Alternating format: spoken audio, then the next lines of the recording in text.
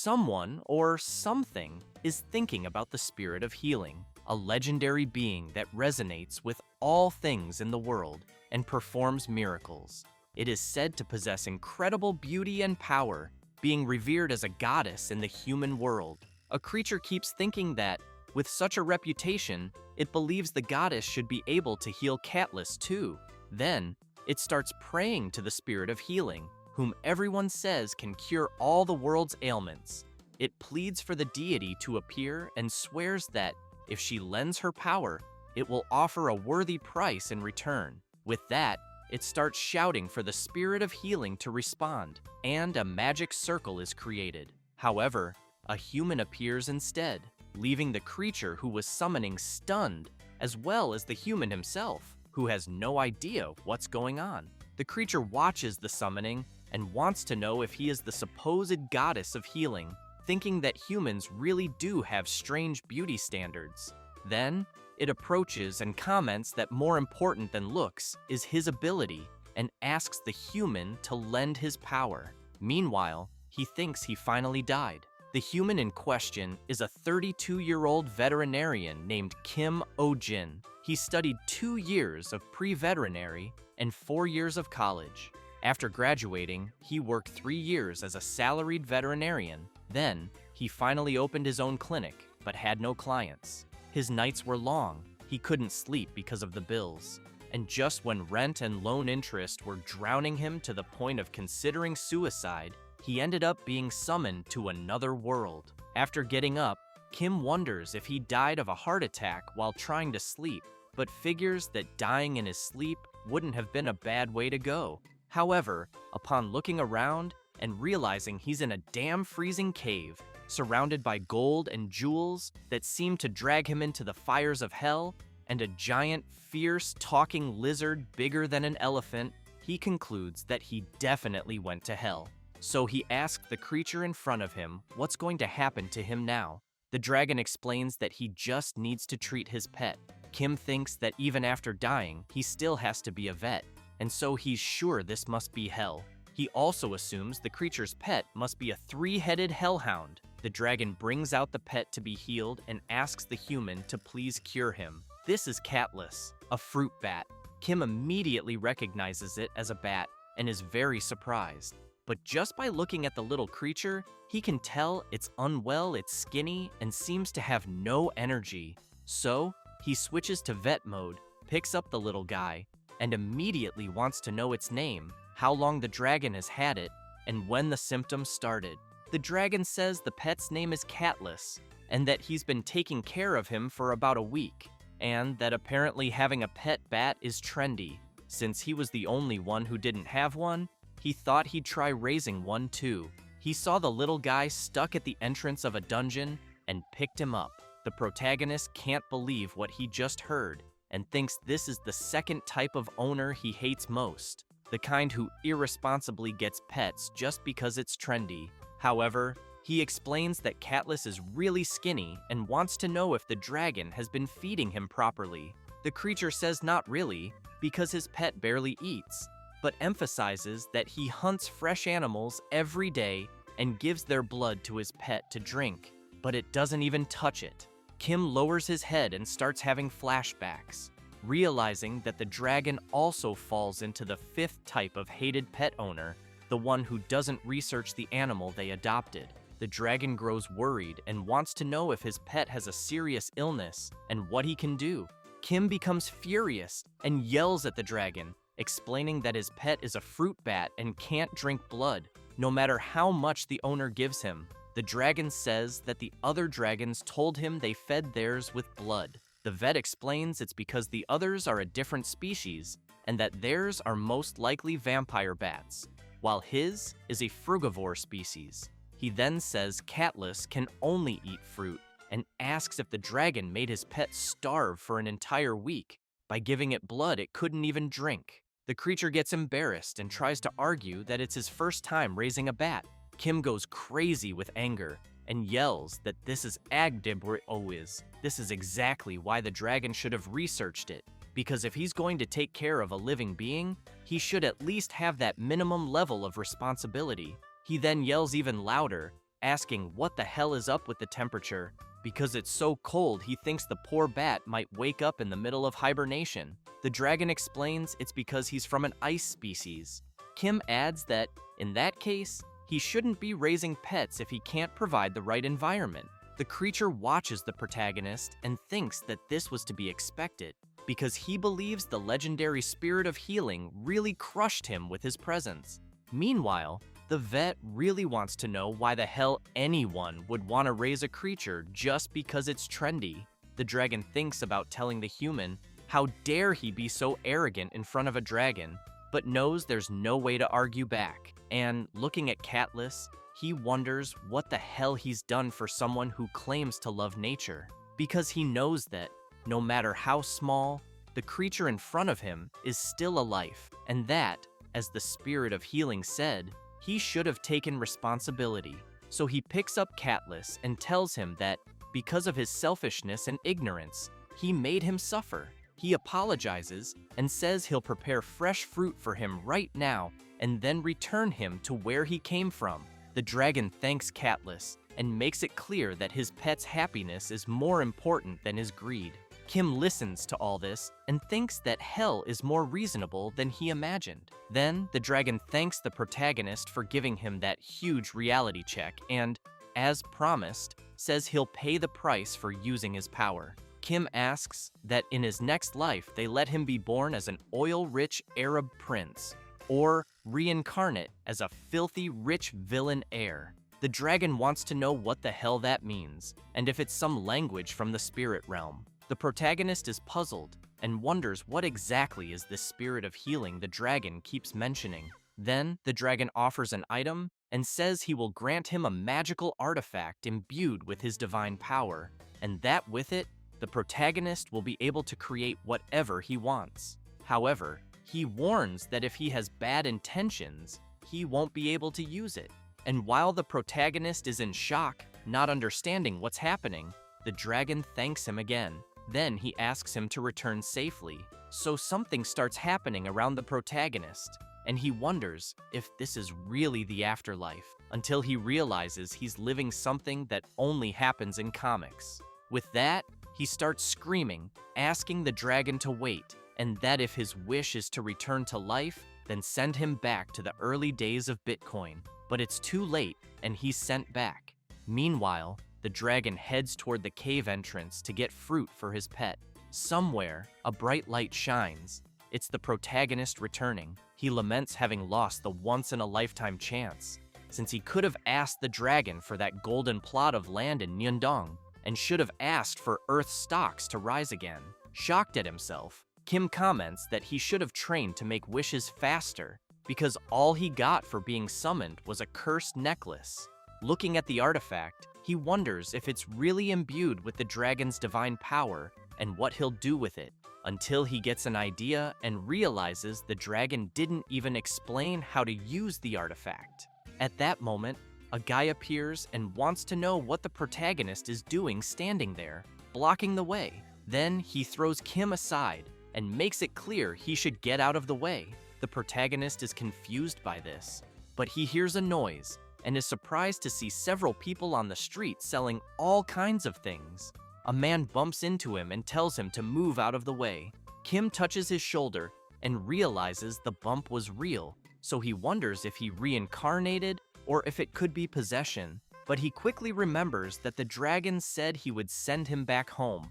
At that moment, a girl calls out to the protagonist and asks him to buy some fruit, saying they're sweet, almost like honey. Kim walks up to her and asks where exactly he is. She wants to know if he's lost, because judging by his clothes, which are pretty weird, she figures he must be a traveler. She explains that this is the Belmore region, south of Baron Doyle's domain, but she emphasizes that there's not much to see there, although the inns and shops are all lined up, so travelers always stop by. That's why she wants to know where he's from. Kim is stunned, thinking the dragon messed up, but answers that he's from a very faraway place. She replies that he must be from some village at the end of the world, but just as she says that, both she and the protagonist turn around in shock. several crates of apples fall to the ground, and a creature starts eating several carrots at once. It's a giant floppy-eared rabbit named Elizabeth, who overeats when stressed. People panic and run away from the huge creature. Kim wonders if it's really normal to have monsters walking around like that. The girl asks what he's talking about, but says the creature in front of them is Lord Melmore's pet bunny. Then she suggests he should run too while he still can. The protagonist turns around, confused by the term bunny, but the girl doesn't hesitate and runs off. Kim turns as he hears screams. A child is on the ground, crying for her mother, near the huge creature, who opens her massive mouth to try to eat the little girl. Kim gets extremely worried and wonders how the hell that's just a bunny. He runs off, thinking he's never heard of anyone dying from a rabbit bite. The creature is about to bite the child, but the protagonist gets there just in time and saves her. After they fall to the ground, he asks if she's okay and what the hell is going on, but Elizabeth goes after them. Kim is terrified, thinking he's going to die and that he shouldn't have gotten involved. So he closes his eyes and thinks it's not his fault, it's the bunny owners. Then he starts thinking that if someone's going to walk around with a giant animal, at least put a damn leash on it. At that moment, the necklace he got from the dragon begins to glow. A strange energy comes out of the necklace and heads toward the creature, who becomes very frightened. The energy begins to wrap around Elizabeth, forming a collar. Kim tries to understand what's happening and realizes he managed to stop the giant creature. The people hiding see this and start wondering if the protagonist is some kind of mage, since he managed to tame the giant rabbit with a single move. A little girl asks her sister, the same girl who had been talking to the protagonist earlier, if he's some kind of wizard. She replies that she thought he was just a regular traveler. Kim is still confused, trying to understand what's happening, since he just thought of something and it ended up happening. Then, a man comes running and yelling, worried about his bunny. He looks at his servants and comments that they couldn't catch his pet, and because of that, makes it clear that everyone's salary will be cut. Then he gets excited and calls his pet for another walk. But he's soon shocked to see that his pet is tied up and immediately wants to know who tied up his Elizabeth. He then turns furiously when he sees the protagonist holding her. Then he wants to know what Kim thinks he's doing with his baby. Kim apologizes for restraining her without permission, but points out that someone almost died. The chubby guy hugs his creature and says there's no way his bunny would do something like that, and tells the protagonist to let her go and back off. Kim gets furious and tells the owner that if he's so sure, why doesn't he stick his head in her mouth, thinking this is one of those owners he hates most, ones who never admit their pets could do anything wrong. He then asks if the guy has any idea how strong a rabbit's bite is. He says she could crush his soft skull like a boiled potato. The man gets scared and asks what's with that insolent look and if the protagonist wants to die. Watching the argument, the little girl asks her sister why her heart is beating fast and what is this feeling. She replies that it's called satisfaction. They're enjoying seeing how the chubby guy is being treated. The protagonist looks more closely at the creature and notices some scars. Then he lowers his head and tries to hold back, telling himself that he's a civilized adult and he'll manage to stay calm. He then tells the owner that, in any case, judging by the shape of her ears, she seems to be a lop-eared rabbit. But pet rabbits don't go for walks, and even if they did, a crowded place like this shouldn't allow it. He explains that rabbits are territorial animals and get extremely stressed in unfamiliar environments, and asks if she's shown signs of self-harm or aggressive behavior. The chubby man is surprised and says that lately she's been pulling out a lot of her fur by herself, and asks how Kim knows that. Kim emphasizes that it's one of the common behaviors when they're stressed, and if it continues, she could become seriously ill or have her life drastically shortened. The chubby man gets really scared and asks if his Elizabeth could really die. Kim makes it clear that if he doesn't like the idea, then he should stop with those insane walks to begin with. Worried about his pet, the Baron wants to know how she'll get exercise. Kim says that it's perfectly possible even at home. He then looks at her and says he knows the chubby guy really loves his pet, but emphasizes that rabbits are extremely sensitive animals, and spoiling them isn't enough. What matters is proper care with knowledge and attention. The chubby man is surprised and says that it seems the protagonist truly loves rabbits. He then starts crying and says people always look down on him, claiming only noble ladies raise rabbits, and he never thought he'd meet such a dedicated rabbit enthusiast. So he asks if the protagonist works with that. Kim is shocked by the look on the noble's face, but replies that it's more or less what he does. The chubby guy claps his hands and asks the butler to handle everything he brought.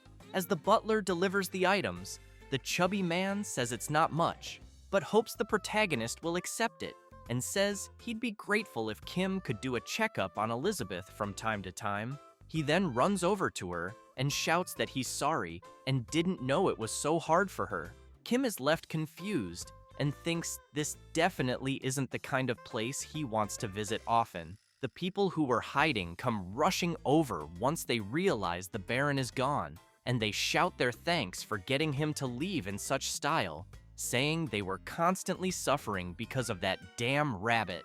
The girl from earlier approaches Kim and says that thanks to him, they can finally work in peace. She then asks if he likes apples, because she's going to give him a huge discount. He replies that he just got transported here and has no money at all. The girl wants to know why he's worried after all. The Baron just loaded him up with cash. She says she knows he may be a bit annoying, but if there's one thing he has, it's a lot of money. Kim takes a few coins from the pouch, bites them, and concludes that it really is gold. The girl tells him that what he just put in his mouth is a gold coin, and while he's still in disbelief at the coin's value being recognized in any world, she emphasizes that just because it shines doesn't mean he should stick it in his mouth. Kim wonders if there's a way to take the coins back to his original world. Then he asks how much a commercial space there would cost. The girl wants to know why his eyes are shining like that, so the protagonist gets an idea and says he's going to open a second branch right there, and with the money he earns, he'll pay off the debt from the first branch in the real world. Sometime later, Kim thanks everyone for being there and says he thinks all the expected candidates have arrived. Looking at them, he comments that he hopes one of them is the chosen one. Then he takes a deep breath and asks if they can begin the game of life or death. This is the job interview for Kim Ohjin's veterinary clinic team. A few days earlier, the protagonist went to the Baron and said he wanted to open a veterinary clinic. The chubby guy asked if he really intended to settle there and what he would need: money, a house, or land. So the Baron showed him a house and told him it was his. Kim was very impressed with what he had just received and thought that, in the end, the most important thing in life was connections. With that, the opening of his branch went super well, and as soon as people found out he was settling there, the Baron even prepared a shop. While cleaning the place, he noticed there was a lot of rabbit stuff, but didn't care since he got the spot for free. So now that he had a shop, all he needed was to make the business succeed. However, he knew he still didn't know much about the place, especially about the dragon he had met, and because of that, he figured he'd need to find him again to return to the real world, since the dragon had said he would send him back, but ended up dumping him there. Then he started putting up notices, saying he needed someone who knew the region well and had knowledge of animal medicine. And so, back to real time, the job interviews began at the veterinary clinic branch. The first interviewee introduces himself as Thomas, the second son among 3 brothers and 2 sisters, born of a strict father and a kind mother. That's why he trained both his body and his character. Kim evaluates the first candidate and thinks he has no personality at all. The second interviewee says his name is Philip and that his family has worked with animals for generations. Kim is surprised and wants to know what exactly his family does. Philip pulls out a cleaver and says they run a butcher shop, and he's handled animals since he was a child. He also emphasizes that no one in the region handles a knife better than him. Kim evaluates the second candidate and thinks he needs to be very careful with whom he hires, because apparently there are way too many crazies in this world. Then he calls in the third candidate, but as soon as he sees the guy, he figures that judging by his face, he probably already chopped someone up. Still, he thinks he can't judge by appearance. So he asks the third candidate why he applied for the job. The guy starts shouting, asking if the protagonist is the famous mage, saying he searched everywhere for him, and begs to be used as a doormat. Kim is stunned and decides that from now on, he absolutely will judge people by their appearance. The lunatic starts approaching him in a weird way, and Kim wants to know what the guy is doing. Then he shouts, telling him to stay away. At that moment, someone calls the protagonist director and asks when it will be their turn.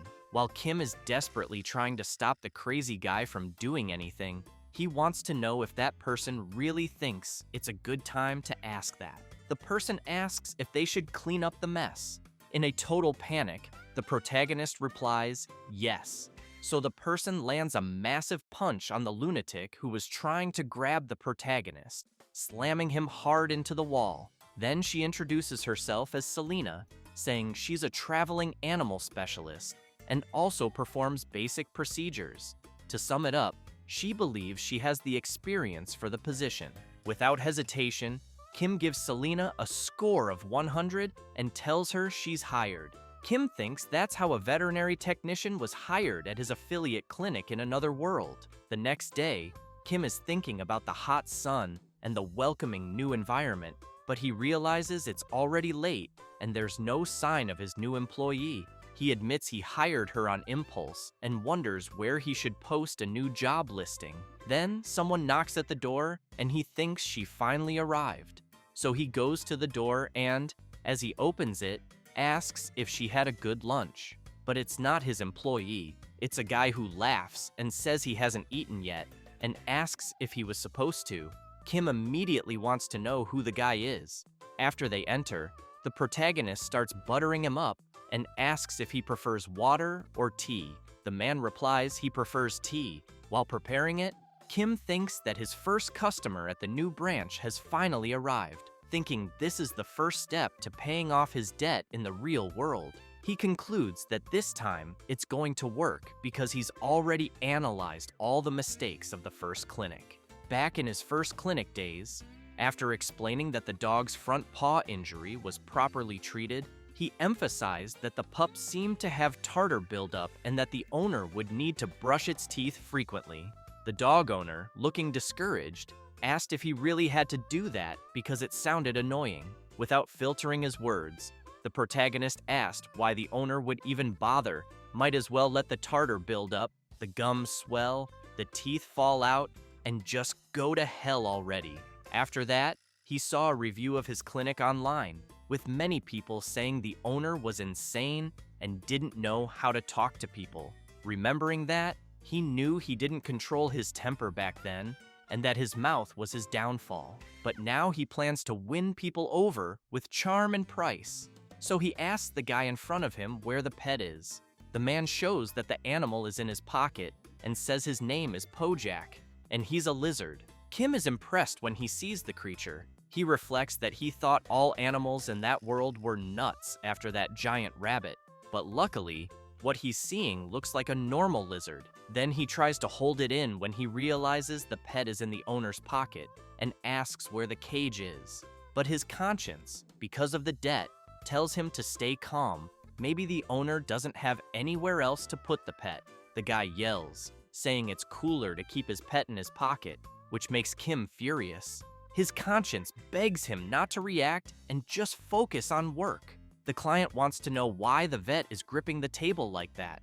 After calming down and thinking he finally managed to control himself, Kim asks why the owner brought Pojak and if he's sick. The guy says it's because his pet seems really weak and that he's also sensitive to cold.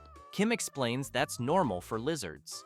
The client also says that when he grabbed the lizard's tail, it fell off. Kim holds back again and says that's also normal.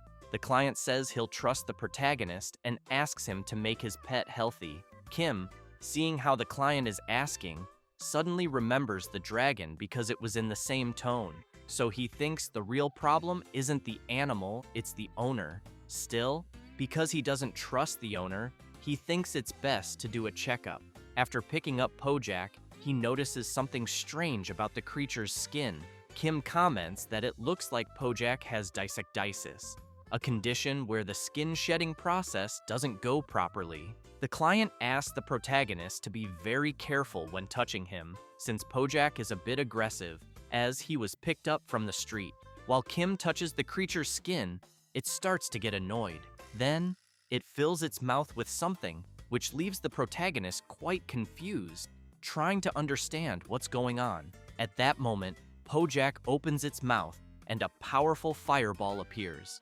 Quickly, Selena shows up, grabs Kim by the shirt, and pulls him out of the way of the creature's fireball. She makes it clear that he almost got a face full of fire from a salamander, and that she almost lost her boss on the first day.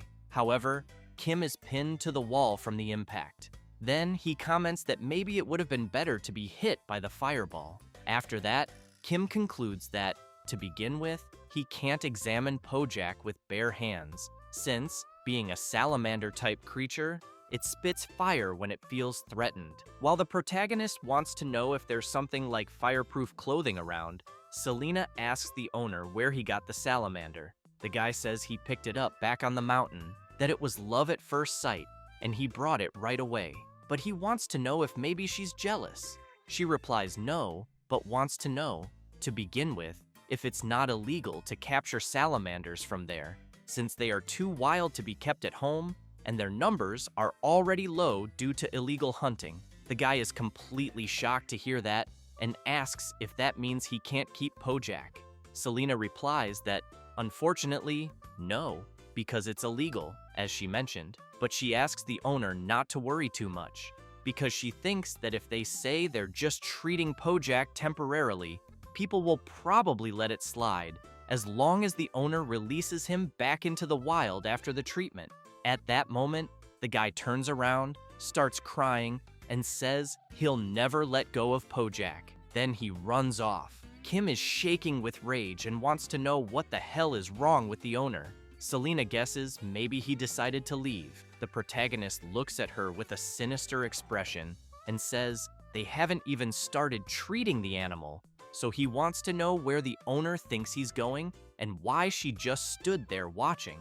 Therefore, he orders Selena to go after him immediately. She finds it strange, but replies that she will.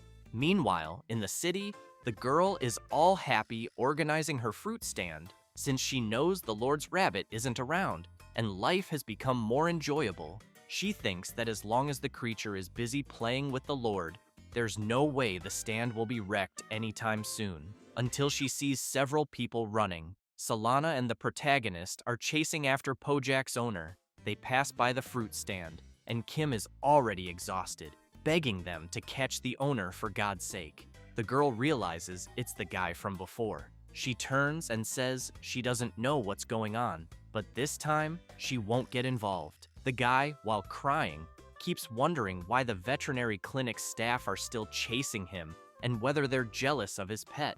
So he shouts for Pojak not to worry, thinking this is also a test for them, but makes it clear that no one will separate them. Kim keeps yelling, saying the salamander needs to shed its skin and that the owner should stop. The chase continues through the whole city until Selena and Kim stop briefly, and he comments that the scumbag owner is really fast.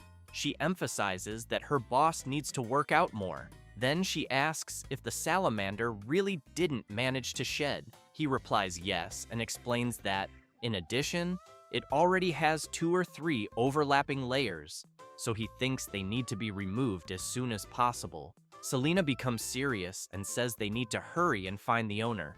Kim asks why she looks worried. She says that if a salamander doesn't shed, the fire builds up inside it, and when that fire reaches an unbearable level, it leads to uncontrollable rage. She points out that a salamander's rage is really dangerous and could even destroy the entire area. Kim gets worried and says they need to find him quickly to try to prevent a bigger disaster. Meanwhile, the the owner arrives at a place and thinks everything seems fine there, and that those lunatics probably won't follow him there. He puts Pojak on the table and says they're safe now. He feels happy and thinks he needs to celebrate the moment with a beautiful song. But while he babbles, he doesn't notice his salamander building up a fireball, which keeps growing by the second, until it starts to emit a strong glow that catches his attention. He turns to see what the glow is, and an explosion happens. While on the ground, the owner screams in pain.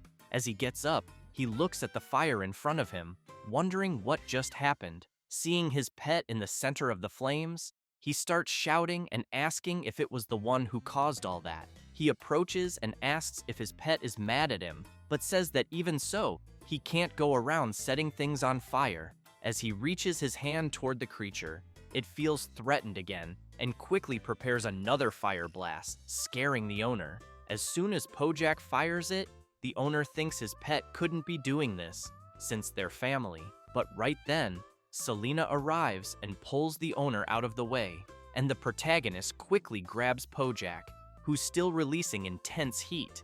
Kim asks his assistant if the creature's fury targets people. She explains that Pojak has completely lost reason and emphasizes that if they leave things as they are, the fire will only grow stronger, so they need to calm him down. Kim starts shaking Pojak back and forth, trying to figure out how to do that. And just as the little creature prepares another attack, the protagonist thinks that if only they had a fire extinguisher. At that moment, the necklace he got from the dragon starts glowing intensely, and suddenly, a fire extinguisher appears in the protagonist's hand. He's surprised, but doesn't think twice and sprays it right in the creature's face. Pojak is confused, but Kim keeps spraying. He then thinks that the necklace he received is really useful. After putting out the flames, Selena comments that it looks like they managed to calm things down and asks Pojak's owner if he's okay. He's still pretty shaken, but upon learning it was his pet's rage that caused all that, he says that means his pet doesn't hate him, and if it weren't for that, Pojak wouldn't have attacked him. He adds that once Pojak sheds his skin, everything will be fine, and now he can take better care of him from now on. Kim can't believe the owner's words and wonders if he's really being serious. So he asks if that's all he has to say about the situation they just went through. He replies yes and tells the protagonist not to worry, since his feelings for Pojak haven't changed, and they can rebuild the house. Kim snaps and yells, explaining that because of the owner's irresponsibility in not listening to someone who understands the matter, his house burned down, the neighbor's house could have burned too, and people could have gotten hurt. So he asks if everything turned out fine just because the owner is okay. The owner looks a bit embarrassed and explains that's why he said he'll take better care of Pojak from now on. Kim takes a deep breath and tries to hold back so he doesn't lose his temper. He then makes it clear that he shouldn't raise wild animals irresponsibly, since they have their own environment to live in. And besides, he emphasizes that bringing them in just because they're cute, without truly knowing the animal's ecology, he wants to know if the owner really thinks that's what love is. Because if Pojak goes into a rage again, he asks if the owner is confident he can handle the creature on his own. The owner gets really upset and can't say anything. Kim also states that life can't be sustained by affection alone. After the protagonist explains all that, some time passes, and in a certain part of the forest, he's impressed, saying that now that Pojak has shed his skin, he looks much healthier. Selena comments that the creature's appearance looks good too. However, they start wondering how the creature grew so fast in such a short time. Still very puzzled, Kim wants to know how such a big body fit inside the shell. Selena replies that that's the mystery of nature. Meanwhile, the owner is feeling pretty down, thinking about how much his pet has grown and that he probably won't need him anymore. Tears well up in his eyes as he thinks that his pet is returning to the vast nature that can embrace his existence. So he yells, telling his little one that he must be happy and that he's letting him go because he loves him. As the owner babbles, the protagonist covers his ears and begs him to stop doing that, or he'll mess with the creature's instincts. With that, Pojak runs off, and his owner shouts after him. The guy is disappointed, wondering how his pet could leave without saying goodbye. Selena tries to console him and tells him to relax, since salamanders don't understand the concept of ownership. She emphasizes that they probably just saw him as a food-bringing servant. The guy asks if that's supposed to be comforting, but they don't notice someone approaching. It's Pojak, who opens his mouth and starts forming a huge fireball. Everyone turns around, startled, but the creature turns his attack into a display of fireworks, which surprises his owner, the protagonist, and his assistant. The guy is thrilled by the farewell and says Pojak really is amazing. And with that, the first patient completed his treatment. Later, back in the city, the guy is playing his guitar surrounded by a crowd. As he sings and says his name is Roisha, he performs a song dedicated to the protagonist, with a special appearance by the Starlight Children's Choir. Roisha continues the song, joined by another special guest, the artist Djembe Foamhead. Selena says Roisha is a well-known bard in the region. The protagonist doesn't like any of this, and wonders if he's really a bard. But he notices a lot of people around staring at him and saying he's the music mage the bard is singing about. Then he gets an idea he thinks could make a lot of money. He holds up a banner that says the artist is a genius and claims this is real music and that it's the first time a song has moved him. A few days after the song's release, at the protagonist's veterinary clinic, several people are knocking at the door wanting to know what time they'll open. Kim wonders if he should quit, as they're experiencing an unprecedented boom. After several hours of consultations, there are still people outside. With an exhausted expression, Kim says the checkup is over and asks the client to return next week for a follow-up.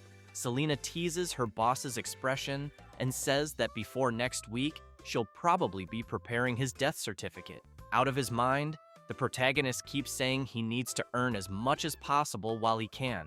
Selena points out that his lifespan is also being drastically reduced. Kim notes that it's already been a month since he arrived there, and that, thanks to the Lord, his second branch is a huge success.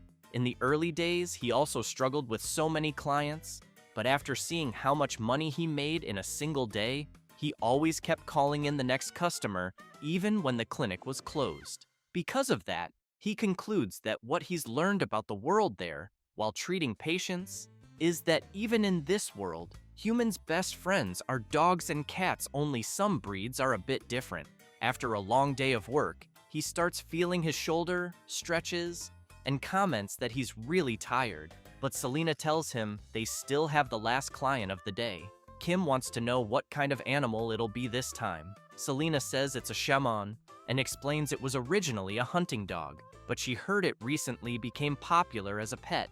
However, she also heard that because it's very aggressive with anyone except its owner, it has the highest abandonment rate. Kim says he sincerely wishes that all humans who want to raise pets just to follow trends would be eliminated.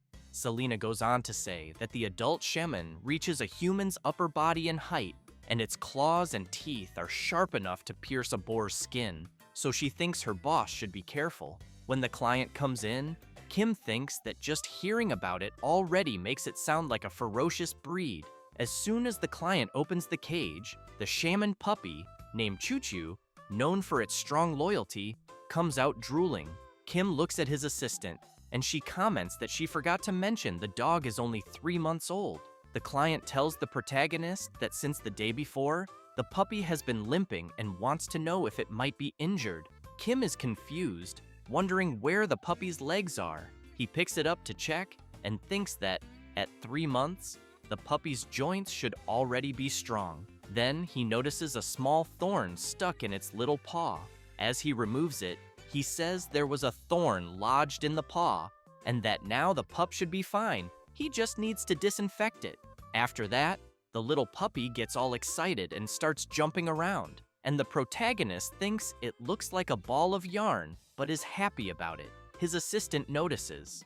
After the satisfied client leaves, the protagonist collapses and says it's finally over. Selena comments that he looked happy. Kim is confused and asks her to be more specific. She wants to know if he was happy because the puppy was cute or because the job was done successfully. Kim wants to know why she's curious about that. She replies that it's surprising to see him smile when money wasn't the main thing. He takes a deep breath and says that just for that day there weren't any seriously ill animals, since he believes the hardest part of being a vet is constantly having to face sick animals, and that when you love animals, the affection you feel becomes a burden. So he tried to exclude emotion and remain calm. But when he found out owners were abusing the situation, asking to keep their pets longer just to extend their vacation, he started yelling and being more aggressive with the owners. After thinking about it, he gets up and says they're closing and cleaning up quickly. Selena says it's already getting dark outside. Kim replies that it's because they had so many clients and tells her that if she wants to go home, she can, since the sun will set soon. Then he sees someone outside looking desperate. The man is shouting for the protagonist, begging him for help. Shocked, Kim asks if Selena can also do exorcisms. She grabs a broom and says maybe physical attacks might work. The man opens the window, startling the protagonist, then grabs him and runs off with him. Selena just watches, unable to believe what just happened. After the man takes Kim to a place, he keeps apologizing, then says he didn't know Kim wouldn't have the strength to climb a small mountain. Completely exhausted, Kim asks who the hell he is. The man apologizes again and introduces himself as Schwein, a public official who manages the territory. He starts banging his head on the ground and explains that the reason he came like this is because he heard Kim even managed to calm down the Lord's rabbit. So he wants to know if the protagonist could capture a lost dog. Kim is very confused, not really understanding the guy's request. At that moment, Selena shows up and replies that they're not an animal rescue organization. Kim agrees with her and emphasizes that a vet is someone who treats animals. Schwein looks disappointed and says he doesn't have anyone else to ask and is really out of time. Selena wants to know what kind of time he's talking about. He explains that about 2 months ago, this dog he's referring to settled on the mountainside. But luckily, that's the very place they were planning to build a path, and they tried to catch it themselves, but the dog is too agile, and the construction date is in 2 days. Kim asks what will happen if they can't catch the dog. Schwein says the army will be dispatched, and the moment they deem a rescue impossible, the army will eliminate the dog on sight. Hearing that leaves the protagonist stunned. Schwein begs for help and emphasizes that he really doesn't have much time. Kim is a bit hesitant to get involved but still wants to know where the dog is to begin with. He points out that he's a vet and has never done any capturing, so he needs to at least see the dog to understand the situation. Schwein is happy and says the dog is just a bit further ahead. As the protagonist stands up, he says he's not agreeing to do anything yet, but for now, they'll just check it out. Meanwhile, Selena thinks her boss is definitely going to do it, so Schwein points and says it's that way, and that for some unknown reason, the dog hasn't left that area. After they arrive, both Kim and Selena are surprised, as the dog looks agitated. Kim asks if the dog ahead might be a shaman. She says she already mentioned it's a popular breed that many people adopt and also abandon. They watch the dog, and Kim thinks it's been 2 months since it settled there, and judging by its condition, it seems it hasn't eaten properly during that time. Then they hear a strange sound in the forest and get worried, wondering what it was. Kim takes a step forward, which angers the dog and causes it to lunge at him. Selena grabs Kim and Schwein and jumps away, saying it's dangerous and that they need to pay more attention. Kim yells that turning your back on an angry dog is even worse. Selena asks if he would have preferred being bitten to death. Kim looks back and says if she keeps running from the dog, it'll only get more agitated and keep chasing them. So he considers that they need to distract it and find another place. But then they're confused to realize the dog isn't chasing them anymore. Kim wonders why the dog isn't following and asks if she hadn't said it was a hunting breed. So he points out that an excited animal, especially a hunting dog, wouldn't just stop chasing from that distance. The dog returns to the same spot it was in before. Kim notices this and becomes intrigued. Selena says she has no idea what the dog is thinking. Schwein explains that the dog chases people away like that every time, which is why the complaints from the residents below aren't a joke. Kim starts thinking about it until something comes to mind, and he immediately wants to know what kind of complaints Schwein received. He says the complaints are about a vicious dog barking on the mountain and being dangerous, and that's why people want it captured quickly. Then the protagonist asks if, by any chance, anyone has been hurt because of the stray dog. Schwein answers yes, but after thinking a bit, says no, there haven't been any such complaints. Kim asks Selena if she had mentioned that shaman dogs follow their owners well. She replies that, as she said before, they're known for their excellent loyalty. Then she wants to know if her boss noticed something. The next day, they're in another village, the closest one to the mountain. Selena wants to know why they came there instead of trying to catch the dog. Kim says they're now looking for the dog's former owner. She's confused and points out they don't have time for that. So wouldn't it be better to just catch the dog? They could simply put food in a trap cage to lure it in, since it looked hungry. Kim says clearly that the dog wouldn't be lured by food. Selena doesn't understand and asks him to explain. He turns to her and asks why. Then, is the dog so thin if it's a hunting breed? So he believes something must take priority over its hunger. Like, for example, an order from its owner. Kim comments, in a scene where an old man says he'll be back soon, that he made it clear to the dog that it had to stay there and wait for him to return, and never to leave that spot. Selena imagines this scene too and is visibly surprised. Then, furious, Kim says there were people like that where he came from, two useless people who order their dogs not to follow them when they abandon them. So he says if he finds someone like that, he'll beat them and drag them back to the dog, since they should see how the animal they abandoned is doing. As they walk through the town, he starts asking some old ladies about the dog's owner. One of them says she'd like to know too. The other says Gavril's husband is a lumberjack and can't even cut wood because of that damn dog. Then the protagonist asks some children. The kids scream that their mom won't let them go to the mountain because of the dog. After getting nowhere with the children, Kim finds an old man and asks if he knows anything, but the kind old man can barely hear and ends up saying nothing useful. So the protagonist gets tired after asking so many people. Then he asks Selena if people really live there, because nobody seems to know anything. She says that, in any case, it's clear everyone dislikes the mountain dog somehow. Kim says he can't believe no one knows anything. Then a girl appears and says the villagers don't know them very well. She asks if the protagonist is looking for the lost dog's owner, because this is the first time someone has looked for Mr. Jake. Kim is surprised and asks if she really knows the dog's owner. She simply asks Kim to follow her. So they go to a humble house near the mountain. Kim comments that it seems Mr. Jake lived really far from the village. The girl confirms and explains that's why the villagers didn't know him well. As she knocks on the door, the protagonist wonders if the man really lived alone with a dog in such a remote place. But the girl explains it's not what he's thinking, and then points to the side, leaving Kim shocked. She shows him a grave. Then she says that Mr. Jake passed away about 2 months ago, caught in a landslide, and that he lived a lonely life, but was truly a good person. Kim wants to know if Mr. Jake really died 2 months ago. The girl confirms and says he had no family, so she had to take care of his funeral, and that even though everyone is cursing the dog's owner, the truth is that Mr. Jake didn't abandon the dog, he simply couldn't come back. Kim stands in silence, staring at the old man's grave. The girl also emphasizes that she tried to bring the dog back too, but it was useless.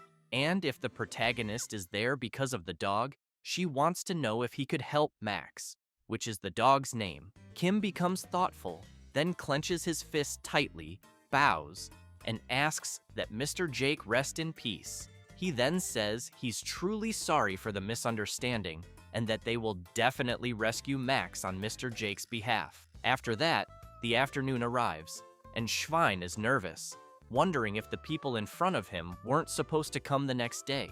The army representative says their work ended early, so they headed out right away. Schwein tries to argue with them, asking if they could just rest for the day and come back tomorrow, but the leader questions why there's any need to drag this out until the next day, since they can just handle it now. It's not like they haven't dealt with wild beasts before. And in the end, people don't like the situation either, so he asks who would say anything if they dealt with it a day early. After entering Mr. Jake's house, Kim notices a scent of herbal medicine in the air and wonders if the old man might be an herbalist. He then tells the others that, for now, they'll just go along with the old man's aroma. Selena mentions that there are some clothes hanging there. Kim stops in front of a photograph and stares at Mr. Jake smiling happily with the dog Max.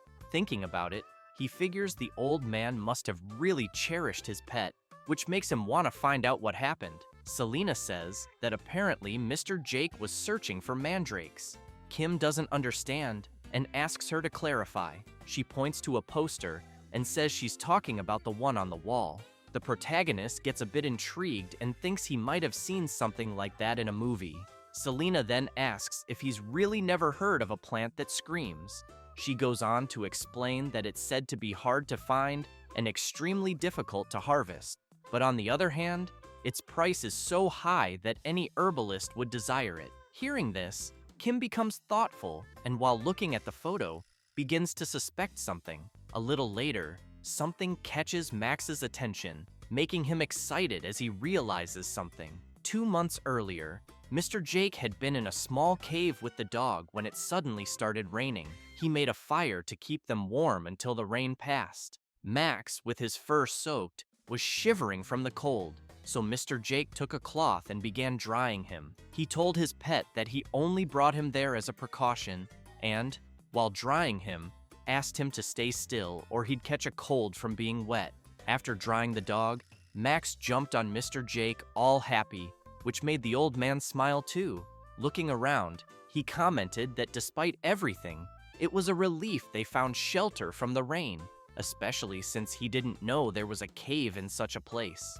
Then, as he turned, he noticed something, a glowing plant. As he bent down to take a look, he observed the light it emitted, the shape of the leaves, and concluded it was the mandrake plant he had been searching for. He was very impressed, thinking he'd never get to see one in person, only in books. So he considered going back home to get his equipment. The dog started trembling and growling, suggesting he wanted to go with him. But Mr. Jake made it clear he'd go alone since it wasn't far. He explained he'd be back soon and told Max to wait there.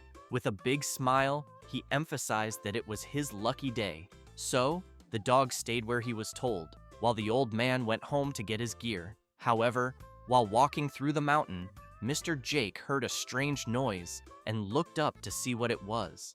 Unfortunately, that's when the landslide occurred that led to his death. The dog kept waiting for his owner. Days passed, and he always stayed there waiting, until one day, some people adventuring in the area found him. They immediately wondered what a dog was doing in such a remote place, and upon closer inspection, thought he had been abandoned by his owner. The girl commented that it was quite sad and asked if they should feed him. But as they got closer, Max became furious. The people got scared, said it was too dangerous, and ran away. After the adventurers left, Max returned to the same spot and continued waiting for his owner. Back in the present, Max smells something strange and soon hears footsteps approaching. It's members of the army. Schwein tries to reason with them that there's no need to rush, as it's already getting late and they need to find a place to stay. As they stand in front of the dog, while it growls furiously, the army representative asks if the others brought plenty of spare tranquilizer darts. They reply yes, since after all, it's a shaman breed dog. Schwein tries everything he can to stall the army representative and asks if he could wait at least an hour to do it, as he actually hired someone to rescue the dog. He then explains that when he looks at the animal, he feels like it has a story behind it, since it's a creature that hasn't harmed anyone so far. The army representative turns with a serious look and asks if Mr. Schwein really thinks they're there to worry about a dog's circumstances.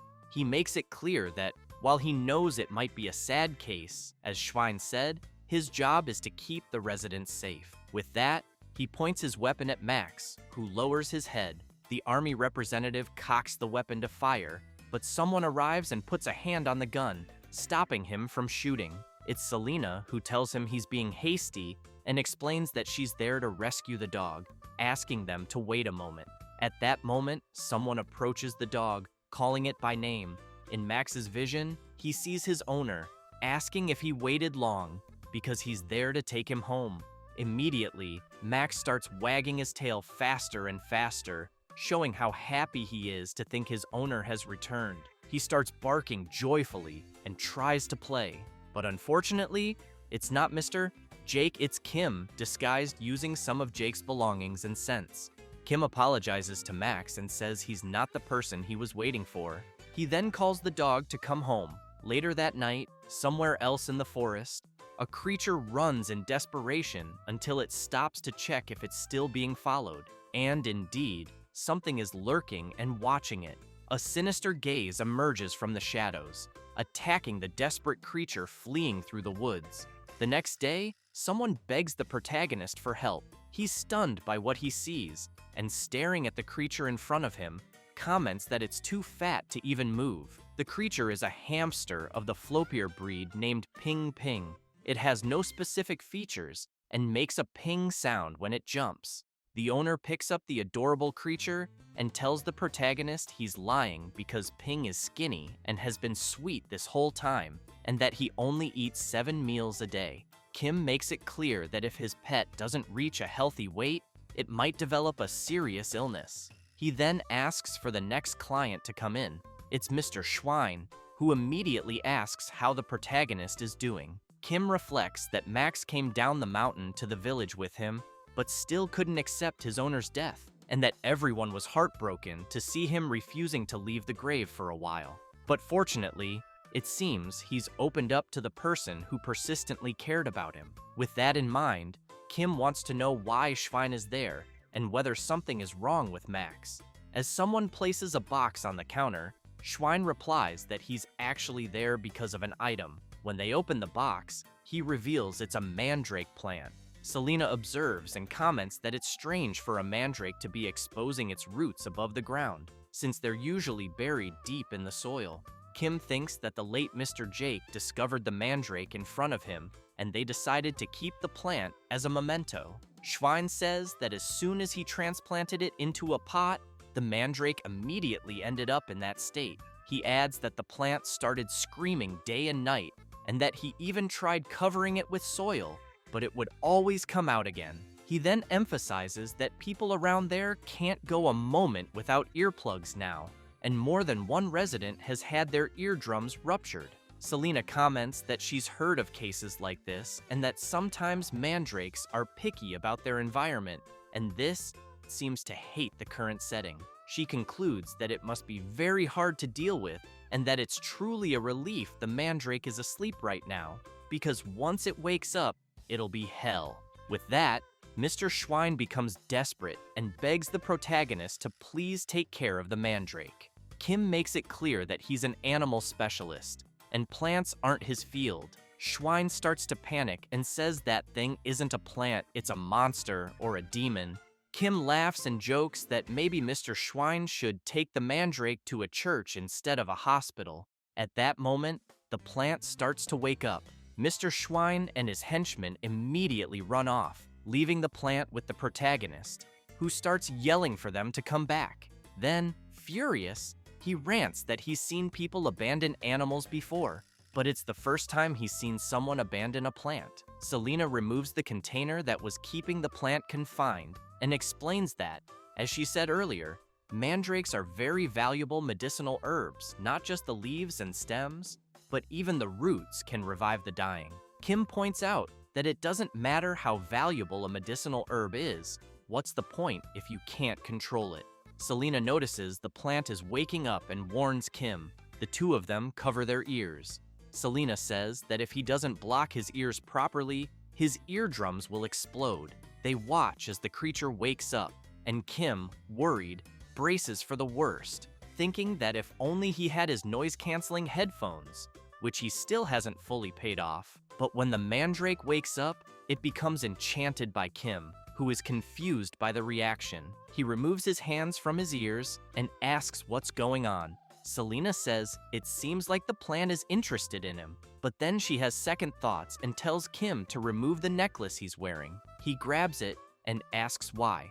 As soon as the mandrake sees the necklace, it becomes even more dazzled and begins dancing passionately.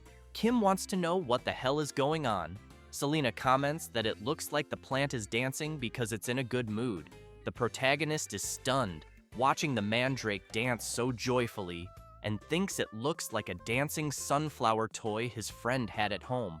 Meanwhile, Selena keeps eyeing the necklace on her boss's neck. She asks him to keep the necklace visible and on his neck for now. He agrees, since he's never raised a plant before.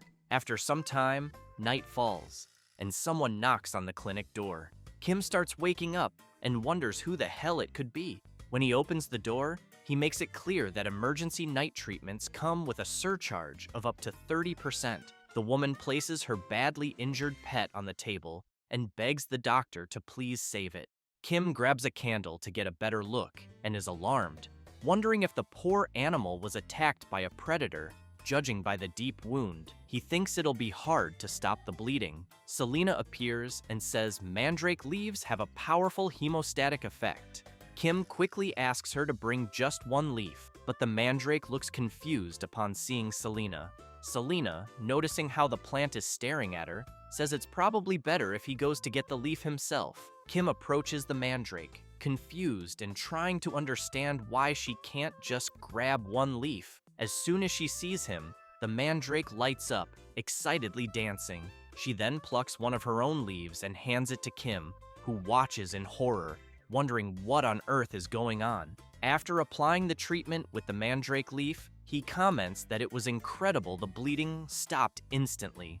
The woman begins crying with joy, thanks the doctor, and says she'll never forget this favor, even if she dies.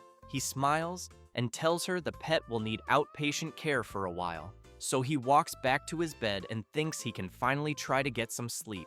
However, 30 minutes later, while sleeping peacefully, someone else starts screaming for help. When Kim goes to check, he finds another creature with the same type of wound as the last one.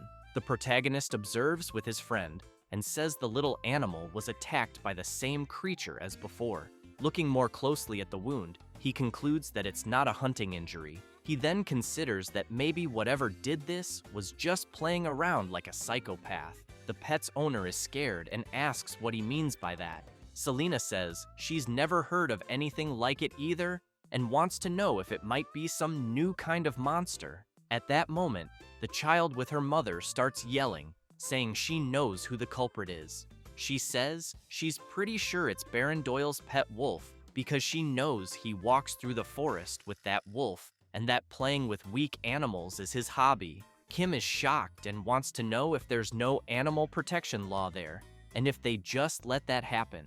The child's mother says she thinks it's because the Baron is a noble. The protagonist goes crazy with rage and comments that this feudal class society is really annoying. After that, a week passes, and several people come asking the protagonist to save their pets. Visibly exhausted from lack of sleep, the protagonist screams that he can't take it anymore and can't go on living like this. So he grabs a torch and goes out into the streets with several other people, calling for a class revolution and demanding that Baron Doyle show up to give an explanation because everyone there needs their pets to be safe. Kim starts shouting louder and louder for the Baron to appear, thinking to himself that he just wants to settle this so his life can go back to normal and he can finally get a good night's sleep. Then some soldiers appear. Their leader immediately asks who Kim Ohjin is. He gets nervous, thinking they've identified the leader of the revolution and are going to punish him, but he's confused when they bow to him. The soldier says he will escort the protagonist to the castle. When they arrive, Kim sees Baron Doyle's wolf with the same wound as all the other animals he's treated over the past week. The wolf's name is Magma, a blood-fanged wolf breed with long fangs who really loves sweet potatoes. The Baron is in despair and crying, begs the protagonist to save his beloved pet, saying he'll reward him greatly if he does. Both Kim and Selena observe the wolf, wondering what the hell is going on. Meanwhile, back in town, someone is shouting, asking if people heard monsters have appeared in the western forest, and even the Baron's wolf was attacked. Some residents say they don't think it's a normal monster, and that they've even heard it's a giant beast. Another very frightened resident says that after the animals, the monster will go after people, so they start considering evacuating to the lower village before it's too late. But someone comes running, telling everyone not to worry because Baron Doyle has launched a monster subjugation operation. He explains that they're setting up a giant trap to catch the beast, and that soldiers are patrolling day and night, so it's only a matter of time before the beast is caught. The people get excited and shout that this was expected from Baron Doyle, and that thanks to him, they'll be able to eat well again. But the Prota hates hearing this because he knows the Baron just cried and whined, and his subordinates handled everything. He remembers the Baron throwing a tantrum on the floor, begging his men to catch the beast that attacked his pet urgently. And as he watches people praising Baron Doyle's name, he thinks this is media manipulation, and he didn't even know that could exist back in the Middle Ages. Selena notices something about her boss and says he's got a suspicious look on his face. He asks if the animals treated at the clinic so far were mostly attacked in the eastern forest near the village, since the place where Magma, the Baron's wolf, was attacked was deep in the western forest and far from the village, and that the location where the Baron is leading his soldiers in the monster subjugation operation is also the western forest. So while it seems logical to focus the investigation on recently affected areas, it's strange that they haven't even considered the eastern forest. Selena explains that, in her opinion too, there are many suspicious points, since the western forest is a place where villagers don't usually go. Kim finds that odd and immediately wants to know why. She says she's heard many ghost stories and rumors circulate about that place.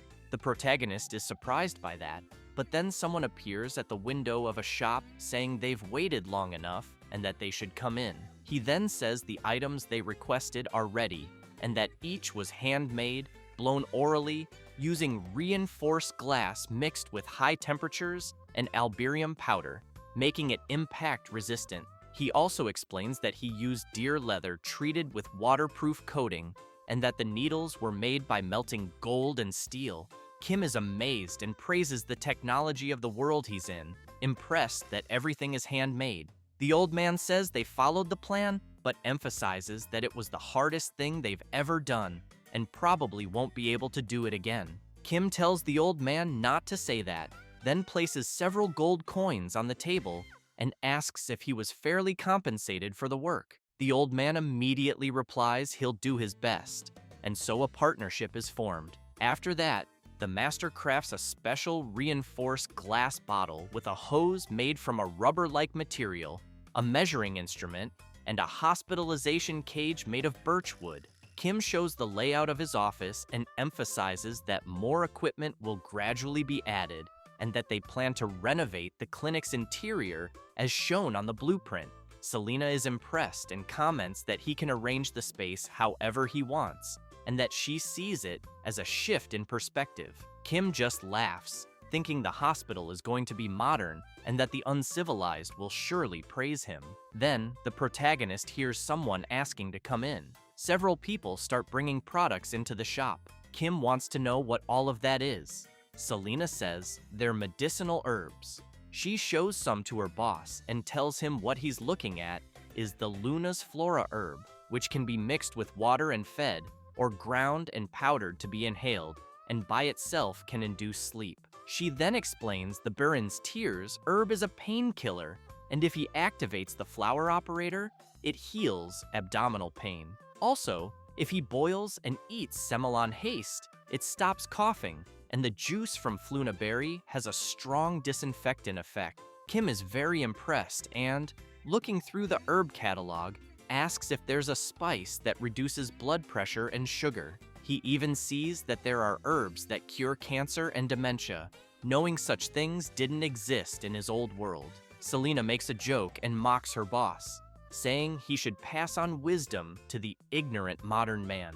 At that moment, one of the villagers bursts through the door and yells, asking him to come quickly. He then says he heard that Baron Doyle's soldiers managed to capture the beast. Later, in the forest, many people are there to witness the monster's capture, including Baron Doyle and his soldiers. Kim is worried because he hears a loud noise, almost like a dragon roaring, and wonders what kind of beast it might be. He also sees that the creature managed to break the trap and escape again. The soldiers shout, ordering the hunting dogs to chase the creature, so they dash off at full speed. However, Kim watches the silhouette of the creature and grows even more concerned. But as soon as the dogs corner the creature, they realize it's just a kitten. They observe the creature for a brief moment, and one of the soldiers turns to the Baron and says that no matter how you look at it, it just seems like a stray cat. But the Baron doesn't care and shouts that the animal in front of them is the creature causing all the trouble. He then asks if they can't see it. Even his wolf Magma is trembling in fear. Looking at the creature, he tells everyone to take a good look at the beast's wicked claws and teeth. However, the protagonist is in disbelief, thinking that no matter how he looks at it, all he sees is a super strong rich bully picking on a socially disadvantaged orphan who's often the target of bullying. Violence caused by self-defense. The Baron quickly orders them to throw the net over the animal. A soldier then shouts to bind it with chains and weights. After fully restraining the kitten, they shout to burn the beast, which horrifies the protagonista. He can't believe they're taking this seriously. Doyle laughs and demands the creature be dragged away alive so it can be executed in front of everyone.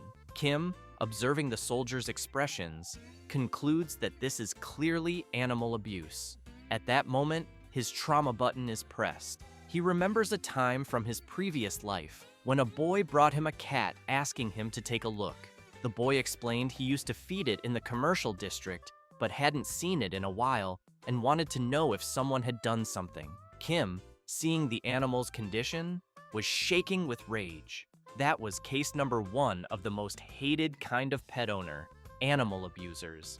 After remembering that and seeing the soldiers yelling to hurry and trap the animal, he snaps and screams for them to stop, shut their mouths, and pinch their noses.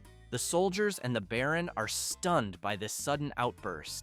Then, worried about what they'll do to the animal, he points at the creature and tells them to look closely at the monster's forehead, because it's clearly a demon. Both Doyle and Selena are confused. He emphasizes the clear M pattern and the scar above it. Kim thinks to himself that he'll go full medieval, then keeps yelling that it's the mark of the great demon who will bring a global plague, the mark of Corona, the great pandemic. Everyone starts panicking, wondering if it could really be true. Kim explains that the first demon messenger who spread the plague was a small rat. A cat that ate many of those rats and accumulated magical power became an even stronger plague spreader than the rats themselves, and eventually showed up right where they live. He then gets serious and declares that the animal in front of them is the Corona plague. He explains that if the disease begins to spread, half the population there will disappear. The soldiers start shouting that they've never heard of such a thing in their lives. One of them turns to ask Baron Doyle what he thinks. The Baron asks the protagonist if it's really true. Kim answers yes, and says it's something that happened where he came from, and that to defeat this demon, the entire world had to go to war against the plague. Doyle wants to know if he's seriously saying the cat is the demon's messenger. Kim says yes, but emphasizes that the creature is still young, and that where he came from, they created a cure to subdue it, something they can do here as well. He then turns to Selena and asks if he's right. Kim winks, thinking his assistant needs to play along and say yes.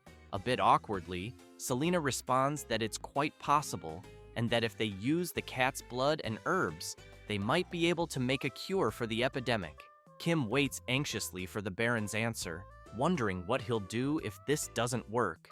A soldier then comments to the Baron that this story is absolutely absurd. Doyle makes it clear to the protagonist that he has 1 week, and during that time, he must completely heal the monster and bring it to the castle, and after that, it will be executed in front of everyone. After partially resolving things, Kim returns to his clinic. A bit relieved, he admits he's really scared and thanks Selena, but comments that she seems better at lying than he expected. She replies that she never lied and explains that it's true that, with the cat and the mandrake, they could make a cure. However, she knows one alone won't be enough, as they'd need to grind hundreds of mandrake roots. So she wants to know why her boss tried to save the animal. Selena says she put the kitten to sleep with pills for now, but thinks it'll be hard to deal with once it wakes up. Kim turns serious and says it's because the little animal isn't the one who attacked the village pets, as he recorded the symptoms and wounds of all the injured animals so far. The village animals all have similar wound sizes and shapes, but Magma, the Baron's wolf, is different. His claw size, wound shape, and even the severity suggest he was attacked by a completely different animal. Selena then concludes that Magma is the one who harmed the village animals up to this point, but asks if the one who attacked Magma is the kitten they have. Kim says yes, but thinks something's off, because Baron Doyle has used his power to cover up Magma's crimes, so why is he now shifting the blame to another animal and trying to capture it on such a large scale? He then wonders if the exaggerated subjugation operation might actually be aimed at capturing the cat itself. Selena agrees, saying that explains why the Baron tried to capture the cat instead of killing it, and why he so easily believed Kim's outrageous lie. She also points out that the black scar on the cat's forehead bothers her. It doesn't look like an ordinary wound, and it's odd that it has so many old injuries on its legs. Kim hears this and declares that he'll definitely do everything he can to figure it all out. Selena thinks that at first, she assumed her little boss was just a money-hungry vet, but now sees he's actually pretty impressive. But then she sees him petting the cat and wiggling his butt ridiculously, with a hilariously dumb face. Seeing that he won't stop, she's stunned and wonders if he's just a lunatic. After a while, loud noises start coming from inside the vet clinic. The people outside are scared, wondering what's going on, saying they've never heard such a terrifying sound before. One of the villagers shouts, asking if they haven't heard. He says he heard that Veterinarian Kim is fighting a demon, and also that he's purifying the demon that causes the plague. People start imagining things, thinking the protagonist isn't just a doctor, but a wizard from another world. And so, public opinion in the Middle Ages is formed, with everyone cheering for the protagonist. Meanwhile, he's terrified, begging the just-awakened cat to start with just one spoonful, but the cat slaps him in the face. Kim watches the cat and thinks its temperament is really hostile. Selena notices something odd and asks her boss if the cat looks smaller compared to 3 days ago. Kim says yes, and not just the weight, the size of its body is noticeably smaller too.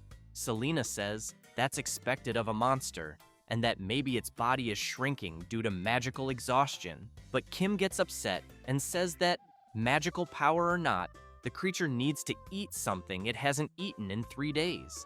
He explains that being hungry makes it angry, and getting angry burns energy, making it even hungrier, forming a vicious cycle of hunger and rage.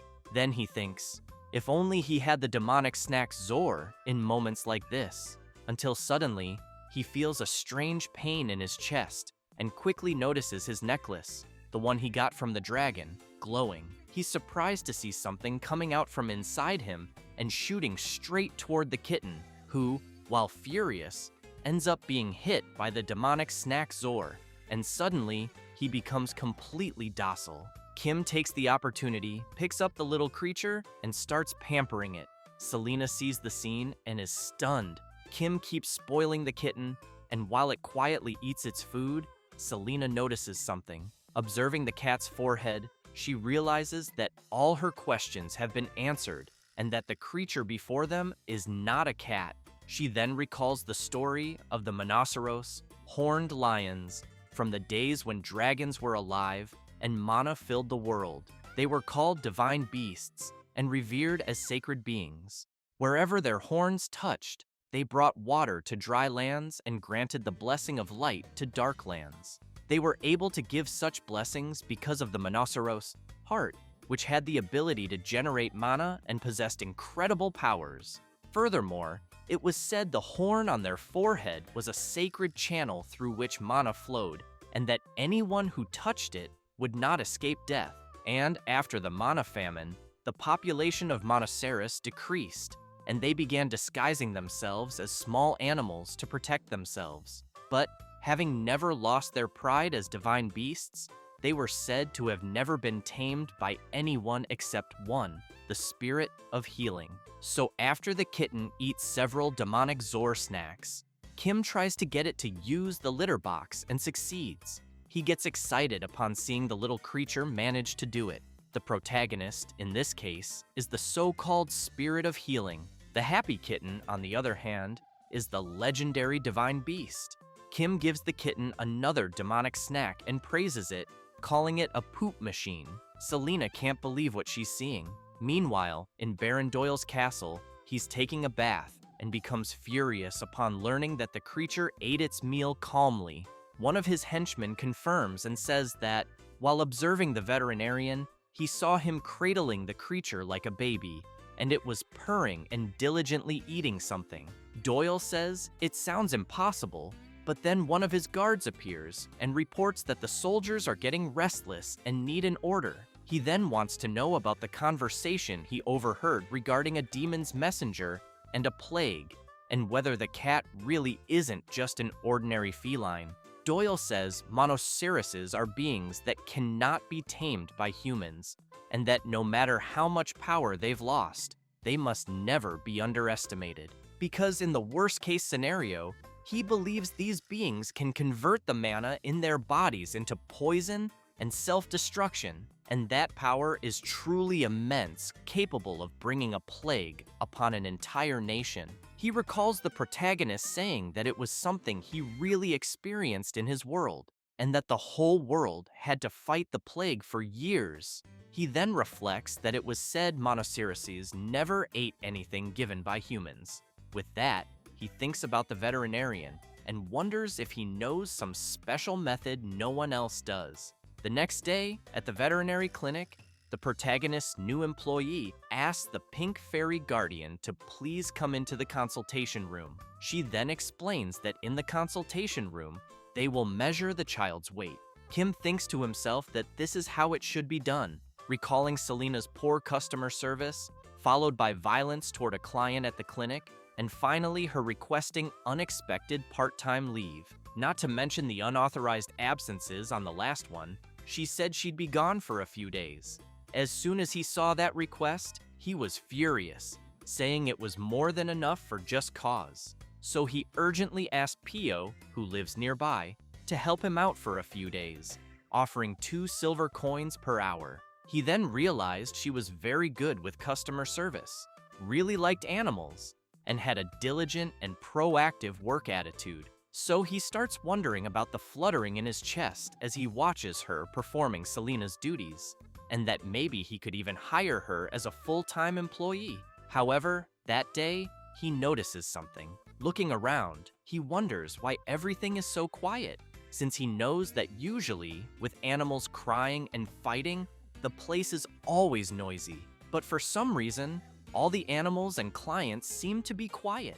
And while he keeps finding that strange, he doesn't realize it's all because of the cat on his shoulder, emitting a sovereign aura like a divine beast. The next day, Kim calls in the next client, and he immediately sees it's Ping Ping's owner. Upon inspecting the pet more closely, he wonders how this happened, since he remembers Ping Ping used to weigh only about 500 grams, but now looks like he weighs 10 kilos. Still shocked by the animal's growth, Kim wants to know if a hamster can really get that big. The owner looks confused and asks what a hamster is, saying his pet is a floppier. Kim snaps back to reality and remembers that people there don't know what a hamster is. Ping Ping's owner asks if the protagonist is seriously saying he doesn't know what a floppier is. Kim awkwardly says that's not it. Then Pio shows up, saying her boss is from another world, so the words he uses are different. While Kim feels relieved to be saved at the last second, she continues explaining that's why he can perform medical treatments no local doctor can. The pet owner is impressed and comments that it seems the protagonist studied abroad. Excited, Kim announces that he'll hire Pio full-time. She's delighted with his decision and thanks him right away. Then he goes back to analyzing Ping Ping, wanting to know what exactly happened to him, as his condition looks very good. He also notes that his fur color is unique, but based on anatomical features, he's definitely a hamster, maybe affected by a spell that made his body grow. At that moment, the cat doesn't like something and jumps on Ping Ping. As it tries to attack, the creature splits into three, leaving everyone stunned, trying to understand what the hell just happened. Kim gets very worried, thinking the world he currently lives in is insane, and begs for it to at least follow basic laws of physics. Because as a vet, he can't explain this phenomenon. The owner starts trembling upon seeing his pet, and Kim panics, trying to calm him down. But the man grabs all three and says that even though he tried to make them a family all this time, they weren't interested. Then he says this is great and immediately wants to know what names he should give them. But one of them jumps, causing the others to jump too, and everyone gets startled. Kim comments that now that the animal's body is smaller, its agility seems to have increased as well. Then someone arrives, grabs the first, grabs the second. It's Selena, and the third she catches with her mouth, saying the animal is not a floppier. She observes the little creatures and says they're bloobs, then quickly asks where the owner got them. He replies that he doesn't know either, and that he just got them as a gift from his father, but now wants to know if his pet is some kind of demonic creature. Selena says she intends to investigate that now, and as she places the little creatures into a cage, she makes it clear that they'll need to be hospitalized. The owner asks why and what's going on all of a sudden. Selena turns serious and tells him not to worry, assuring him she won't dissect them. Kim, feeling awkward, emphasizes that they don't engage in any unethical medical practices. The owner wants to know if he can trust the protagonist. Kim says yes, and explains that without the owner's consent, he can't do anything, but he wonders why he has to keep giving so many explanations. After a while, Selena says that bloobs aren't naturally occurring animals, and that they were created through the experiments of a mad wizard, and that they are failures. Kim is horrified and wants to know if mad scientists really exist in this world. Selena comments that, actually, this so-called mad wizard isn't all that bad, but obviously, that doesn't excuse his mistakes. She then says she thought all the bloobs were already gone and didn't expect to see them again in a place like this. She takes a deep breath and says it's been 100 years. Hearing that completely shocks the protagonist, and he immediately asks Selena how old she is. At that moment, Sunja looks uncomfortable, and the protagonist quickly asks if something's wrong. Then someone knocks on the door and shouts, asking Kim to open it immediately. Both he and Selena are surprised by the urgency in the voice. Then the guards announce that Baron Doyle is there and urgently wants to speak with him. As soon as the Baron enters, he shouts for the veterinarian to bring the monster. Kim thinks that he was supposed to hide it for a week, but simply couldn't prepare for this because he was struggling just to feed it. So, feeling awkward, he welcomes the Baron and wonders where Selena ran off to in the meantime. He then asks Doyle if he'd like a cup of tea. Doyle replies, "There's no need, just bring the monster." Kim explains that unfortunately the treatment hasn't been completed yet, but the people with the Baron get nervous and shout, accusing the protagonist of lying. Still embarrassed, Kim says that some small problems came up during the treatment. Doyle immediately wants to know what problems. The protagonist explains that during the process of exorcising the evil spirit, a mysterious imprint was formed between him and the cat. This means that, for now, they are inseparable. The Baron's guards grow even more agitated and yell, demanding to know what nonsense the vet is talking about and where he's selling these lies. Kim is stunned and thinks it's not working. However, he says that since they're on the topic, he emphasizes that in the Baron's dungeon, there's someone who looks like this, and wants to know why he captured a black cat. At that moment, Doyle is shocked and wonders how the vet knew that. Kim approaches the Baron and asks if he's secretly trying to get rid of this cat and execute another innocent one. Doyle becomes alarmed and asks what the vet is implying. The protagonist makes it clear that it wasn't Sonja who harmed the village animals in the first place, but rather his wolf. The Baron stands up startled and demands to know what nonsense the vet is spouting and whether he has any proof. Kim then pulls out a document and says the proof is right there, explaining that the wound marks detailed in the medical chart when compared with magma claws. But one of the Baron's guards grabs the medical report and tears it to pieces, which drives the protagonist mad with rage. The guard walks over to the black cat and says that now that the evidence is gone, he's going to take the monster.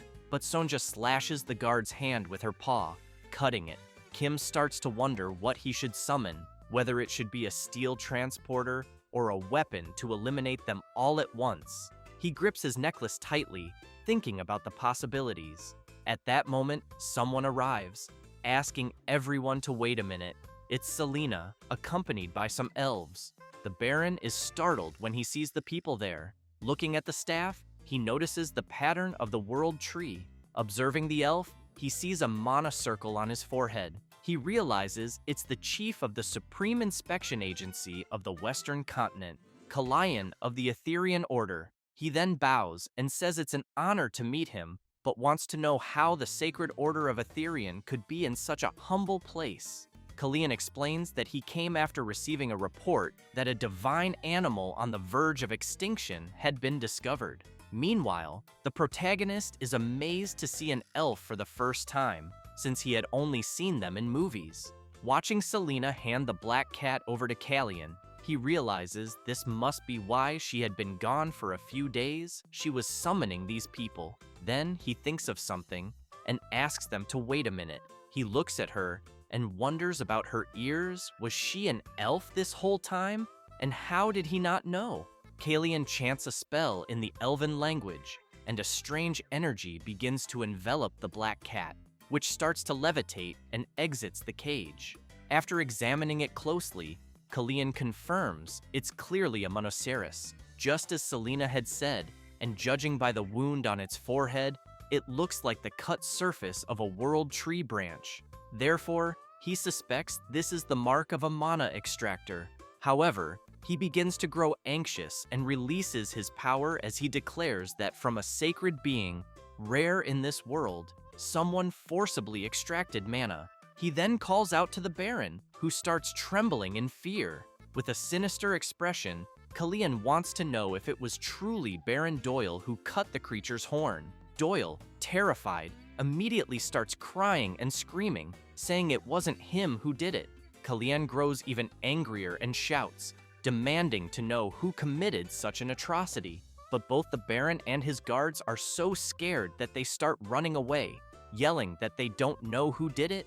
Kim gets excited, thinking that this organization's power is even greater than that of the nobles.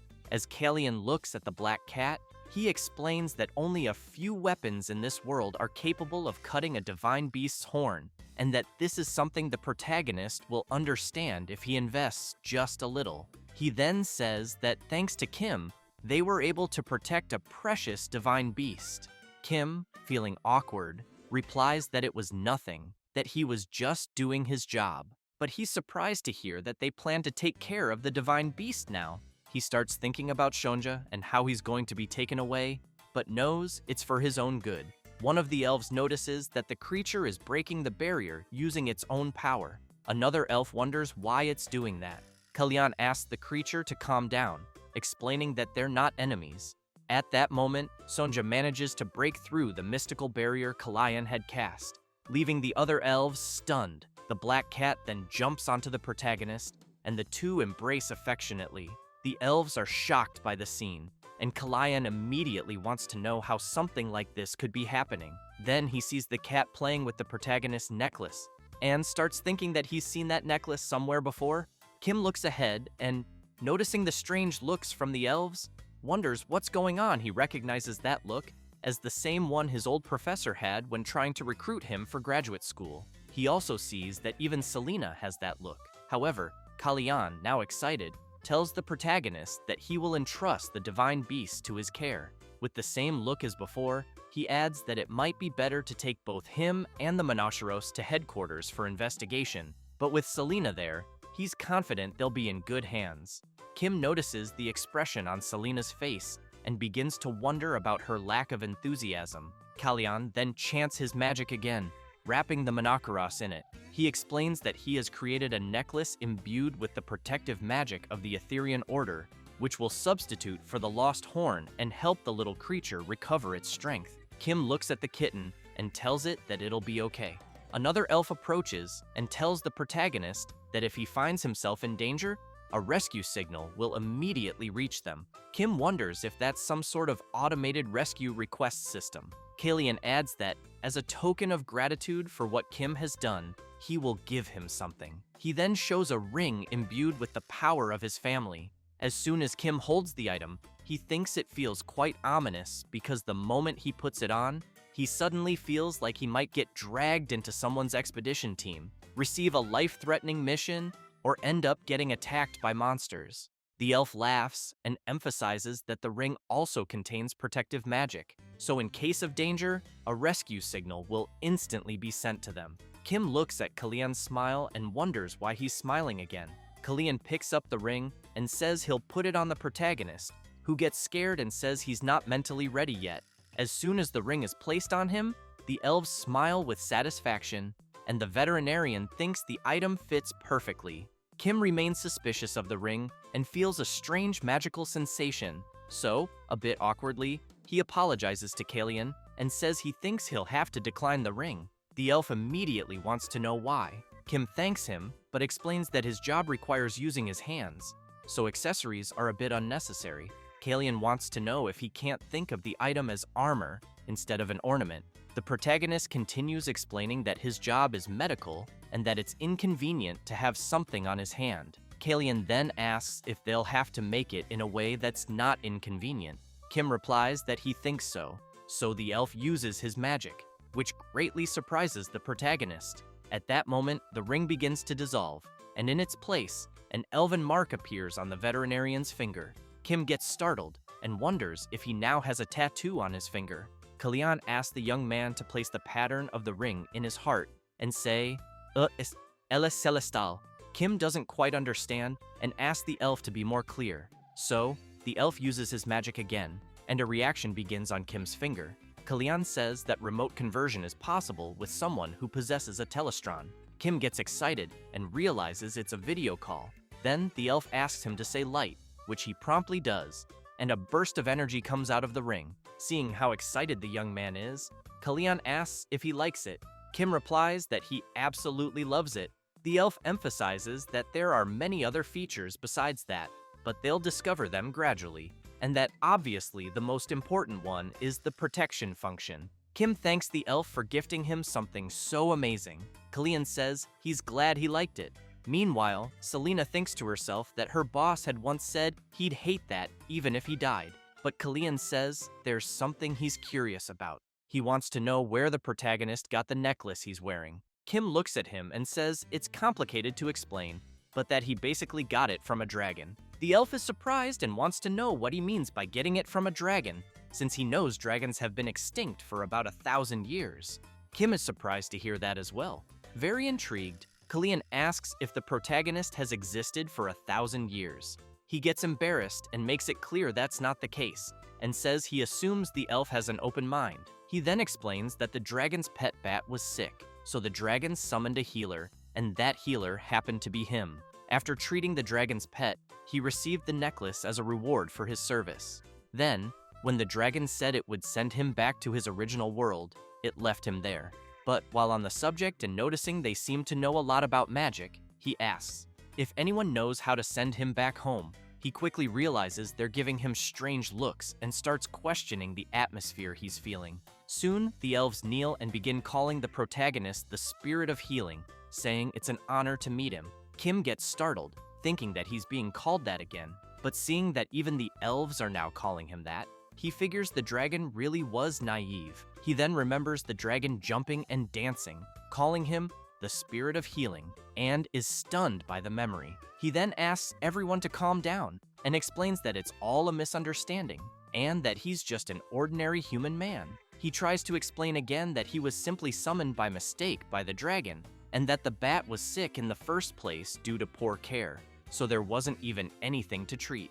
Kalyan points out that even so, he received a necklace imbued with the dragon's power. Kim says he had to get some travel expenses, especially because he was brought there by force. The elf quickly grabs the protagonist's hand and says that currently, the world they live in is facing a serious crisis, and asks if the protagonist has ever heard of mana. Kim, startled, says no. Kalyan explains that mana is the sacred life energy that makes up the world they live in, and that the mana flowing from the Earth's source resides in all things in the world. The more mana that accumulates, like a dragon's mana reserve being 100 million, while a human's is only the larger the being, the stronger and more sacred it is. However, Kalyan emphasizes that, starting with the extinction of dragons, countless divine beasts began to disappear, and with the disappearance of dragons and leviathans, even the world tree eventually started to wither. Because of this, he fears that if things continue like this, mana will soon be completely depleted, and the survival of the next generation is currently at risk. He then explains that the world's leaders, sensing the crisis, created an organization to develop countermeasures, and thus, the Etherian Order was born. Kim thinks it's like a UN environmental monitoring agency. Kalyan places his staff on the protagonist's shoulder and says there's a legend that has been passed down in this world for a long time, in which the spirit of healing, who wears the power of the dragon around his neck, must save the world. Kim is completely stunned upon hearing this, but wants to know if the elf is talking about him. Kalyan replies yes, and that they had been waiting for his appearance. The protagonist is in shock and asks them to hold on a second, because he believes there must be a big misunderstanding. However, the elves kneel, and Kalyan makes it clear that from that moment on, his celestial family and the ethereal order will dedicate their lives to protecting Lord Kim Ohjin, the spirit of healing. The protagonist is utterly terrified, asking them to wait and questioning if what they're doing is really necessary. He then starts thinking he's going crazy and quickly blames everything on that dumb dragon. The next day, Kim calls the next patient and reports that its nutritional status is good and there are no signs of any specific disease. The little creature he's examining is a flying fish named Lumi, a popular pet, but its owner wants to know why it can't fly. Kim says it's probably due to aging, since their average lifespan is 50 years, and hers is already 42. She agrees, but then shouts, asking if there's any way or method to slow down aging or make it fly, even temporarily. Kim says that's very difficult and explains that aging in pets is a natural process, and that she should accept and acknowledge it. She gets upset and says that, actually, her father has been bedridden with an illness since last year, and he loves watching the fish fly. Ever since he was confined to bed, the creatures also began to get sick, and eventually, one by one, they stopped flying. But she emphasizes that Lumi is currently the only one that can still fly. She then explains that Lumi was a creature her father especially adored, and he used to take it with him everywhere. In fact, she says she heard that when her father proposed to her mother, he gave her Lumi. Kim is shocked and asks if it wasn't a ring, but a fish, thinking it must be a joke. Selena calls out to her boss and says it's true, because in the past, proposing marriage with a flying fish was a worldwide trend. The fish's owner says that it's no longer like that, but until a few decades ago, it was said that flying fish could emit light from their bodies. She explains that the sight of flying fish soaring in flocks through the night sky was as beautiful as stars, which is why they were very popular at events and festivals. And that's why her father also took Lumi, who was struggling, and let it float in the night sky. The protagonist doesn't like hearing that people used animals for events, but the fish's owner continues, saying that's how her parents had a happy married life. However, a few years ago, her mother died of an illness, and her father also began to waste away. Now he stays locked in his room, caring only for the flying fish all day. She starts crying and says that some time ago, He said that if all these creatures became unable to fly, his own life would end as well. Kim starts thinking of the scene where a person watches a tree leaf and believes that if it falls, they will die too. Selena wants to know if they can't simply buy a new, healthy flying fish. But Lumi's owner starts screaming, begging the protagonist to make Lumi healthy again so it can fly, and to save her father's despair. Kim looks at the fish and thinks that it is healthy, just aging. Sometime later, Kim is thinking about the girl's sick father. She had been desperately screaming, asking for his help. He knew it was true that emotional bonds with pets affect health, but this was too much. He also remembers his previous life, with some clients sharing their stories, and he knew the problem was that there were too many negative cases. Then he also remembers the elves asking for his help, calling him the spirit of healing, until he wakes up startled and realizes he was dreaming about all those things. Looking at Sonja sleeping in front of him, he wonders what that dream meant. When he arrives at the clinic, he greets everyone good morning, but with heavy eye bags. Pio, also looking sleepy, says she didn't sleep well the night before either. She then asks if he was worried about the flying fish. She says it's so sad, because what the protagonist said was that the fish was aging, but she actually thinks it might be due to a lack of mana. The protagonist doesn't understand and asks her to be more specific. She says that when she was young, adults used to say that the flying fish stopped glowing, and they also said it was because the mana in the air had decreased, and if things stayed like this, the fish's ability to fly would soon vanish. Kim starts wondering if this could be something like environmental pollution, because it seems like the ecosystem in this world is being destroyed. Then he remembers again the elves asking for his help to save the world. But Selena makes it clear that it's not just the flying fish. She explains that the number of sick animals is really increasing, and they should assume that most are aging due to an unknown loss of ability, and that this is all a phenomenon caused by mana depletion. The clearest evidence they have is the Monoceros right there. Kim looks at Sonja and remembers that Selena had said Sonja was originally a lion, so he comments that Sonja's cat form is cute too, but he's really curious about his original form. Then he wonders if Sonja will still behave the same once he turns back into a lion, until something comes to his mind. He immediately turns and asks Pio what illness the flying fish's owner said her father had. She says she heard it was a disease where the bones weaken and break. Kim turns to Selena and wants to know what kind of medicine is usually prescribed for that kind of illness. She says it's not a precise diagnosis, but typically they use flower root, which helps repair bones, bloodroot, which has pain relief effects, and other supplemental herbs. Kim asks if among them there are any herbs that cause side effects with long-term use. Selena replies that if someone stands for a long time, their nerves become sensitive and their body loses energy. The protagonist thinks that's exactly what he had in mind and asks if there's a medicine that can neutralize that side effect. Selena says yes, but emphasizes that the original effect of the medicine will disappear. Kim says that doesn't matter and quickly asks her to tell him how to prepare it. She says it's behind her. The protagonist is confused and asks what she means. Selena reveals it's the mandrake, who doesn't seem to be in a very good mood, so Kim goes up to the mandrake and asks if it heard what they were talking about. Then he says he needs to make medicine and will need some leaves, but the plant turns its face away, crosses its arms, clearly refusing. The protagonist wants to know why and asks it not to be like that, but as soon as the mandrake sees the protagonist reaching out to take a few leaves, she gets scared and starts screaming loudly, forcing him and Pio to cover their ears because of the deafening cry. Kim looks at the plant and asks what she's doing. Annoyed, he says his eardrums almost exploded, but Pio asks her boss not to be so harsh with her. She then approaches the mandrake and says maybe she's feeling sick because he only comes to her when he needs something, and that lately, he's been giving all his attention to Sonja.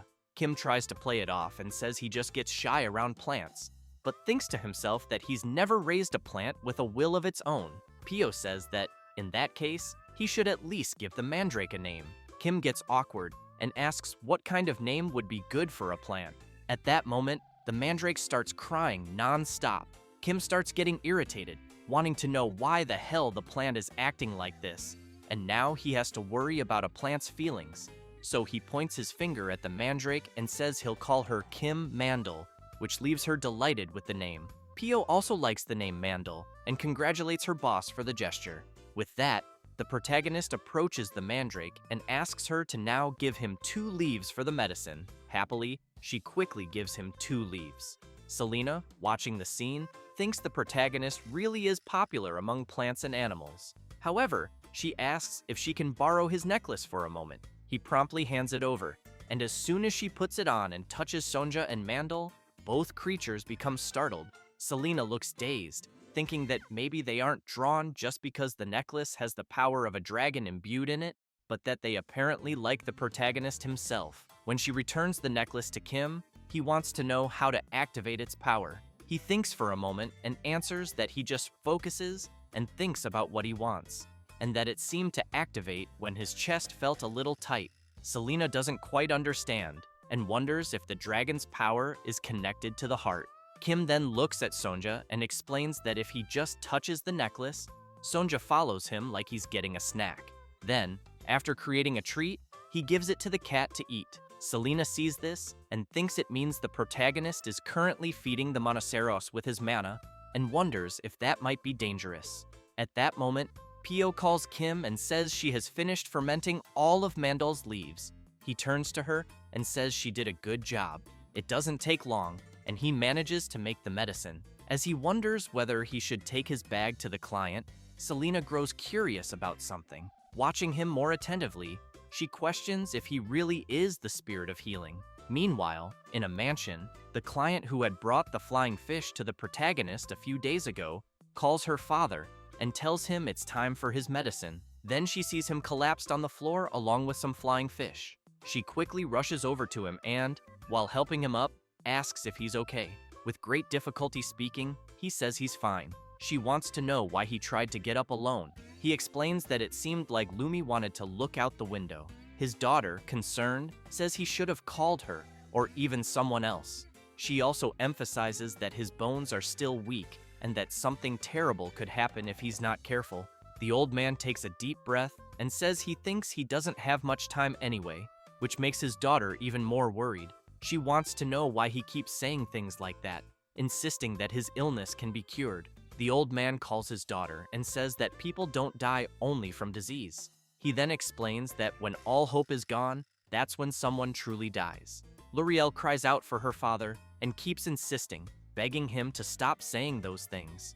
But suddenly, the protagonist appears, opening the door out of nowhere, saying that what the old man is saying isn't true. People die due to incorrect information and wrong prescriptions about illnesses, and due to poor lifestyle habits and mismanagement. L'Oreal is surprised to see the protagonist, but her father immediately wants to know who he is.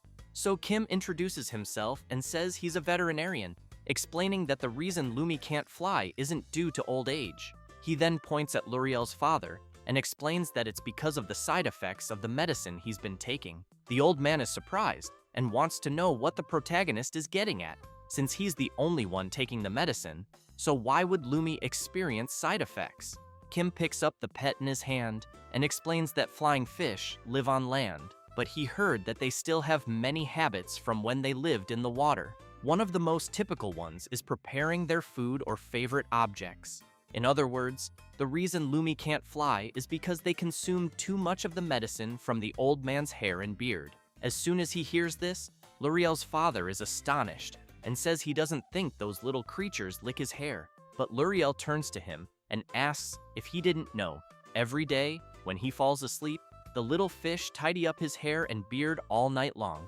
The old man is surprised and wonders if that's why his beard has always been so shiny. Kim says yes, and adds that he also treated them, so they should regain their strength in a day or two at most. He then says that from now on, the old man should wear a shirt when sleeping. The old man replies he'll just shave everything off. With that, the protagonist begins applying the medicine to Lumi. Kim comments that the little fish seems to be resisting a bit, but Pio holds him more firmly. Once he finishes applying the medicine to the flying fish, Kim explains that it's a fast-acting remedy, and he thinks they'll be fine soon. And, quickly, one of the fish starts to fly. The old man is astonished and calls out for Lumi, who immediately flies to him and begins rubbing against him. Overjoyed, he says, "This must be a dream." Kim says that Lumi was the healthiest of them until recently, so the medicine should be very effective. The protagonist emphasizes that the other little creatures will be fine soon as well. Then, out of nowhere, one of them bites his arm. Then another bites his hair, and he quickly wants to know why they're acting like that so suddenly. Suddenly, they all start attacking the protagonist, who is left in shock, trying to understand what the hell is going on. One of them suddenly starts trembling strangely, which quickly catches the old man's attention. The fish begins to glow intensely. Both Kim, Luriel, and Selena are surprised as they watch the other fish flying and emitting a beautiful glow. The old man's eyes shine as he sees the scene, and as the fish continue their light show, he remembers his beloved saying she had never seen anything so beautiful in her life, and that he took that moment to propose back then. He then picks up Lumi in his hand. Kim comments that it really is impressive. Pio turns and says she now understands why Luriel's father used a flying fish for a marriage proposal. Meanwhile, the protagonist still thinks that, even so, animals shouldn't be used for events, because it's animal abuse. Selena remains intrigued, thinking that the fish started flying and glowing right after tasting her boss's blood and hair. She reflects that she really doesn't think he's ordinary, but wonders if he's truly the one their world was waiting for. Then she recalls the conversation she had with Kalian, who on that day asked her if she truly believed Kim Ohjin was the spirit of healing. She replied yes, and that everything matched the prophecy. However, she had also said that giving the ring to the protagonist was going too far, especially since the ring didn't even belong to Kalian. He laughed and said it was fine, as he believed she would have allowed it. He then called for Selena and emphasized that Kim was chosen by the Monaceros, and asked if there could be any stronger evidence of conviction than that. After all, even others had noticed it besides themselves, and that the rumor of the spirit of healing's appearance would soon spread throughout the world. Selena wanted to know if Kalian was planning to use Kim Ohjin as bait, and if that was why he let Baron Doyle escape.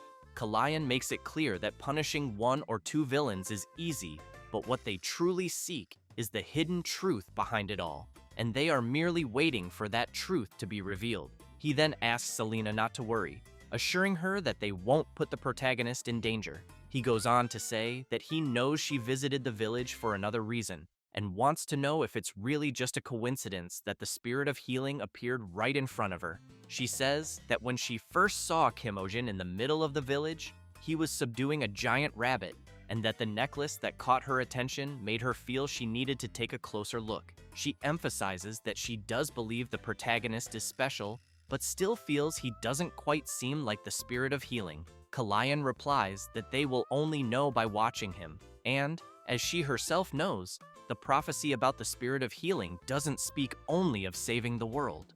The next day, it was another peaceful day at the protagonist's veterinary clinic. Or not.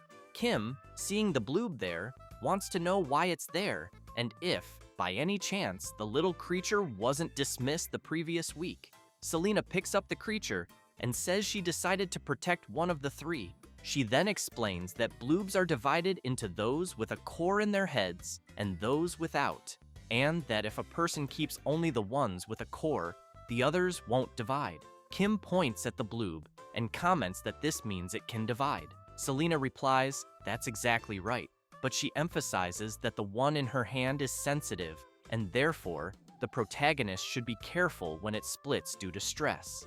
Kim goes crazy with rage, asks her to wait a minute, and quickly wants to know if that means she wants to keep it there. She replies yes, and he immediately asks her to take it back. She responds that he doesn't need to worry because only he needs to know how to raise a bloob correctly. In the past, there were many cases where villages were devastated because people unknowingly raised them, causing explosive division. Kim gets even more terrified upon hearing that, and still wants to know if she really intends to raise such a dangerous creature there. He then yells that it's like raising a time bomb in a gunpowder depot, since there's already the mandrake there, with its unpleasant temperament, loud as hell, and Shonja with a violent history. At that moment, Pio approaches and wants to know if the owner allowed this. Selena looks annoyed and asks Pio if that's really necessary.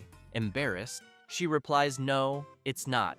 Then Selena explains that she didn't get permission, but asked for cooperation. Very worried, Kim wants to know if she's saying she just brought the creature. Pio comments that it looks like that's the case. Kim asks Selena to wait a minute until Pio has an idea and calls him over. Then she whispers softly that it's better to let this go. She says she heard adults saying the protagonist shouldn't mess with elves who cover their ears. Kim immediately wants to know why.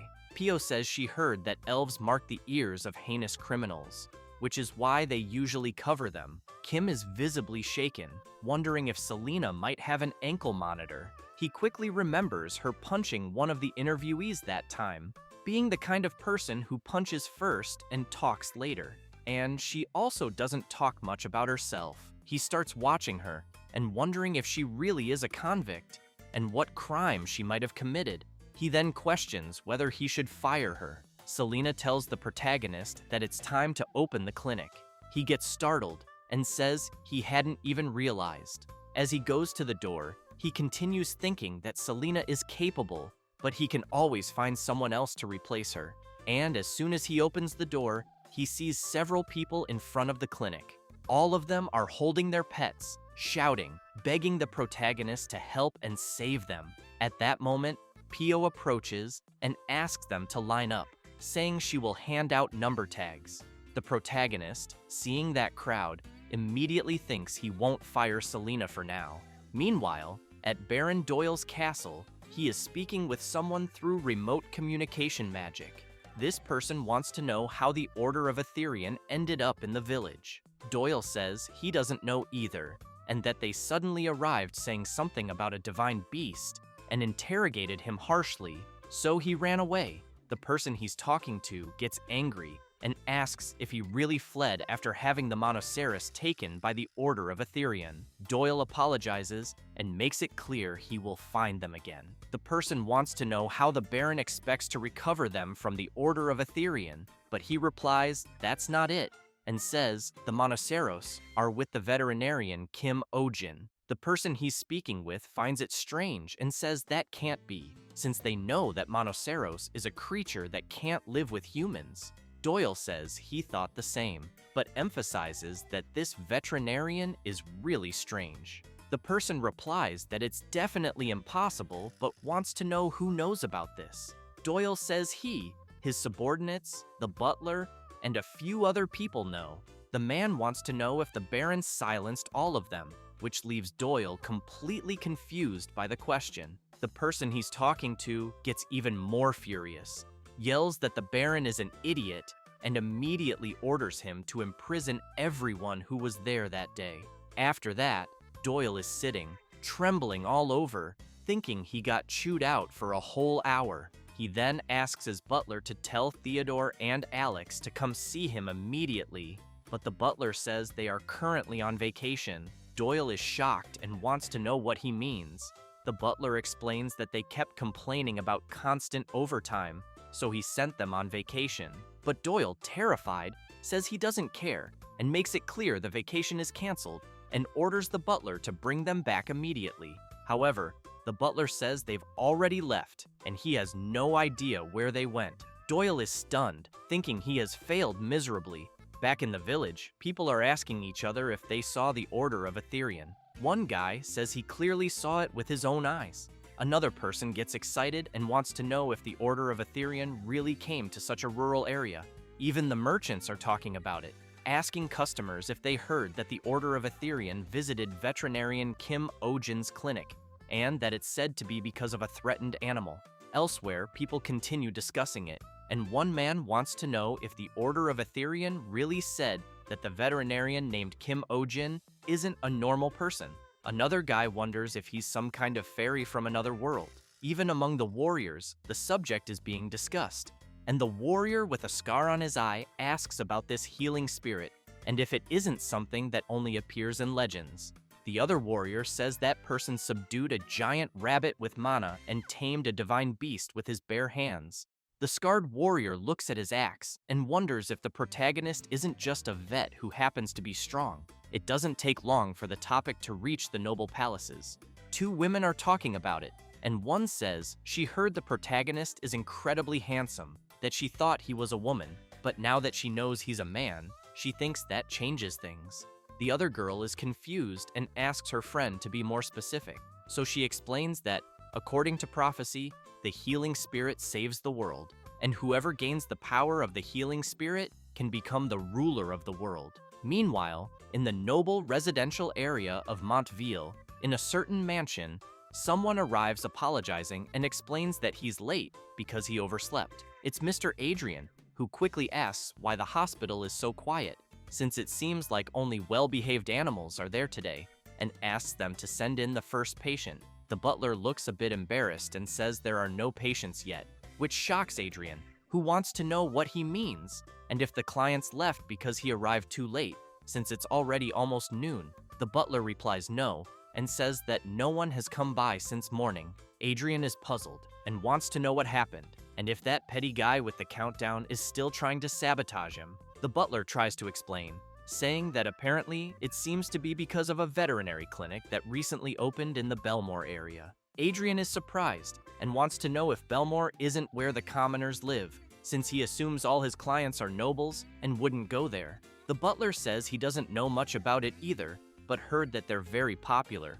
The blonde guy comments that he thinks they must be using some tricks, since he knows that, at best, a commoner veterinarian is exactly that, and that, being from a royal academy that only nobles can enter, he then begins to emphasize that he's going to take a few days off and think of this as a vacation, and maybe the next day, building a house for Lady Marianne's unicorn will guarantee a whole month's income. However, the butler informs him that a message just arrived from Lady Marianne saying she's canceling the appointment, which leaves the blonde guy quite surprised, saying that's definitely impossible.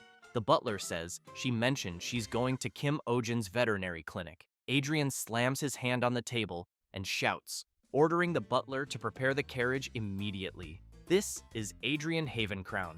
Excellent looks from a prestigious family, a rare talent with intellect and refinement, and yet everyone wonders why he's a veterinarian. It's very simple, because he loves pet owners, or rather, the owners of adorable animals. He thinks that if there's anything more beautiful and rewarding than easing the worries and anxieties of the women of the world, but he knows that even so, he always strictly separated public and private matters, except for Lady Marianne Astrid, because he knows that the moment she visited his hospital, his heart began to beat only for her. And maybe he even thought he had become a veterinarian to care for her unicorn.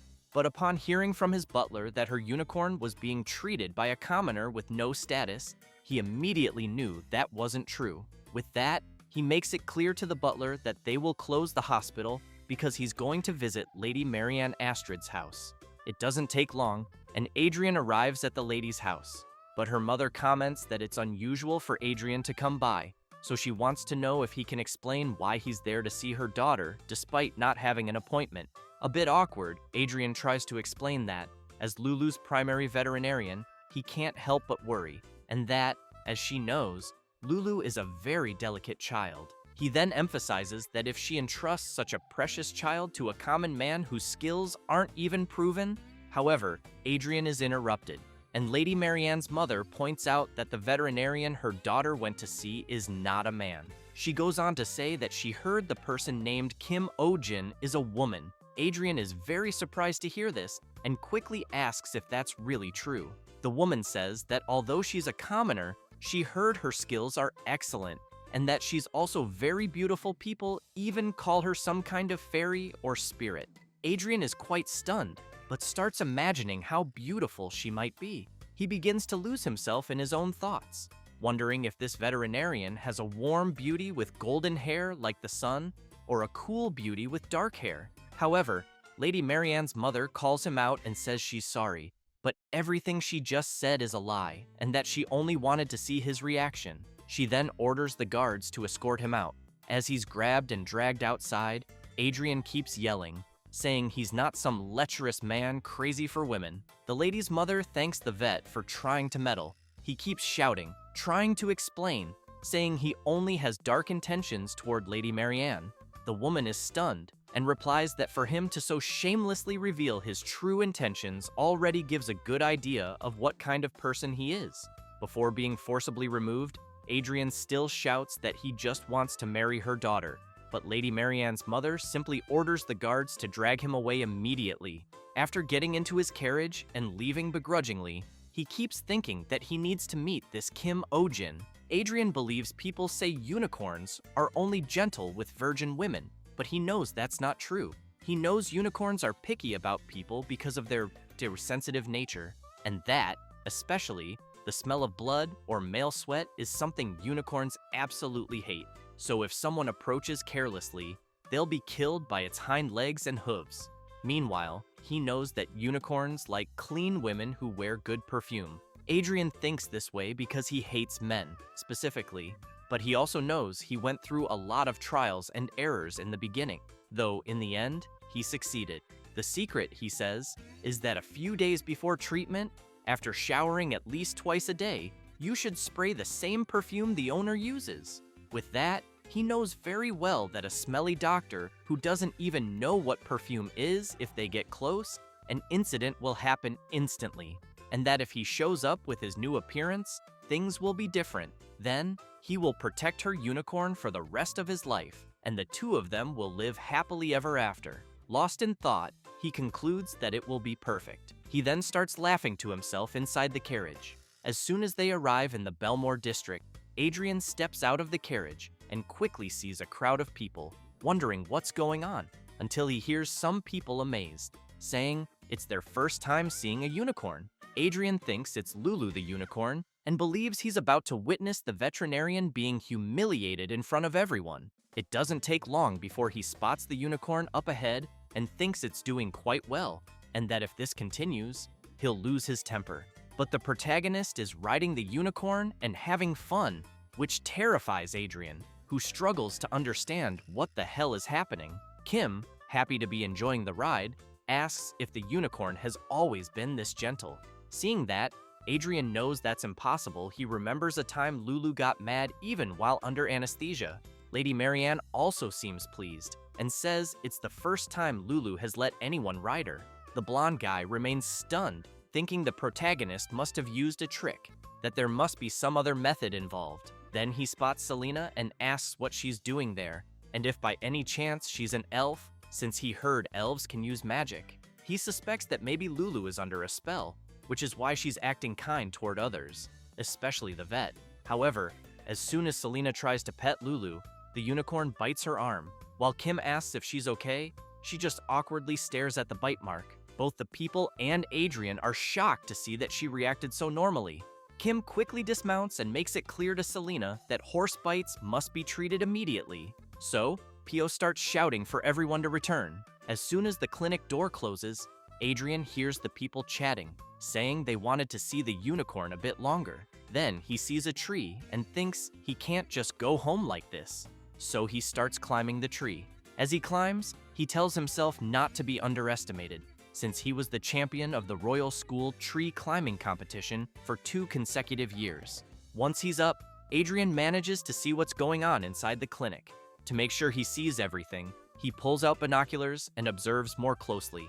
He sees the protagonist performing proper first aid, but wonders what herb is being applied to the wound. He also notices the bandaging method is pretty basic, just like a commoner's. But then something catches his eye. Seeing a mark on Kim's hand, he questions what that strange symbol is. Suddenly, he remembers something and realizes it's the mark of the Celestial family. Shocked, he recalls that Celestial is the most noble family among the elves. Now he's desperate to know why the emblem of such a high-ranking family is on a commoner's hand. Inside the clinic, Selena comments that she thought it was a light injury, but it seems the saliva contained poison. As Kim finishes the bandages, he says it's still lucky that it's only that. He then comments that maybe Lulu just didn't like Selena. Marianne feels sad and apologizes sincerely, saying she'll cover all the treatment costs.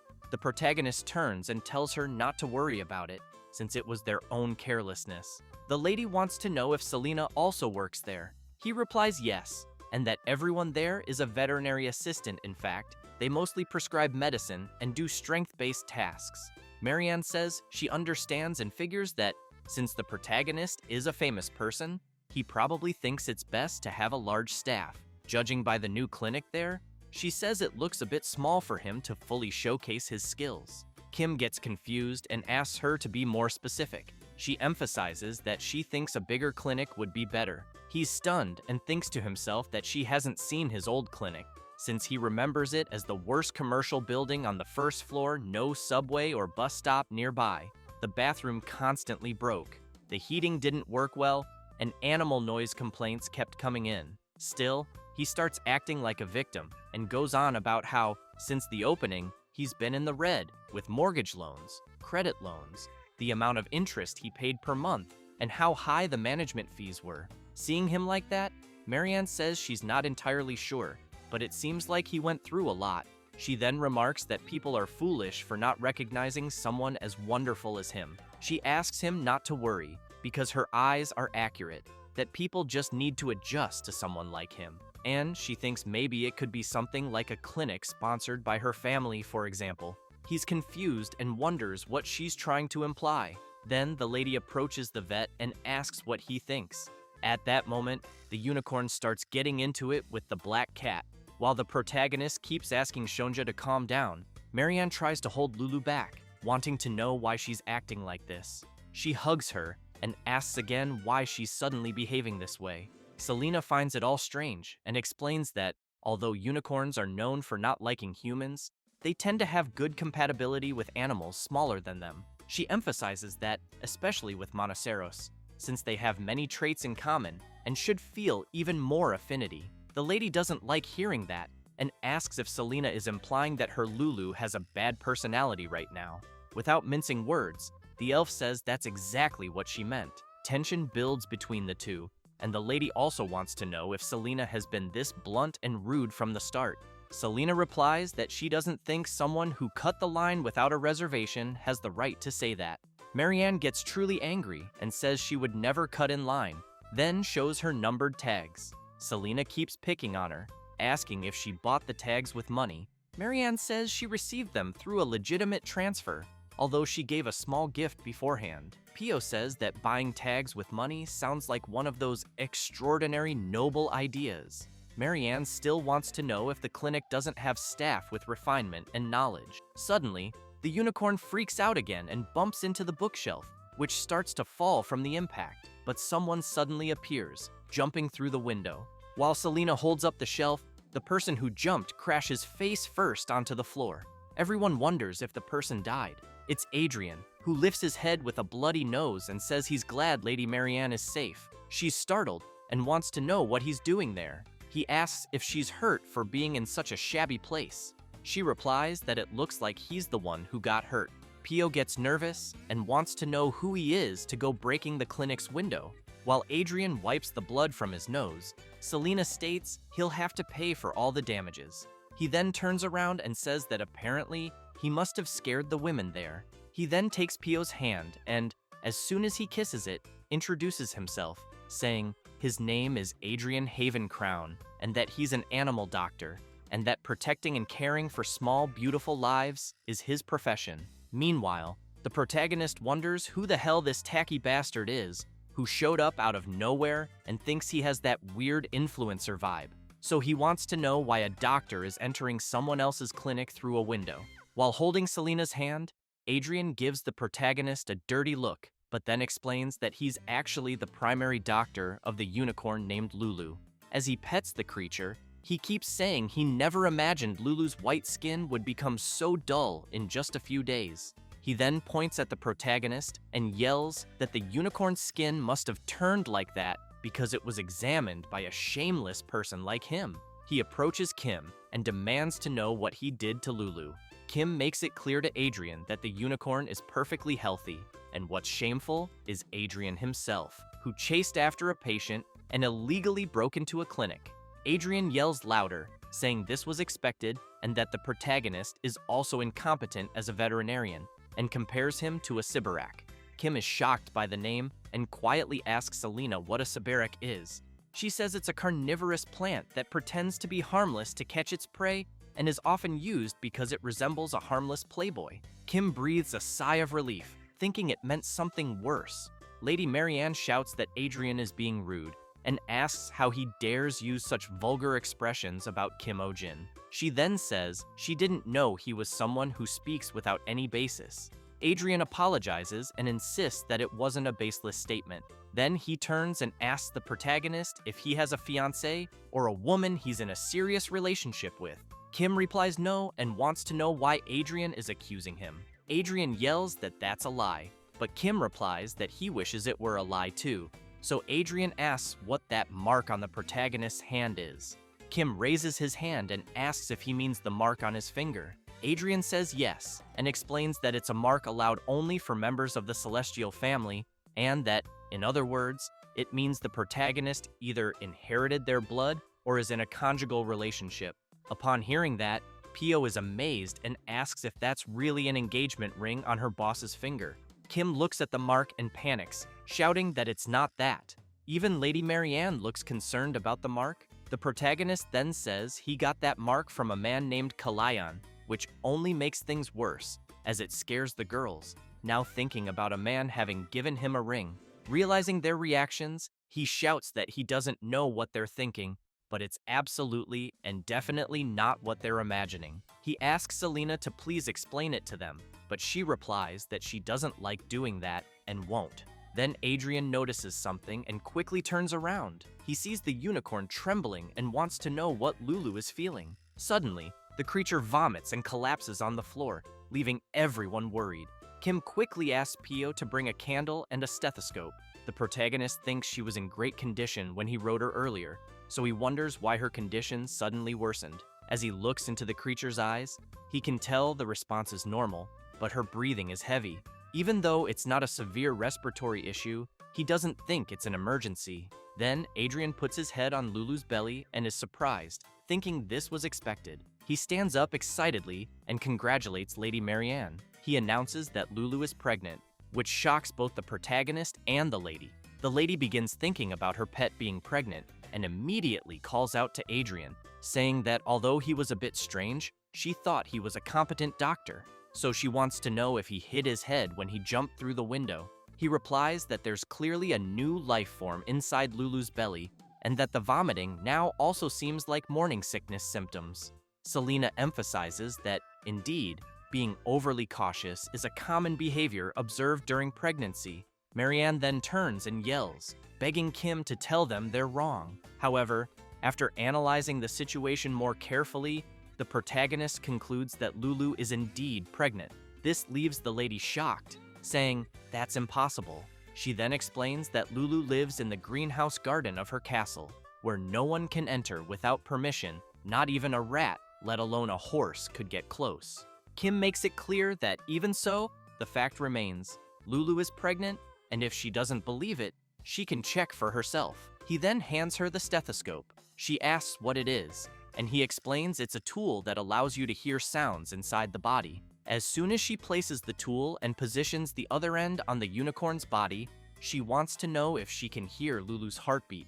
Then, positioning it in a certain spot, she asks if she can hear another heartbeat. She becomes frightened, removes the tool from her ears, and says it doesn't make sense, immediately wanting to know how this could happen. Without thinking, Adrian bumps into the protagonist, knocking him aside, and grabs the lady. He then turns to Kim and demands to know what he did to her and what suspicious tool he used.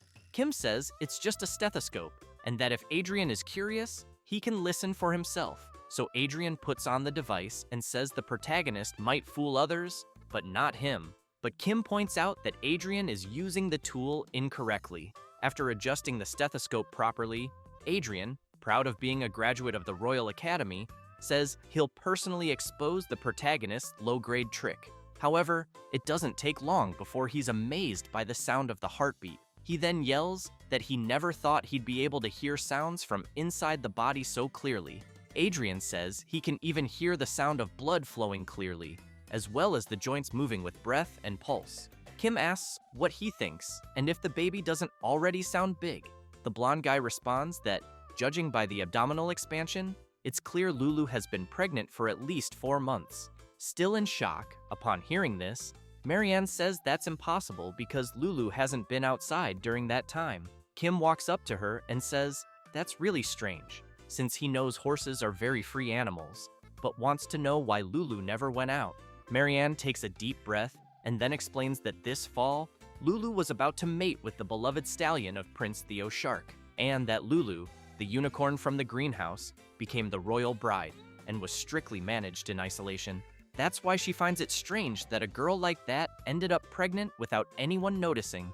After hearing that, Kim takes Lulu to the intensive care unit, where unauthorized personnel are not allowed in.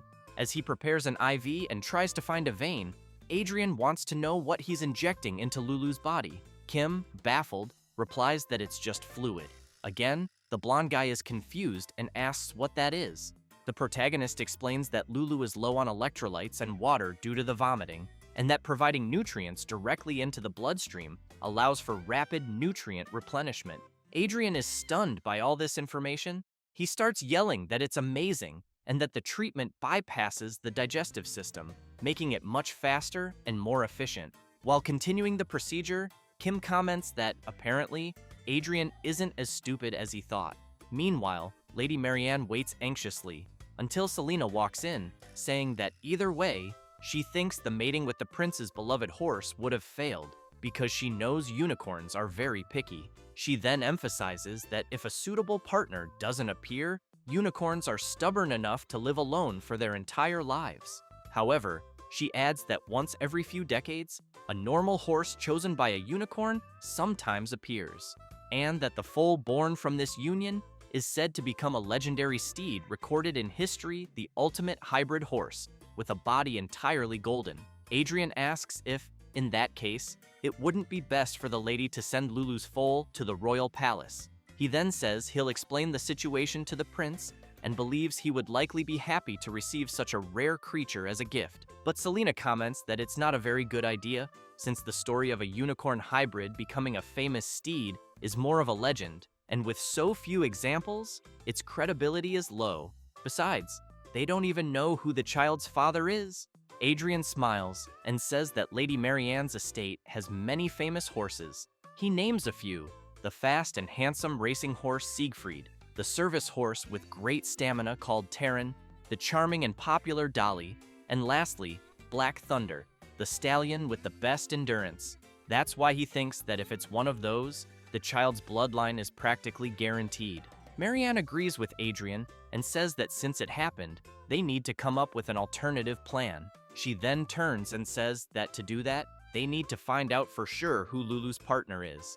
As Adrian tries to volunteer to help, Marianne turns to the protagonist and asks if he can assist her. The blonde guy can't believe he was so quickly ignored by her. Kim, a little embarrassed, wonders if he really should go find the baby's father after all. He's not a detective. The lady asks if he can't use that thing that listens to heartbeats, like before. He replies that no, you can't do a paternity test with a stethoscope. While she keeps pleading for help, the protagonist starts thinking of a way to get out of this. Then he looks at Adrian and wonders if the guy who's craving attention wouldn't be more useful. He adds that while he barely found out about Lulu's pregnancy using a stethoscope, Adrian already knew just by using his hands and ears. And he was also the only one who noticed Lulu's condition wasn't very good. More than anything, it was Adrian who came there so she could be his patient. So Kim thinks Adrian is the most suitable person for the task. Marianne admits that may be true, but says the protagonist doesn't need to make things so complicated. Selena explains that a pregnant unicorn, if separated from her partner, becomes extremely anxious and aggressive. She then asks if Lulu caused any commotion on the way there. The lady replies that she didn't. Selena also asks if that means the disturbance only started an hour ago, and how the lady got there. Marianne says, of course, they came by carriage, and that Lulu was in her carriage as well. Then she suddenly freezes, realizing something. She returns home and heads straight to the stables. The horse caretaker is feeding one of the animals and says they should eat well, since no one knows when they'll be off again. That's when Marianne, Kim, and the rest arrive. Lulu quickly notices something, which surprises both the lady and the protagonist, as they see the unicorn nuzzling and kissing another horse. Marianne is shocked and yells that this can't be happening. She quickly pulls Lulu's neck and asks if she's lost her mind, then demands to know how a precious girl like her could end up with a stray horse. The protagonist thinks this whole scene with the lady and her pet looks like something out of a daytime drama. At that moment, Adrian calls out to Marianne and says that even though his prediction was wrong, he knows that this horse is already Lulu's best partner. She's furious and shouts, asking if he's joking, and what a unicorn less than a year old could possibly know. But Kim walks over to the horse Lulu likes and says she already chose him as her partner and even had a child with him, so he believes the lady should let them be together. Selena also emphasizes that a pregnant unicorn becomes anxious and violent when separated from her partner. Marianne looks at her little creature, saddened, and wonders how this could have happened. Later that same day, a man is yelling at the old man who takes care of the horses, demanding to know how he could let a mutt carriage-pulling horse get near a precious unicorn. The old man apologizes and then says he truly didn't know and that he only rode the horse, never letting the two walk together. But the other man yells at him not to lie, saying he believes the old man wanted to use that mutt horse to make money and change his own life. The old man, frightened, starts shouting that it's not true and that he'd never think of such a thing. However, his boss doesn't care, keeps yelling that there's nothing more to discuss, and orders both to be imprisoned, the horse caretaker and the mutt horse, adding that he'll give them both a harsh punishment soon. Meanwhile, the maids are arranging some flowers, and one of them comments that the count is really cruel and that she believes Joseph Ajusi did nothing wrong. She questions how anyone can stop animals from falling in love. The others reply that they don't know, but prefer not to meddle in royal matters. Another maid wonders why they wanted to send Lulu to the royal palace. One comments that it must be because of the crown princess selection at the end of the year, as she heard Marianne is participating. The others ask if that means the unicorn Lulu was a bribe. The indignant maid remarks that she could have lived in royal luxury if everything had gone as planned, so she's curious how Lulu ended up with that carriage-pulling horse. Another maid says she probably takes after her owner, which leaves the others puzzled, wanting to know what she means by that. So the maid who said Lulu takes after her owner begins to say that, back in the day, Lady Marianne, but she's interrupted by the head maid, who arrives yelling, asking if they can't work in silence. Meanwhile, Marianne is still upset about what happened, until one of the maids calls out from afar, shouting for the lady. Lulu is vomiting blood from her mouth. Marianne quickly arrives, worried, asking what's going on. The maid says the unicorn couldn't eat anything because of morning sickness all day, and suddenly began coughing up blood while vomiting. Marianne immediately remembers Selena explaining that pregnant unicorns become extremely anxious and violent when separated from their partners. The lady, very worried, knows her pet is in a bad state, but wonders if this is all because she's far from that mutt horse. The maid, upset with the situation, says that if this continues, Lulu's condition could get much worse. Marianne asks when Kim Ohjin will arrive. The maid says she sent him a message this morning, but it seems he's taking a while because of the distance. Then she asks if she should find another doctor nearby. Marianne hesitates, but then asks for him to be brought. The maid is confused and asks who Lady Marianne wants brought. Then she yells for them to bring the mutt horse. It doesn't take long, and a man arrives pulling Lulu's partner. The head maid is shocked and wants to know what that stench is she's smelling. She comments that the horse was in prison, but the maid insists that's no excuse and asks how he dares bring the horse to the lady in such a state, saying he should have at least washed it. The man awkwardly explains that he heard it was urgent. Then Marianne turns and asks them to bring the horse over. As soon as he approaches Lulu, the carriage-pulling horse is surprised, and Lulu immediately senses her partner's presence. Then, the two kiss, and Lulu starts nuzzling her partner affectionately. Marianne turns and asks the maids to bring warm water and a towel because she'll clean the horse herself. One of the maids is shocked, asking what she means. It doesn't take long for the maids to bring what the lady asked for, and she begins soaking the towel in warm water and cleaning the carriage-pulling horse. As she looks at the horse, she thinks he really is a worthless animal, but then recalls something from her past life. She remembers when she told something to her parents, who were quickly shocked, asking if she was crazy. Then they asked how she could date the son of a humble merchant when she was the daughter of a count. After remembering that, she calls Lulu an idiot. Watching the two nuzzling each other, she comments that she could live a life of luxurious banquets in the finest gardens of this nation, and yet she wonders if this is really what Lulu wants. Then, she turns after hearing a noise and sees that it's the veterinarian Kim Ohjin. Kim makes it clear to the lady that it's normal to want one's family to live well in better places, but emphasizes that animals and humans are different. She stays silent, saying nothing. The protagonist, while opening his bag and grabbing a few things, says that animals can have preferences in his world, but there's no class hierarchy. As he hangs the IV on a tree branch, he stresses that Lulu doesn't see herself as superior to a horse. After applying the IV to Lulu, Kim steps back and, watching the two together, tells the lady that simply spending days with the one Lulu loves is her greatest happiness. Marianne just listens to what the protagonist is saying. Then, Kim explains that he'll give the lady plenty of medicine for now, but notes that it's only a temporary fix and not a fundamental solution. Therefore, he emphasizes that she needs to solve the root of the problem and must let the two stay together. Marianne takes a deep breath and replies that she understands and will try to do that. With that, Kim says he's done what he needed to and will leave. The lady grows concerned and asks if he's leaving already, since he traveled a long way, and thinks he should stay at least one day, as Lulu's condition just stabilized. Kim says he would like to stay and care for the unicorn, but there are many patients waiting at the clinic, and his assistant doctor, who's still in the hospital, isn't very reliable. Marianne says she understands and wishes him a safe return. Kim smiles and says that, as for Lulu's ongoing care, he thinks someone else can handle it. The lady is confused and asks him to be more specific, so Kim points to Adrian, who's hiding in a tree. As he becomes very embarrassed, the lady yells, wanting to know what the hell he's doing up there. Adrian begins to climb down. Once on the ground, he apologizes to the lady.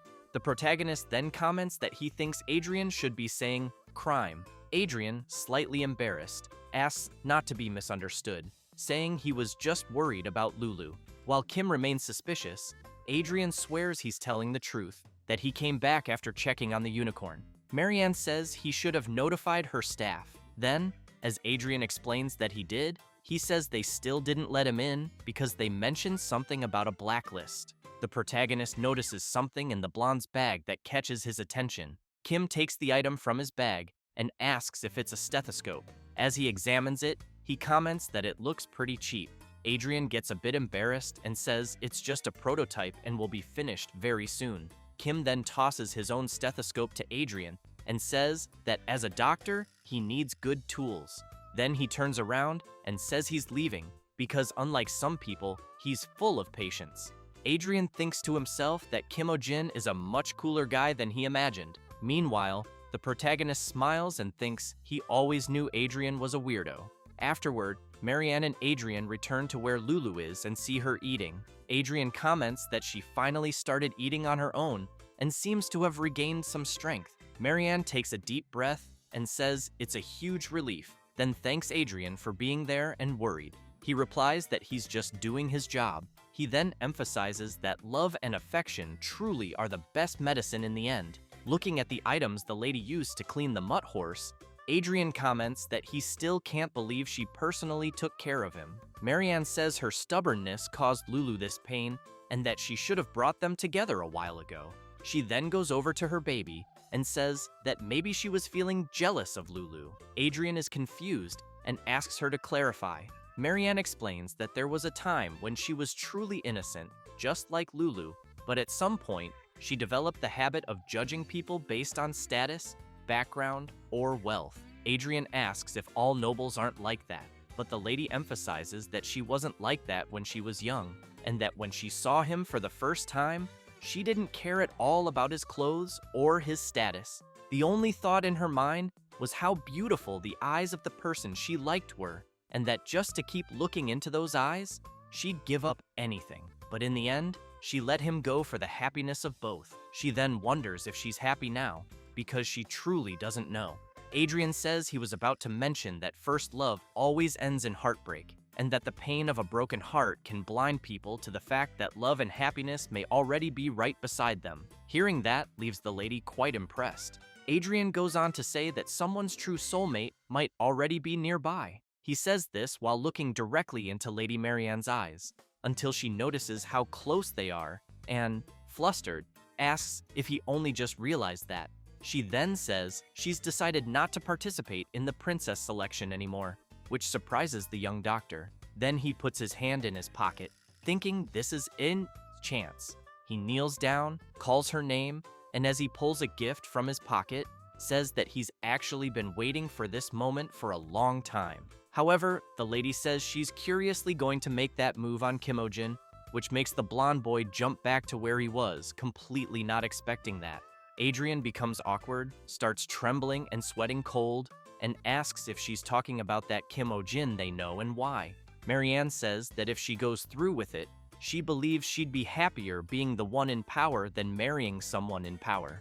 Completely confused, Adrian doesn't understand anything, so the lady confidently declares that she's going to get her hands on Kim Ohjin, the spirit of healing, and seize power for herself. She then takes Adrian's hand and thanks him. Then she leans in and says that if they can continue being good friends like this in the future, it would be wonderful. This hits Adrian like a hammer to the head, and he thinks that Kim Ohjin is a bastard, and that, in the end, he just can't forgive him. Meanwhile, the protagonist sneezes, apologizes, and tells Pio to keep reading. She says that the letter says Lady Marianne's family is accepting Kyo as Lulu's companion, and that they're also asking the protagonist to be Lulu's personal veterinarian. Kim replies that he thinks it's better not to. Pio is surprised and says they're offering 10 times the normal pay. While treating Shamir, a snake from the twin hydra species, the protagonist says he'd love to accept, but asks her to look at the current situation, then questions whether she thinks he can just leave the hospital. Pio laughs and says she gets it. Kim, while continuing his work, wonders how he's been doing this for an hour, and there's still tartar left on the creature's fangs. He imagines himself in a mine and thinks he's been mining for days.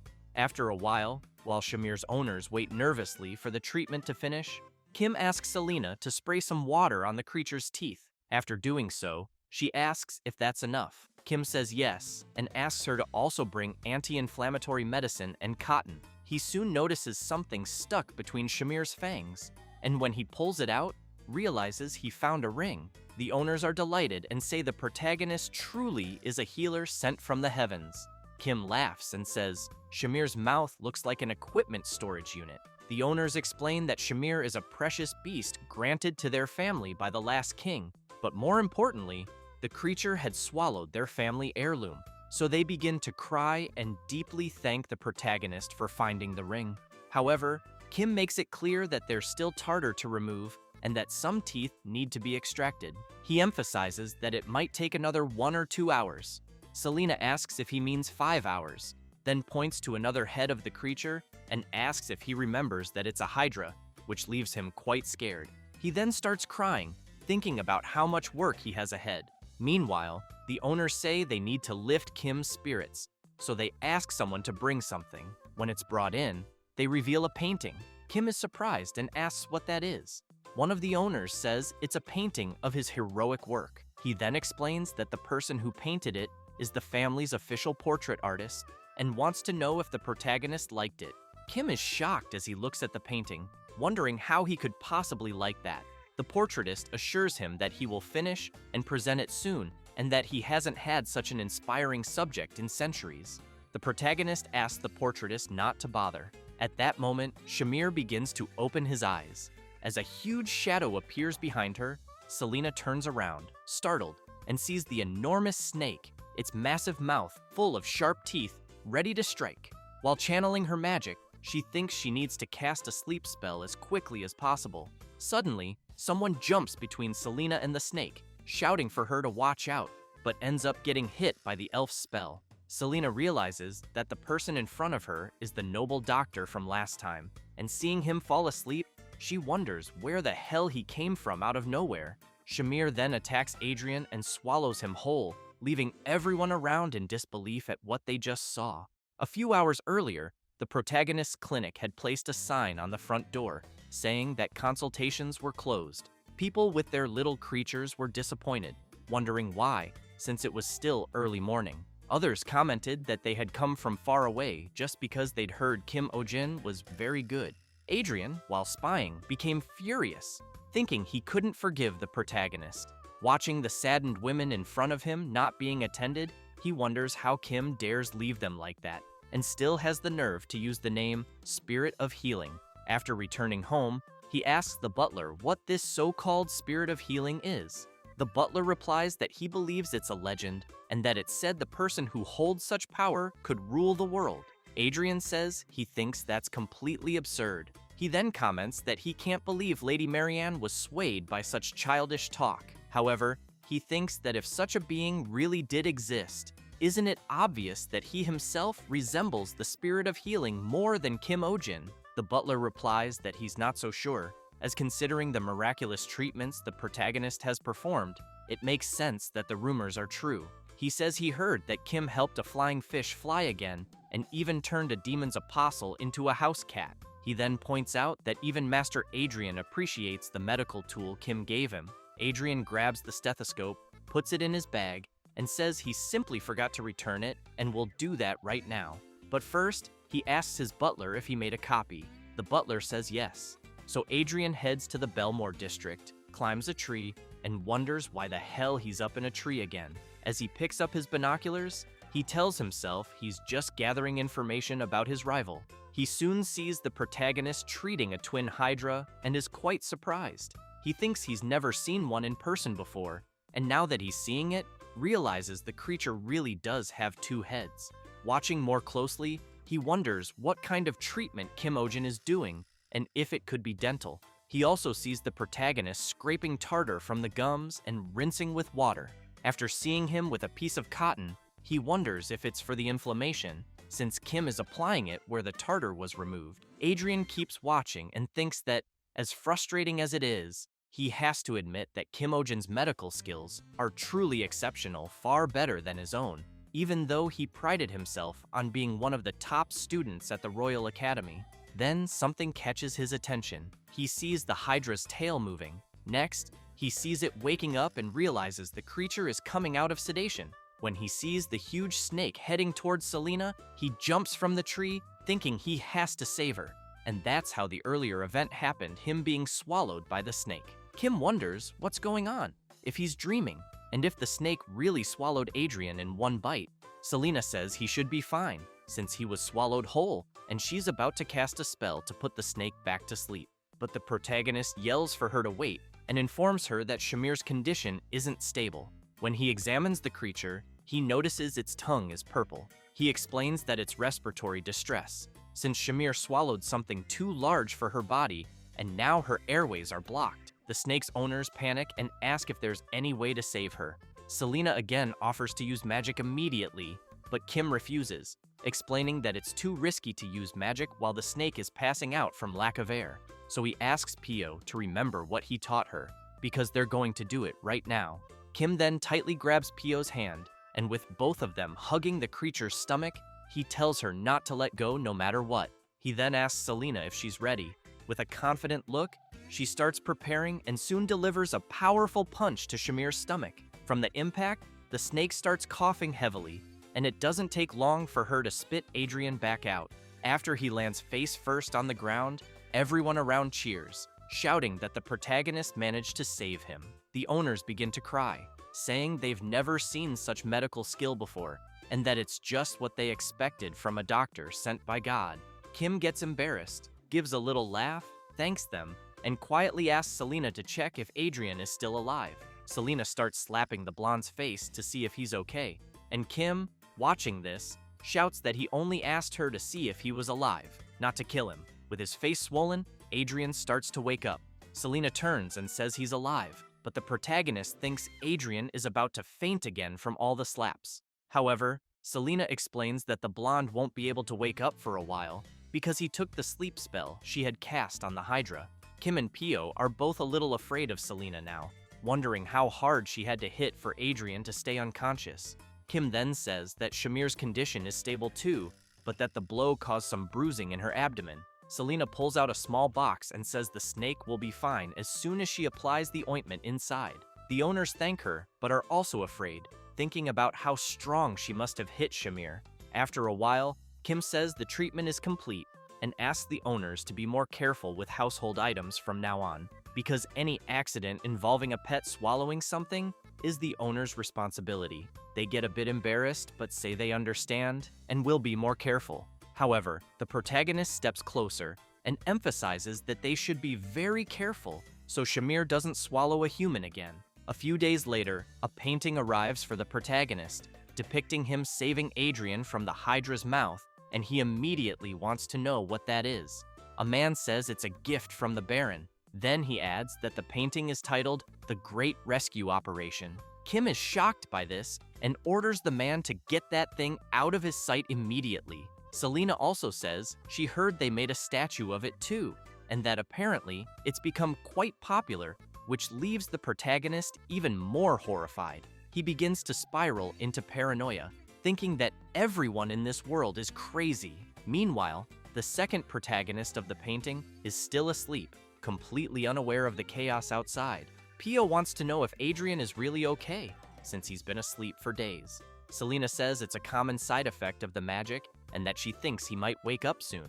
Meanwhile, Adrian wonders where he is and what happened, remembering that he was spying on Kim Ohjin's clinic, then saw the snake wake up and tried to attack Selena. He then remembers and concludes that he died trying to save her. Feeling content, he thinks it was a fitting death for a veterinarian. He also thinks that if he had another life, he'd want to be reborn as a unicorn, so lots of women would admire him, but preferably a beautiful heroine. Then he starts to hear a noise and feel pain, wondering if he's being reborn and why it hurts so much. However, he wakes up coughing, his face all swollen. Selena asks if he's conscious now. He's surprised to see a girl on top of him and smiles, wondering if she could be his owner. But Selena gets off him and says he'll be fine. Adrian sits up in pain and asks where he is. Selena warns him not to get up yet, as the side effects of the magic will leave him dizzy and nauseous, and that he should stay in bed and rest for 2 or 3 days. Still confused, he just agrees. Then Kim arrives and asks if Adrian can sit up for a moment. He gives the blonde something to drink and explains that it's medicine to help with his recovery, and that he even added leaves from his beloved mandrake. Kim then says he contacted Lady Marianne's mansion and that Adrian can rest a few more days. Adrian tries to get out of bed, saying he can't impose like that, but Kim interrupts and emphasizes that, as a doctor, Adrian should know there's nothing more important than health. The blonde is touched and thanks the protagonist. Kim says he'll be leaving now and tells him to rest. After Kim leaves the room, Adrian thinks to himself that Kim really is a great guy, and he feels ashamed for having envied him so much. He wants to become a great man like him too.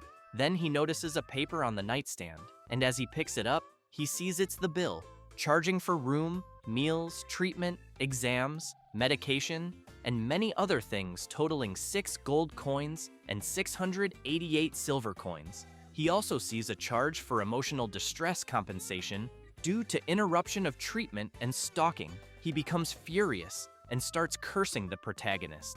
The next day, some clients are frightened, asking about the castration surgery and whether the protagonist is going to change their creature's gender. Kim explains that it's just a figure of speech and that, to be precise, the animal will need to be neutered. The creature in question is Julian, a Fenrir wolf who can ward off evil spirits. The owner starts yelling, wanting to know if the protagonist really intends to castrate his baby, and asks if he isn't being too cruel. Kim smiles and reminds him that he had said the creature was losing energy every day, that it's hard to care for its many offspring, and that the female's health is deteriorating due to excessive births. Feeling sorry for his pet, the owner admits it's true but insists the creature is still so young. Kim then approaches with a sinister look and asks if the man wants to calculate how many more pups there will be in 5 years, and whether he realizes he might be committing a heinous crime by illegally selling Fenrir wolf puppies. The owner panics and says no. Then he asks, if they go through with the surgery Kim is suggesting, what pleasure will his little creature have left in life? So the protagonist gets furious and yells, explaining to the owner that Julian is reproducing by instinct, not by choice, and that no matter how healthy he is, frequent mating causes rapid aging, shortens his lifespan, and lowers the quality of life for both the pet and the owner. After that, they begin to leave, and Pio says she'll help them schedule the surgery at the front desk. Kim sighs and comments that he has to say the same thing every single time. Then Pio mentions that his next client is the pet of her childhood friend, who is like family, and tells Kim to take good care of it. The protagonist laughs and says he'll do it with great pleasure. It doesn't take long before someone opens the door and politely asks to come in. She says she's there for a health checkup. Her pet, named Pop, is a large chicken that dances well. As soon as Kim observes the little creature, he's impressed by how shiny the feathers are and comments that Pop clearly looks super healthy. Pio pets the animal and says Pop is the biggest and healthiest of all the pets the protagonist has treated. Kim tells the owner that it seems she's taken very good care of the animal, but the owner, a bit upset about something, sighs and replies that yes. 20 minutes later, after the checkup, Kim is in love with the chicken and comments that, as expected, Pop is perfectly healthy enough to compete in a top-tier chicken contest. The pet owner yells, saying that Pop lost weight recently and she thinks something's wrong. Kim explains that it's not weight loss, it's just feather molting, but the owner keeps insisting that Pop even had a seizure while sleeping some time ago. The protagonist thinks the owner is clearly a hypochondriac, and she keeps insisting that yesterday Pop had a sore throat for no reason. Then she wants to know if he's sure it's not some infectious disease like a cold. Pio goes over to her friend and asks if Pop's throat often gets sore. Kim makes it clear that, up to this point, there's nothing abnormal and that she shouldn't worry too much. Unsatisfied, the owner replies, "Fine." Suddenly, Pio screams, calling the protagonist. She runs to him and says, "Pop disappeared somewhere." The owner arrives crying and says she stopped at the bathroom before going home, and, in that brief moment of distraction, her little creature vanished. Kim gets worried and emphasizes that he thinks the animal is still inside the hospital and that they will close all exits and windows first. Selena starts shouting that the clinic has a missing animal and tells everyone to stay in the waiting room for now. The patients begin to complain, with some saying that if they stay in one place too long, their pets get stressed, and others saying they need to leave soon. That's when Sonja appears with a powerful aura, and all the patients immediately fall silent in fear. After everyone searches the entire clinic, Kim wants to know if Pop likes or dislikes anything in particular. The owner, very scared, says she doesn't know, and fears that, since they haven't found her yet, it might mean she left the building. Kim states that the animal isn't big enough to open a door or jump out of a window, so he's certain she's still inside. Then Pio remembers something and says, "Pop loves men." Kim agrees and points out that some animals prefer deeper voices. However, the owner says she thinks it's not just that, and that Pop is on a whole different level. She then explains that Pop is truly obsessed with men, and her nickname is Man Crazy Bird. Kim quickly realizes that's why the bird was snuggling him so much. Selena comments that, in that case, there's only one place Pop could be. She says it's a room where a man is sleeping, and when they go there, they find Pop cuddling with Adrian. Kim comments that Adrian really must be the bird's type. He then turns to the owner and asks why she did this. She is completely embarrassed by the question. Then she comments that she knew something was wrong from the beginning. However, Kim makes it clear that, as a doctor, he has met different kinds of people, but never someone like her, who was disappointed that her pet was healthy. And he knows that, no matter how fast a chicken might be, he finds it hard to believe it could lose track considering its small steps. And even more impossible that it would avoid people's attention, open a door, and come in. So the protagonist asks Pio's friend to explain. She gets very embarrassed but says she did it because she wouldn't be believed as someone like herself. But if it were a famous doctor like the protagonist, then she again says that Pop is sick and missing, and that she would believe him. Kim gets confused about someone believing him, but wants to know who would. Trembling in fear, the girl says it's Baroness Clays. So she shouts, begging the protagonist to please save her pet Pop, because if he tells the Baroness that it's healthy, he'll be hunted. Then she says there's going to be a hunting competition next week, and apparently the Clays household is hosting a banquet for an important guest. And there's a rumor that Prince Theo will also attend, and that the Baroness herself said that for that meal, they would make Pop. which leaves everyone shocked, unable to believe it. Pio gets nervous and yells, wanting to know if that Baroness is crazy and why the hell she would want to eat her friend's pet, especially since they have many other large chickens. The girl starts crying and says she heard they died of a contagious disease last year. Kim, still shocked to hear this, comments that there must be other ingredients besides chicken and asks why that Baroness is so fixated on eating Pop. A bit embarrassed, the girl says it's because large fire chicken is good for vitality, which shocks the protagonist even more. Then Pio's friend emphasizes that among the chicken breeds, Pop's is the most famous for its exceptional fertility and for laying many eggs, being a symbol of fertility. And that's why families with members in the main wedding city often seek them out. Kim gets even more stunned and thinks that these kinds of people are everywhere. People trying to steal others' abilities by eating them, as if that would work. Pio's friend highlights that the Baroness had her eye on Pop for a while, but now she's threatening to kick them off the farm if they don't hand Pop over. Pio starts trembling with rage and wants to know if the Baroness is really using their livelihood as leverage to take a pet that's like family to them, because if so, she can't forgive them. So the girl screams, begging the protagonist to say that Pop has a contagious disease. Then she emphasizes that with his diagnostic report, those people will have to believe it. Kim becomes a bit uncertain about it and soon says he's sorry, making it clear that he can't do that, which leaves both Pio and Selena in disbelief. But he explains that the moment someone falsifies a diagnosis, they stop being a doctor. Then he emphasizes that they become a fraud, deceiving others with the life of another being. Then he wants to know how he could treat other animals with pride again after committing fraud over someone's life like that.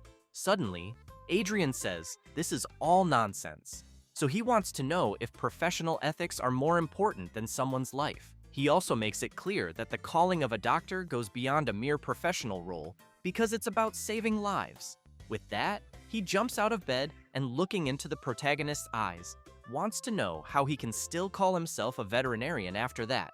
Kim says he'll assume he fakes a false diagnostic report about Pop, and that to be able to save her, he'd have to say it's a contagious disease strong enough to spread to humans. And then, at that moment, the poor animal would become a patient affected by a serious contagious disease. With that, he wants to know what would happen after that. So he makes an analogy with the close contact of the group, where the other animals that were in the same barn as Pop, what would happen to them. Therefore, he makes it clear that the barn could be shut down, and in the worst-case scenario, they could even request the culling of the animals. Then he looks at Pio and her friend and wants to know if in that case, he should tell them it was all a lie. He also wants to know, and if a contagious disease breaks out somewhere else, wouldn't people accuse that family about it? Kim turns to Adrian and emphasizes that the calling of a doctor is indeed to save lives, as he says.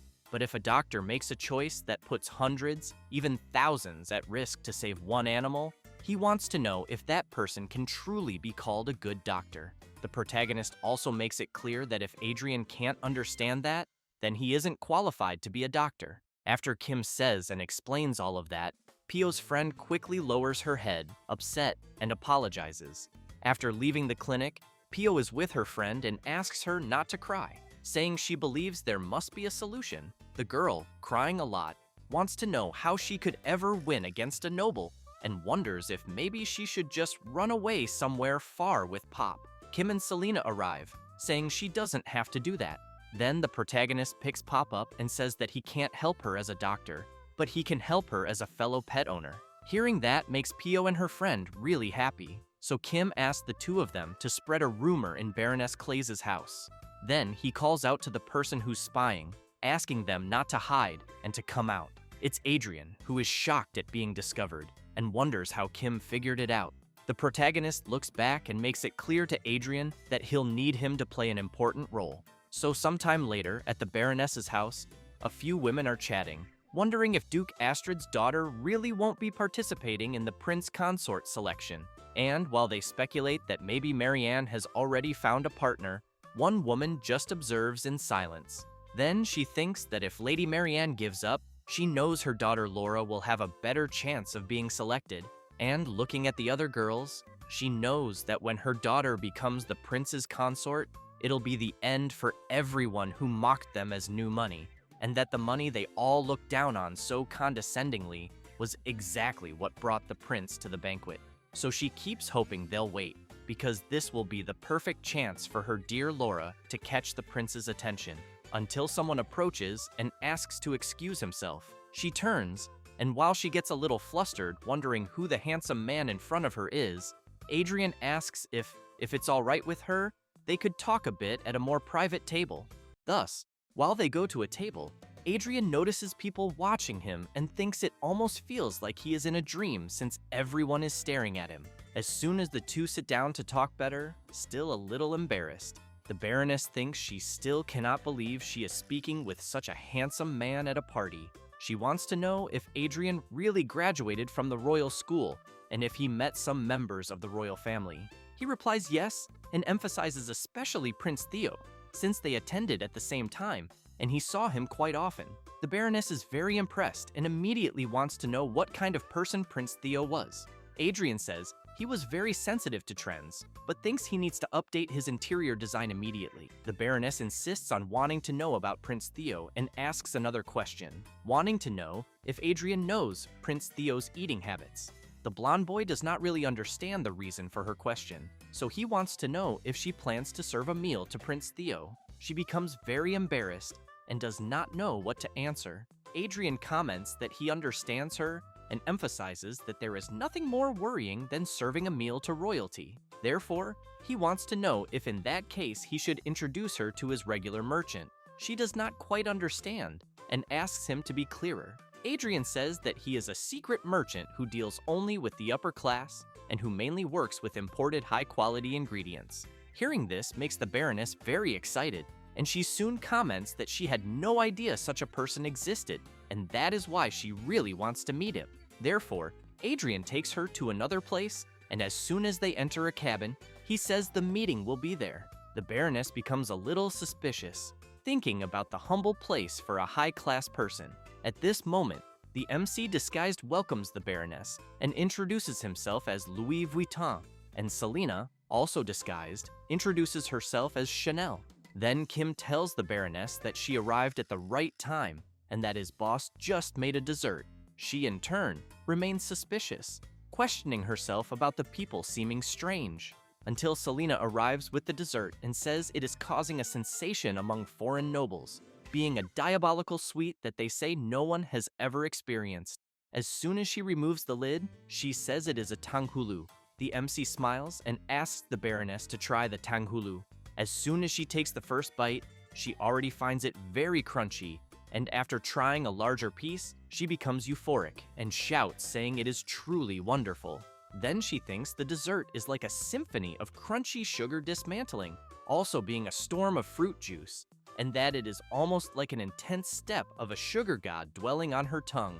And observing the MC and Selena, she concludes that she cannot believe such an incredible flavor exists, and that these people exist, until Adrian asks the MC to forget the sweets and show the real treasure because he heard that he recently acquired something very precious, being a magic that makes one go back in time, and that he also heard it was called the Plant of Immortality. Hearing this makes the Baroness even more curious and surprised. Kim becomes a little embarrassed and says that there is no intelligence comparable to Adrian's since he is right, but that although they cannot guarantee immortality, he can affirm that it is an ingredient for longevity. At that moment, the Baroness opens her mouth wide in disbelief at this story. Kim gives a slight smile and tells about the chickpea of eternal youth, which slows aging. Then the MC says that if the Baroness cooks and eats it, the food will slow aging and reduce the risk of several diseases in adults, besides the chickpea also being effective for constipation and hair loss. The Baroness, very impressed to learn this, immediately shouts that she wants to buy them all. However, the MC makes it clear that he thinks that will not be possible. Then he says that due to the very limited quantity, all his current stock is already reserved. Adrian tries to convince Kim to sell to them since they are regular customers, but the MC stands firm in his decision and explains that he has his circumstances because the customers have already reserved and plan to present them to the prince. At that moment, the Baroness thinks of something and soon after, shouts wanting to know if by chance one of those customers the MC mentioned has a daughter of marriageable age. While Kim asks how she knew that, he thinks it was already expected and that she is intending to become the prince's bride. Desperate, the Baroness shouts that she is willing to pay 10 times the reserved amount. However, the MC makes it very clear to her that he does not do business just for money and that what they truly seek is the universal truth, love for humanity and health. Selena, in turn, sick of the MC's idle talk, comments that she has much to say but for now will hold back. The Baroness becomes embarrassed, thinking she ended up showing her nouveau riche tendencies to such admirable people, until Adrian keeps insisting for the MC to sell a little to them, and then wants to know if it is not also a merchant's duty, in an act of love for humanity, to give the products to the people who most need them. The Baroness is quite surprised by Adrian's attitude. Kim takes a deep breath and comments that he is right, and that is why he will make a special exception and sell this time. With that, the Baroness becomes very happy to see she achieved something grand to present to Prince Theo. However, Kim calls the Baroness and says he has a small condition. Thus, he explains that the reason the grain she is taking is called chickpea is not only because it resembles a chick, but because it contains the mana of the great fire hen, the ancestor and divine beast of the great fire chicken. Then he also emphasizes that he heard those grains have a strong attachment to their own species, and therefore, those who eat these grains should not consume any animal related to chickens for a while. The Baroness is completely shocked to learn this, and, very worried, wants to know what happens if the person eats it. Kim says that all the benefits of the grain she is taking will be reversed, resulting in rapid aging, several adult diseases, constipation, and lastly, partial hair loss. The Baroness cannot believe it, and, knowing she went through so many troubles to buy them, questions herself about what she should do and whether she should ask for a refund. Until Adrian, with the same thought as the Baroness, takes a deep breath and says he went through so many troubles to buy them and therefore wants to know what he should do. Kim says his father often asks for roasted chicken dishes and that he always thought it was something for virility.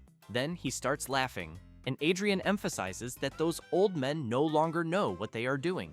The Baroness becomes awkward and replies that it is fine, but wants to know if roasted chicken dishes are not a bit old-fashioned. After that, already at the MC's veterinary clinic, after he tells Pio and her friend that the plan worked, they become very happy and grateful. Kim says it was nothing and shows a custom transport box for Pop and explains that it is made with the money they received from Baroness Clays. The girl starts crying and wants to know if the MC is really going to give it. Kim says they will be in trouble if she really loses Pop. While she thanks once again, the Mandrake becomes a little jealous of Pop clinging to the MC. Then, while the MC comments that if she needs help, she should call any time, the Mandrake spits directly on Pop. And while Kim wants to know if the girl would like to work there with them part-time occasionally, the atmosphere becomes tense between Pop and the Mandrake, until Pop tries to eat the Mandrake and everyone is in shock wanting to know what is happening. After putting Pop in the cage, the MC makes it clear to Pio's friend that when she comes to work part-time there, she is not to bring her little pet. Then Kim comments with Adrian that he will pay a fee for his help and that thanks to the performance, the plan worked and they made money. Thus, the MC hands Adrian 7 gold coins, who in turn wants to know if he will really receive that much. However, Kim emphasizes that after medical fees, lodging fees, and other expense, Adrian will be left with 312 silver coins, which drives him mad with rage at the MC, calling him a swindler and wanting to know if he is extorting money from him for trash treatment. He only calms down when hearing Selena saying that she was the one who performed the treatment, so he changes his mind and comments that it is no wonder her experience seems extraordinary. Selena makes it clear to Adrian that he should not underestimate the side effects of magic. He agrees and comments that after taking the medicine he received from her, he felt much better. She says she will give him one more additional prescription to continue taking. After a while, Selena asks the MC if it is really okay to let Adrian leave just like that. Kim becomes confused and asks why. Selena wants to know if he did not want another doctor at the hospital, since she knows Adrian's medical skills are not bad, and that he seems to work well with the MC. Kim becomes a little embarrassed and comments that there is some truth in what she just said. But for now, everything is fine, saying this while grabbing the bag of money he received, and Selena makes it clear that his greed for money has reached its peak. Meanwhile, elsewhere, while tea is being served, someone says that a hunting competition will be held there soon. It is Prince Theo Asheronus Elvania, third prince of the Kingdom of Elvania, who comments that he thought he would already have the monoceros in his hands. Then he asked Baron Doyle what happened. He laments and says he is still looking for opportunities, but emphasizes that there is never a moment when Kim Ohjin's veterinary clinic is empty. Theo makes it clear that this method of waiting for a moment with no one around is low class. Then he says that what should be done is to make them proudly present it in front of everyone. Doyle bows his head and agrees with the prince's wise words, and emphasizes that he has been a fool all this time. Theo then says that the movements of the first and second princes have been suspicious lately, since he knows that to subdue those irregulars at once, he needs the power of the monoceros. Then he emphasizes that if he does not ascend to the throne, Baron Doyle will also be in a bad situation. But while speaking, a creature keeps making noise in the background. With that, he becomes furious and shouts, wanting to know if Baron Doyle cannot silence his little pet. He becomes very frightened and quickly apologizes to the prince, but explains that it is time for his little animal to eat. While Prince Theo tries to calmly drink his tea, the wolf keeps making noise, and the Baron's butler tries to calm the creature by telling him to try eating a cucumber, but it ends up not caring at all. Then, while someone approaches with a portion of chickpeas, the butler keeps trying to calm it by saying he will give it an apple when they arrive at the mansion later. But as soon as the wolf sees the food, it quickly jumps, and as it tries to eat, it ends up scaring the man who was bringing the chickpeas. With that, Prince Theo is astonished to see his food thrown into the air, and as soon as he sees Baron Doyle's wolf eating the chickpeas, he begins to tremble with rage. Thus, he goes to the Baron and asks him to leave immediately. Back at the MC's veterinary clinic, Pio is telling the client that the Fenrir surgery was completed, but emphasizes that many accidents occur when they fall after waking up from anesthesia, and therefore asks the client to please watch the little animal carefully for a while. The old man is happy and begins to cry upon learning that his baby will be fine. Kim asks the man to return next week to remove the stitches, having said that he calls the next patient. It is Pio's friend with her little pet. Kim is surprised to see her, but wants to know what happened with Pop this time. As soon as they place the animal on the examination table, Turna says that it is not Pop, but rather her younger brother, Cheap. Kim comments that then it is no wonder he is not clinging to her neck. Turney continues saying that lately, Cheap has been sleeping all the time and coughing. The MC, after observing the animal for a bit, comments that maybe it is just a cold, but that it also seems Cheap has slight muscle weakness. Thus, Kim asks Tern to give the prescribed medicine once a day and feed him with warm water with dissolved brown sugar frequently. She thanks the MC and makes it clear that she will do that. However, the next day she returns saying to the MC that there was no improvement in her little animal and that somehow her dog also got sick, and that is why she brought both together. Kim, after briefly observing the animals, asks Turney if she is sure the symptoms are the same, because he thinks that if they are, it seems contagious. Thus, he makes it clear that he will hospitalize both since it would be problematic if it spread to others.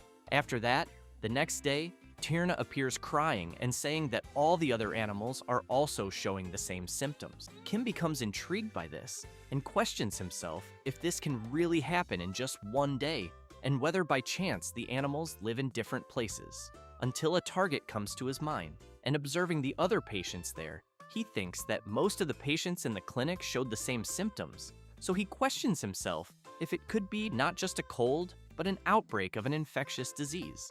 Thus, he shouts, asking all patients to please cover their noses and mouths and not touch anything with hands that touch the animals, and that everyone should wear gloves. Pio shouts next, informing that animals with symptoms of cold and lethargy go to the second floor and that all other animals should stay on the first floor. After some analyses, Kim says that the symptoms themselves are not severe, but emphasizes that the problem is that there is no improvement even with medication, and that he cannot predict if it will worsen. Selena emphasizes that it is also problematic that it affects all species indiscriminately, so she makes it clear that if this continues, she fears that at this rate it will spread widely in a short time. With that, a few days later, faced with several people crying for help, Selena thinks that her words have come true. Kim apologizes to the people and says that there are no more vacancies in the clinic and asks them to please go to another hospital. Some people shout, saying that all the other hospitals are already full too. Hearing this leaves the MC very worried, thinking that the situation is worse than he imagined, until the Lord who owns the giant rabbit arrives shouting, asking the MC to please take a look at his Elizabeth. Kim looks at her and immediately wants to know how a pet that stays indoors can catch an infectious disease. So he asks the Lord if he took her for a walk somewhere. He replies no and explains that he has been playing with her at home, but emphasizes that for some reason Elizabeth was bored, so he bought her a friend and fears that this is what brought the disease. Kim cannot believe that the Lord actually bought a turtle for the huge rabbit. Then, he apologizes and makes it clear that he cannot examine her. The Lord becomes quite impressed and asks the reason. The MC says that the clinic is already full of hospitalized patients. The Lord wants to know if that really is the problem. Then he turns, calls his butler, and asks which is the nearest building around. He replies that there are two in the alley, but as soon as he shows the location on the map, he explains that one of them is empty. While the Lord says that he will lend the MC one of his buildings, he keeps thinking that the Lord who owns Elizabeth seemed to be just rich. But in the end, he is a real estate magnate. Thus, very moved by the Lord's idea, he wants to know if he has ever considered adopting a person. With that, the MC ended up operating a temporary annex. Then, very happy, he breathes a sigh of relief and comments that at least one problem was solved. However, he soon realizes that it is not quite like that, because now that he has two places to treat patients, he knows that by developing the medical team and treating patients alone in two places, this absolutely will not work. Then he thinks that he needs one more doctor to make it work. Meanwhile, at Veterinarian Adrian's house, he is commenting about the clinic being empty again and wonders the reason. His butler says that to begin with, they did not have many patients, and since Adrian is frequently away from the clinic, he thinks even the occasional patients stopped going. Adrian becomes irritated and asks if it could be because of Kim Ohjin after all. The butler tries to explain better, saying that it is not that, but Adrian does not want to hear it, and comments that he knew the problem was the idiot Kim Ohjin. The butler calls Adrian's attention and says that there is an outbreak of infectious disease in the MC's town, and that he suspects they will ask for support soon. Adrian becomes excited at the thought of the MC asking for support until someone appears asking permission and calling for Mr. Adrian. Then he says that a letter has just arrived from Kim Ohjin. Adrian asks his butler to read the letter because he is eager to hear how Kim is politely asking for help. The butler begins to read the letter and says that Kim Ohjin really tried not to contact Mr. Adrian, but that given the situation, he had no choice but to send a letter, and that it was not to be misunderstood because he was also irritated, but that he knew that in any case, Adrian had no patience after all.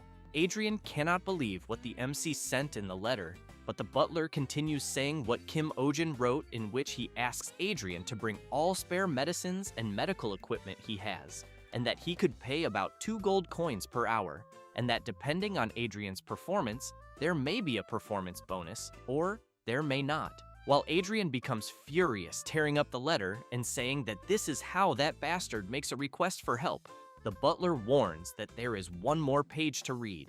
Then he says that the MC is saying that Selena is suffering from overwork. As soon as he hears that, Adrian quickly prepares himself and makes it clear to his butler that he will not be able to return for a while. The butler wants to know how long Mr. Adrian will be away. He turns around and with a smile emphasizes that he will be away until the war against the epidemic ends, because where there is disease is where a doctor should be. The butler cannot believe his master's words, but only comments that he understands.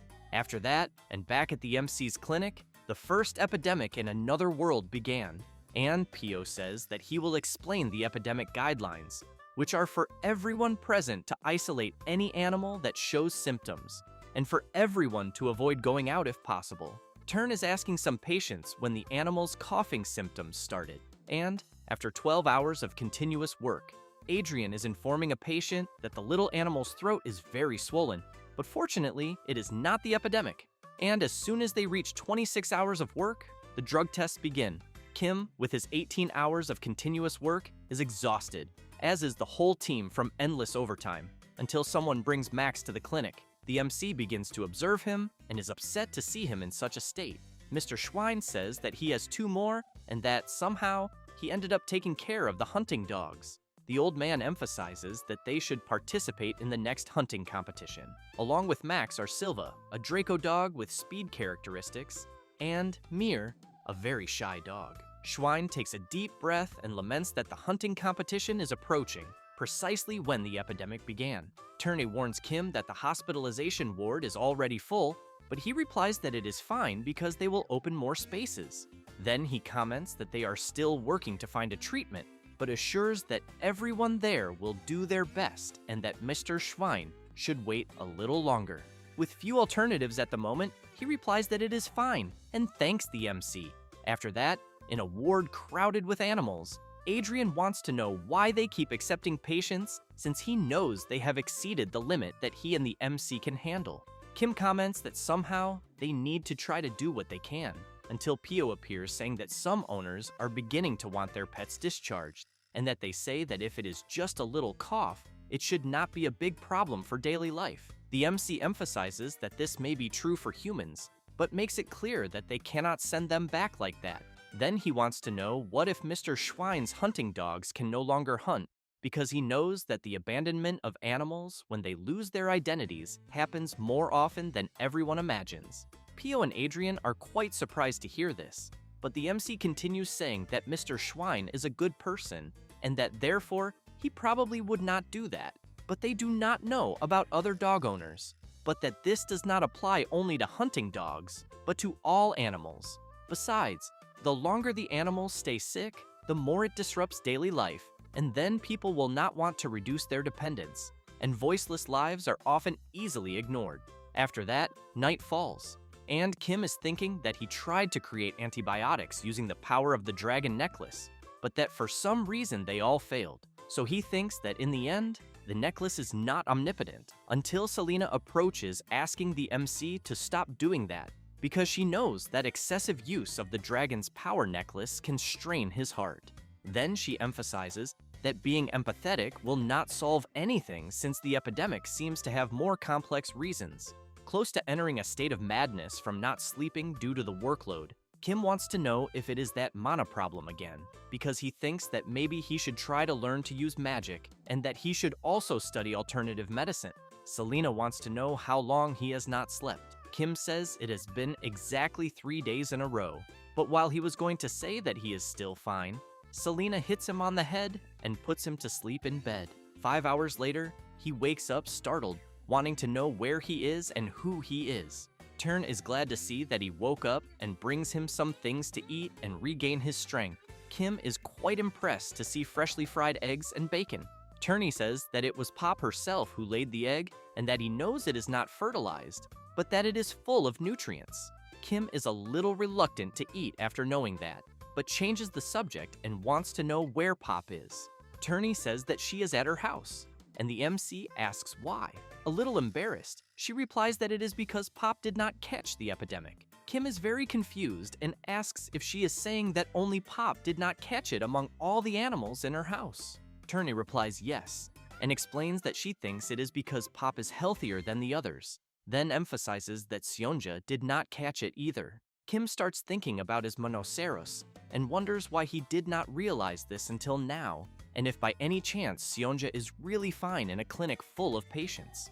Then he begins to think about Pop and Sionja together and wonders what the common point between the two is, whether it could be diet, preferences, blood type, or even luck. After joining Adrian at work, he still keeps questioning himself about the common points, and Adrian keeps watching him without understanding anything. Meanwhile, Pio is trying to calm the Mandrake and Sionja so they do not fight, but the Mandrake spits right in the middle of the black cat's forehead, and the MC ends up seeing this and gets an idea. Then he remembers that earlier Pop took a spit on the forehead from the Mandrake, and while watching Sionja trying to eat the plant, He concludes that it can only be the mandrake's saliva that prevented Seonja and Pop from catching the epidemic. Therefore, they collect a little of the clean saliva from Seonja's face, place it in an observation container, add an experimental plant contaminated with the saliva of an infected patient, and if the gray experimental plant turns green, they will know it was a success. With this, they start shouting happily upon discovering that they created a cure for the epidemic. Kim and his whole group start crying with joy and captivating the mandrake.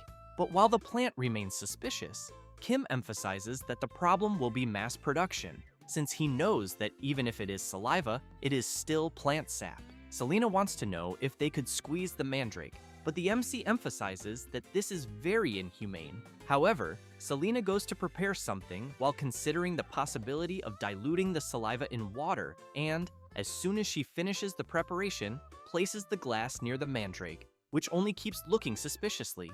The plant begins to smell the straw, and as soon as it starts drinking, it falls in love. And while it keeps drinking, Selena tries to take advantage of the distraction to grab one of the leaves. Then, she squeezes the leaf, and soon sap begins to drip. Kim is very impressed to see how much they managed to collect in an instant.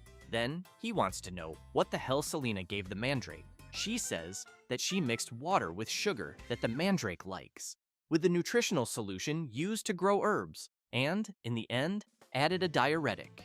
Both Adrian and the MC keep observing the suspicious yellow color of the liquid in the container and begin to imagine that it can only be what they are thinking, since Selena said she added a diuretic to the mixture. However, Kim does not care, and while preparing something, comments that medicine is medicine and that he will start making the cure immediately. The next day, Pio is happy to see that Max's cough stopped and that his strength returned. Kim is glad to know this, and, while petting the dog, comments that Max did well to overcome the epidemic. And, after a while, the MC is applying the cure to one of the patient's animals, and, as soon as he finishes, asks Pio if it was the last vaccination. She replies yes. Kim comments that then he will just write the dosage prescription, until at that moment, someone starts knocking hard on the door. It is Baron Doyle and his henchmen, shouting that they are there to arrest the MC.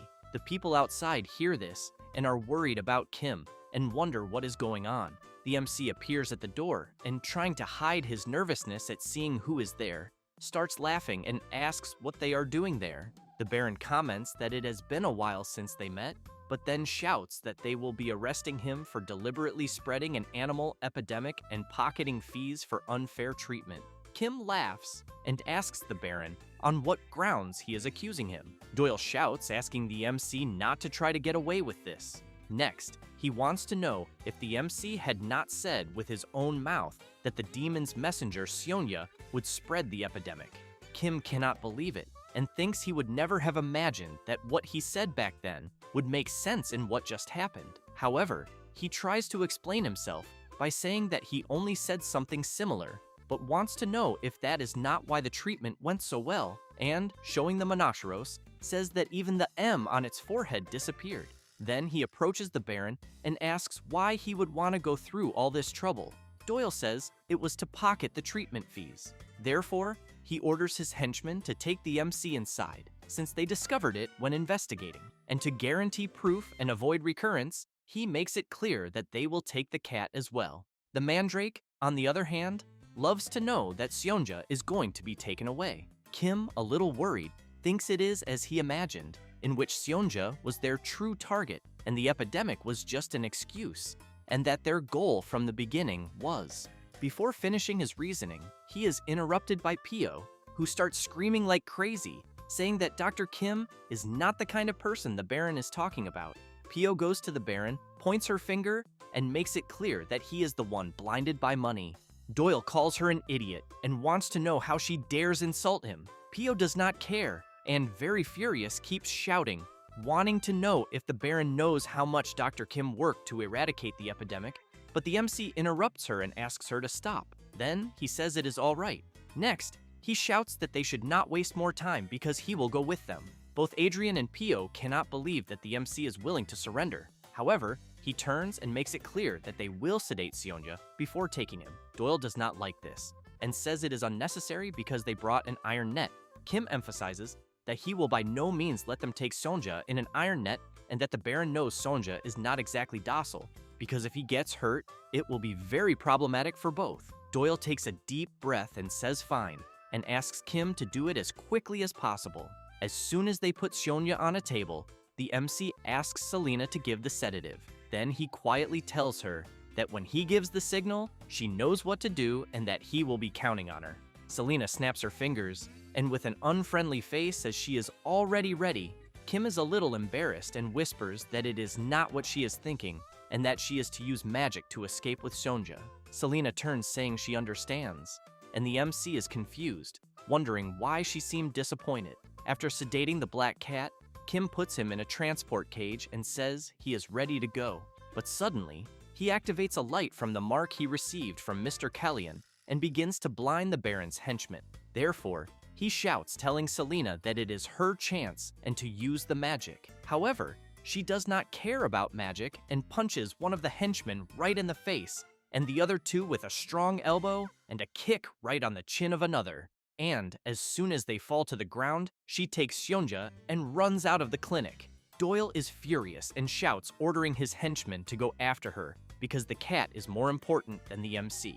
Kim says that the true face of the Baron is being revealed. Doyle goes crazy with rage, grabs the MC, and calls him scum, making it clear that he will not let him escape this. Then he asks his henchmen to destroy everything there. Pio stands in front of them and shouts that she will not let that happen. She says that the clinic is where they care for patients, and that she will not forgive them if they damage the place.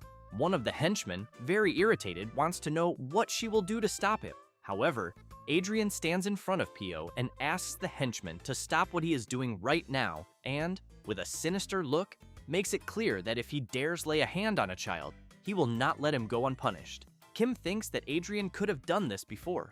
Therefore, the Baron says that there are many eyes there and orders his henchmen to just take the MC. Pio is worried, but Kim says it is all right and that he will be back soon. Then he makes it clear to her and Adrian that he is counting on them to take care of the clinic while he is away. Next, the MC keeps thinking about Selena and hopes that she takes good care of Sonja.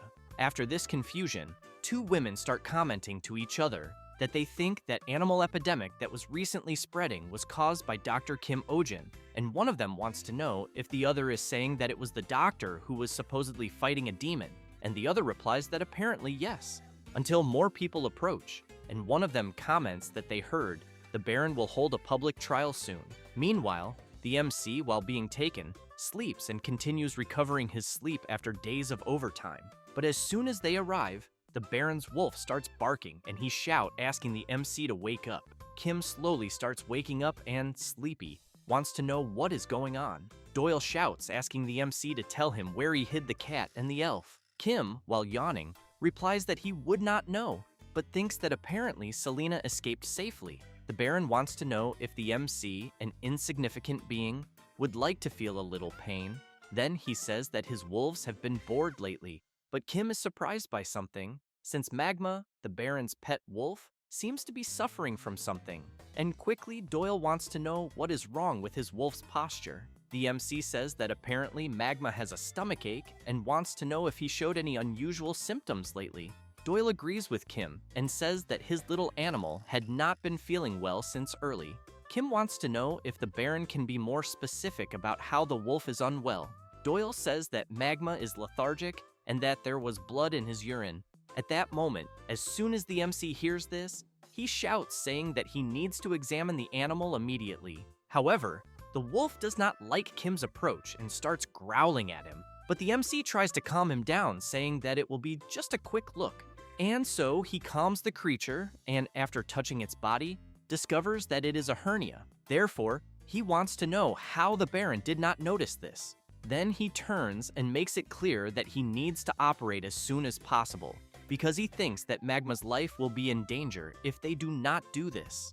The Baron is very scared, not believing that his little pet is in danger. After a while, outside the Baron's castle, someone is lurking. It is Selena and Sonja with his grown horn. She asks Sonja to calm down because she is sure Kim is safe. Meanwhile, inside the castle, the MC is shouting, asking to take Magma to a clean room immediately, and to prepare the listed tools and medicines because the surgery will begin. While Kim completes the anesthesia and disinfection, Doyle is apprehensive, waiting for the surgery to end. The MC continues doing his work while the Baron's henchmen assist him with the tools. However, one of them asks Doyle to wear one of the aprons they are using. He is a bit reluctant about it since he knows it is a maid's apron, but his henchman explains that the MC said it is to prevent infection.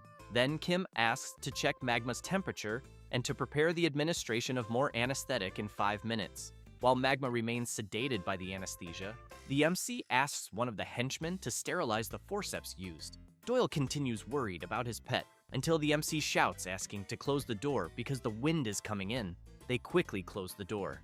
Outside, a man wants to know if they can really trust the MC, and another stresses that he probably doesn't have good feelings towards them. Then he emphasizes that he has never heard of the disease called hernia that he mentioned. Doyle comments that it is not like that, and leaves the man confused, trying to understand what the Baron is trying to say. Then he turns and, looking at a portrait on the wall, says that Magma's mother died with the same symptoms, so he wonders if his pet is suffering from the same disease. He thinks this while staring at the portrait of Angela, Magma's mother. After a while, on a table, there are several papers, and the Baron wants to know what it is. One of his butlers says they are petitions.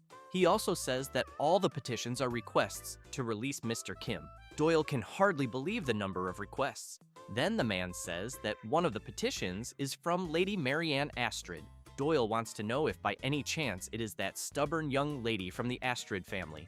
As soon as he starts reading the petition, he realizes that she is saying Lady Marianne will denounce them to His Majesty the King for false accusations if they don't release Kim Ohjin immediately. At that moment, the henchman who is assisting the MC in the surgery opens the door and says they are finished. The Baron immediately runs out shouting for Magma. His henchman says the surgery was a success, and that the MC said to give medication for a week and then remove the stitches. Doyle thanks God that his baby is fine, but then remembers something and sees the MC sleeping deeply. The henchman comments that Kim said he had not been able to sleep recently because of the epidemic, but he wants to know if they should already take him back to prison immediately. Kim starts drooling from so much sleep. Doyle sees this and comments that there is no need to put the shackles back on. After a while, the night goes by, and the MC, while still sleeping, begins to dream and questions where he is. And as soon as he hears voices, he also wants to know if they could be from his mother and father. Then he understands that he is at his parents' house, and while he sees his mother commenting that she thinks her son's clinic is in trouble again, the MC realizes that it is a dream, until his father sighs deeply and comments that they had told their son to go to medical school, but he didn't listen. Then the scene changes, and a creature walks slowly. Kim wonders if it could be a cat or a lion, and, while being licked, he asks himself if it might be an animal he treated. Hugged warmly by a Monacaros, he feels warm and pleasant. Meanwhile, Prince Theo is furious, wanting to know if the Baron really lost the Monacaros again. Doyle says that apparently the creature was delivered to the Order Etherion. The prince is very surprised and immediately wants to know what the Baron is talking about. He says that the elf named Selena, who was with Kim Ohjin, seems to have been an agent of the Order Etherion, and that there is also a report of her encounter with a suspicious group of elves. Theo doesn't like knowing this, and shouts that the Baron can't do anything right. He lowers his head and says that he is very sorry and asks for the deepest apologies. Then he wants to know if they can release Kim Ohjin. Theo wants to know what he means, and Doyle says they are in a difficult position because of the constant complaints, and that it is not only the commoners, but even the nobles are making a fuss. The prince begins to tremble with anger and says that the Baron can do as he wishes.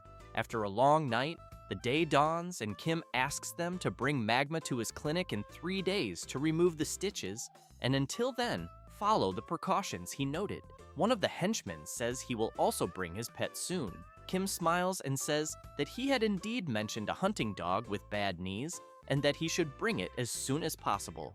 The other man asks the MC to be careful from now on, and Kim thanks him, until the MC is surprised by something as he sees his whole group along with the animals running towards him. The mandrake, so happy, jumps out of the ground and goes straight to the MC, who immediately wants to know what everyone is doing there. The Lord wants to know what he means by that, since they were all waiting for him to come out.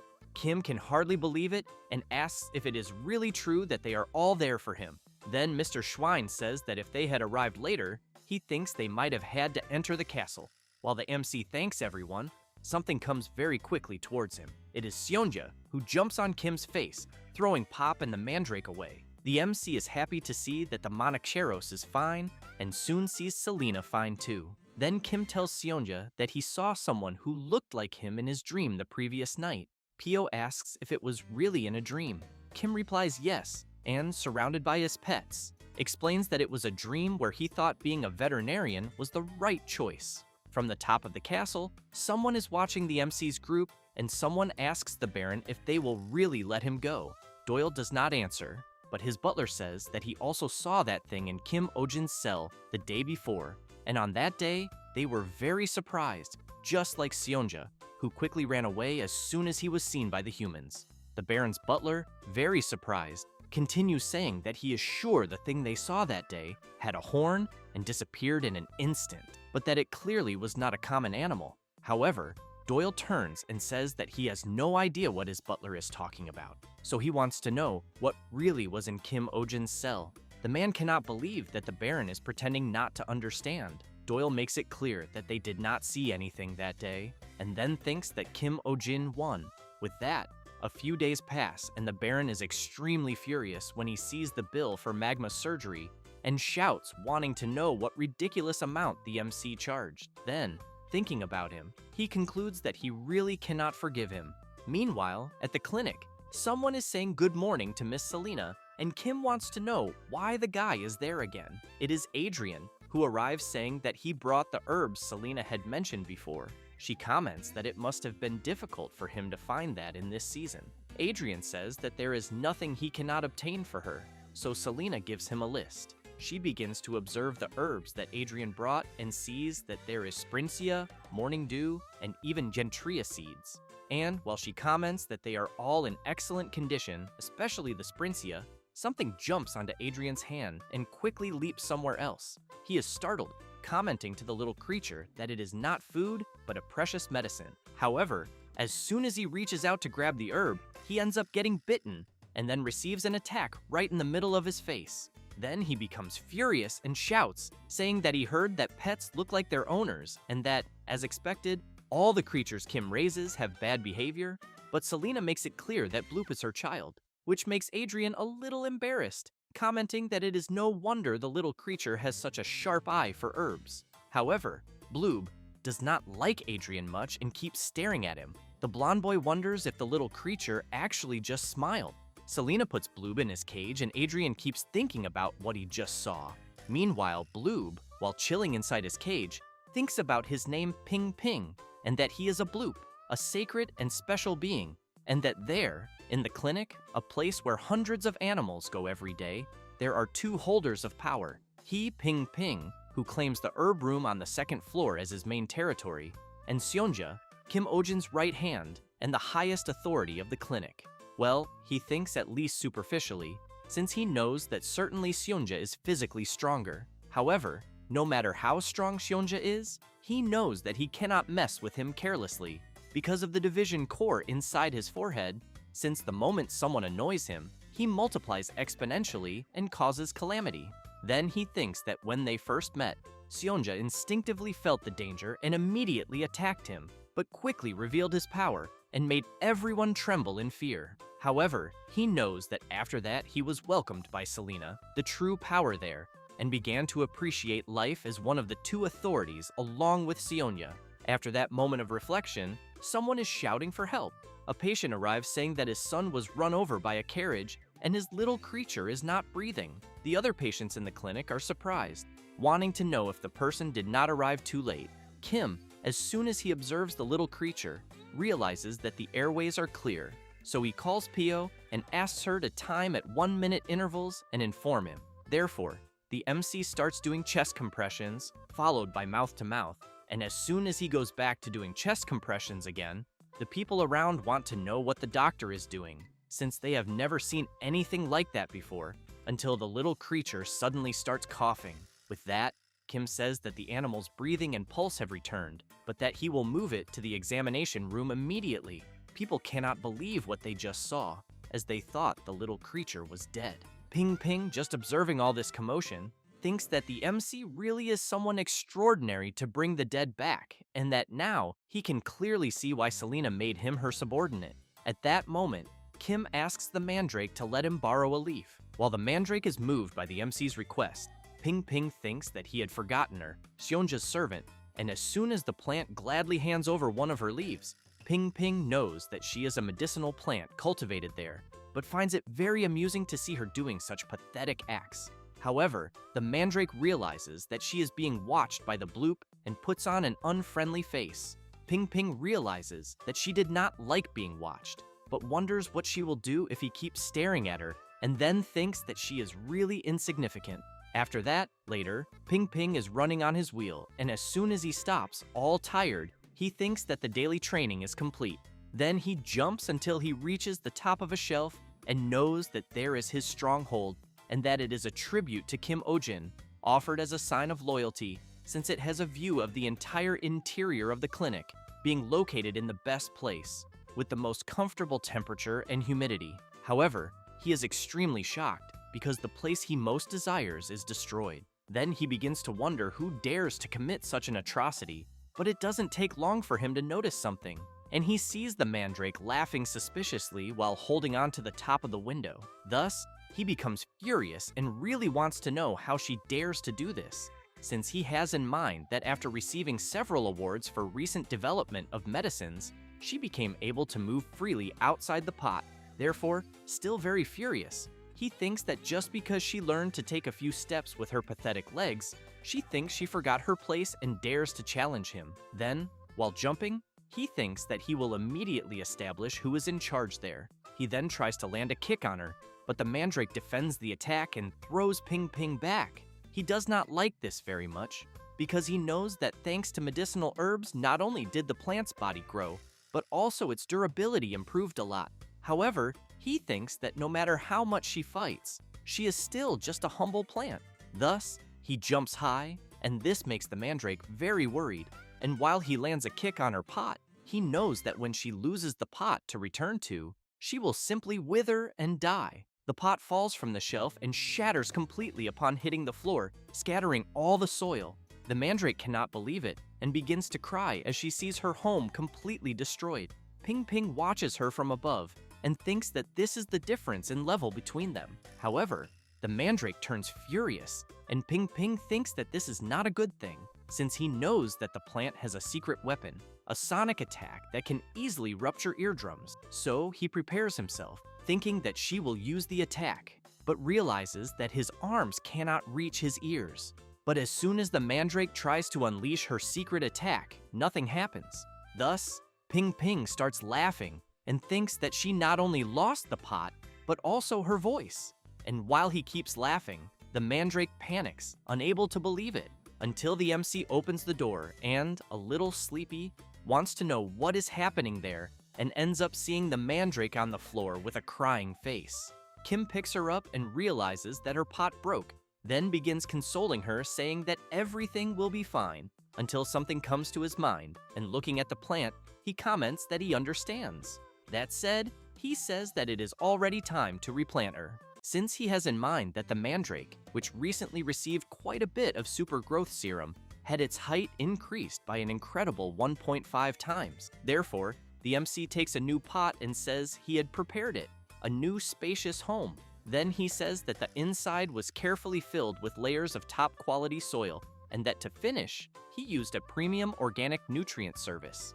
Kim gets excited, claps his hands, and congratulates the mandrake on the new home. However, he sees that she is very weak and discouraged, and immediately wants to know why she is like that. He tries to play with her, but the mandrake is very frail.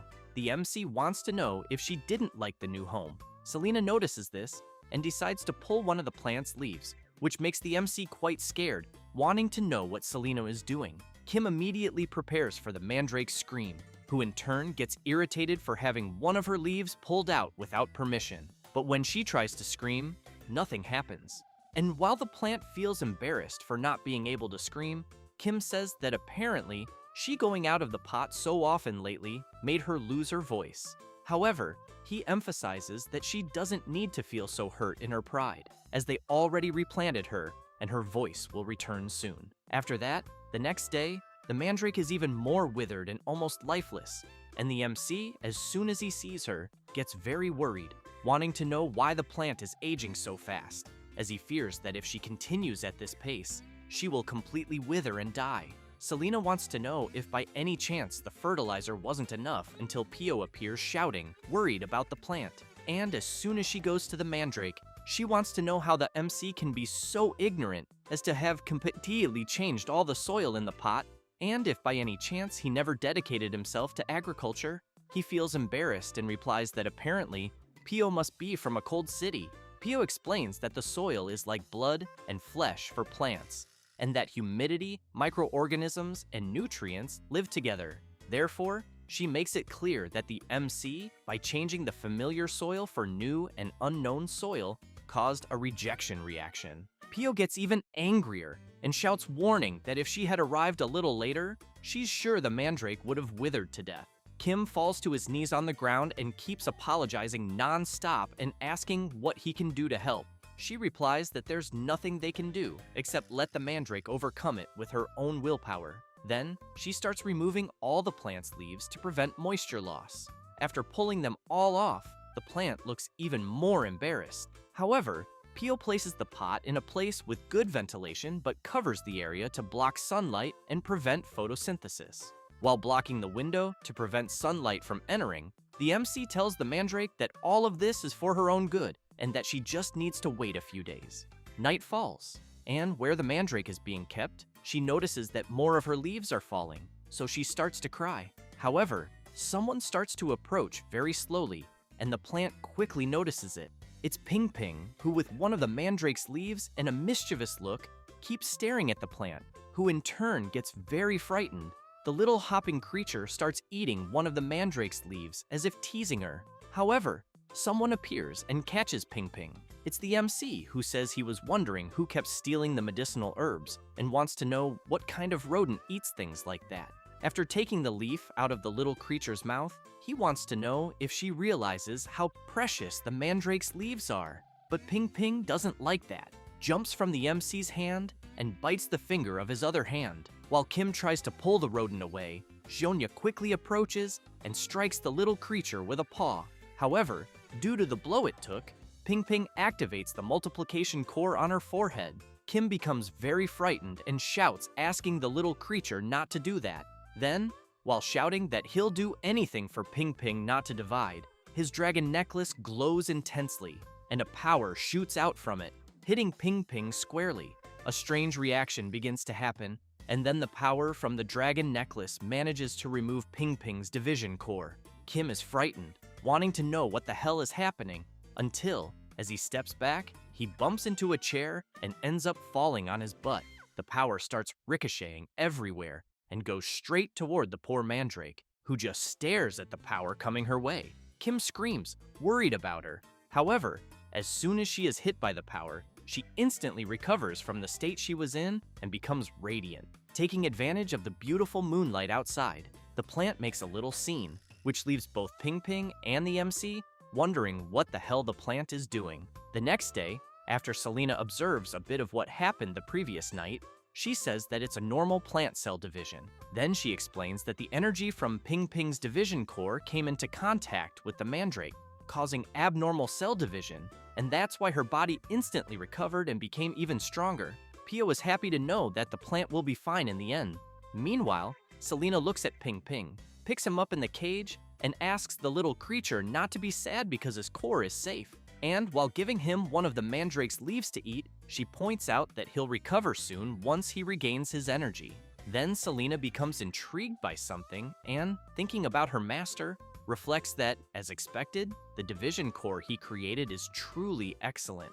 Next, Pio says there's a scary ghost story in the Western Forest known as the Tale of the Legless Beauty, and that, although she appears to be a beautiful woman with long hair, in reality, they say she's a man-eating monster with vicious teeth. Without hind legs, she crawls on her front limbs, appearing when she hears a baby crying, and some even say she's the vengeful spirit of a yokai who went mad after losing her child. Kim grabs Seonja tightly and, terrified, asks Pio to stop, saying she should say something that makes sense. She insists it's true. Kim says that no one has seen her, so he thinks it's a lie. But Selena says she has seen this woman in the forest. The MC becomes even more scared, wanting to know if she's joking, and Selena says she saw her in the western forest the previous week. Then she explains that there were traces of something crawling on its front limbs all over the place, and that thanks to that, there were fewer people around, so she could gather herbs comfortably. Then Kim becomes even more frightened when he hears a strange sound, and on the other side of the door, the sound grows even louder. Both Pio and the MC are terrified, and Selena comments that it seems like someone is there. But as soon as they open the door, they see the dog Max with something in his mouth. Kim starts petting him and wants to know what he's holding. As soon as he takes it, he realizes it's a piece of Mr. Schwein's clothing and wonders if something happened to him. However, he soon runs after him with Max, and as soon as they find him, Schwein wants to know what the MC wants. Kim sighs in relief and says he found a piece of his clothing in Max's mouth and thought something had happened. Schwein explains that it's just a comfort item for the dog, and the MC gets annoyed for worrying for nothing. The old man also says he thinks Max was bored because he's been very busy lately. Kim wants to know if Schwein is working that late at night, and he says there's a situation going on, asking if the MC can see the net on the tree in front. He replies that he can. Schwein says there's a kitten trapped inside the net, and Kim becomes confused, asking the old man to be clearer. He explains that recently, hunters have been getting close to the western forest and have set up nets like that everywhere, and that young animals keep getting caught. Kim thinks that even in this world he's currently in, there are still those bastards. Then they go to where the kitten is trapped, and Mr. Schwein says that the net is hanging very high and that he can't pull it down. So he says he'll be back soon with a stick. Kim says he understands and that he is worried about the kitten's health. Then he notices something strange and, seeing some marks on the tree, wants to know what they are. Schwein is impressed and says he thinks they're scratches, as if something had clawed at it. Kim looks to the side and sees some footprints around the tree, commenting that they're quite peculiar, almost as if an animal with only front paws had been crawling. He says this while thinking about the monster Pio mentioned. Then he wants to know why the old man is suddenly making crying sounds, so he tells him not to joke about it because he really hates that kind of thing. Schwein starts sweating nervously and replies that he's not making any sound. At that moment, a creature with sharp teeth approaches and begins moving toward them. Both the old man and the MC get scared and scream, saying that the legless monster has arrived. However, as the creature gets closer, they see that it's not the monster the MC was imagining. Then he realizes it's just a fox, and that apparently the animal injured its hind legs, which is why the footprints were dragged. Then, from inside the net, the creatures trapped there begin to make noise, and the fox reacts to it, quickly trying to climb the tree with her claws. Kim notices that the creature is reacting to the kitten's cries. The fox tirelessly continues trying to climb the tree, and the little animals trapped in the net start moving, causing the net to sway from side to side. Kim comments that at this rate they're going to fall, and it doesn't take long for the net to come loose. The MC prepares himself and jumps, grabbing the net with the little animals inside. As soon as he sees they're safe, he feels relieved. However, he notices something and sees that it's not just a kitten there. There's also a fox cub that already seems to be dead. At that moment, the fox appears behind the MC with bloodshot eyes, and he turns around, very worried. Seeing the furious creature, he thinks he let his guard down, but a vial is thrown and hits the fox, spilling something over her. Kim realizes it's a tranquilizer that quickly knocks the fox to the ground. The MC sees it was Selena's doing, and she wants to know if he's hurt. He is very happy to see her and thanks her several times, but wants to know what she's doing there. Selena says she was curious about the creature they mentioned earlier, but in the end, it was just a celestial fox, which is known for having a cry that resembles a woman's voice. Kim wastes no time and quickly starts treating the creature since she's in bad shape with many wounds. When he touches one of the fox's paws, he sees there are also bullet wounds on the hind legs, and thinks that's why the creature was only using the front ones. Selena comments that apparently the fox gave birth recently since her teats are swollen, but there are slight traces of nursing, suggesting she hasn't been feeding her young for a while. Kim becomes intrigued and wonders if the fox cub that was caught in the net was her child. The night before, in the middle of the forest, someone stood before a fox cub complaining that it would be better if it were an adult fox. The other hunter says that even so, he thinks a white fox is rare, so it must fetch a good price. Then one of them notices something, and the mother fox of the fallen cub appears. She quickly charges at one of them, who becomes very frightened, but several shots are fired. One of them, badly injured, says he thinks he got lucky and tells his friend to get out of there. The fox returns to her cubs, and one of the little creatures becomes very alert upon noticing that its mother has returned. However, her hind legs are completely injured from the gunshots she took. But even so, she doesn't stop from picking up her cub to take him away. Once they reach a safe place, she places her cub on the ground, and he begins to nurse.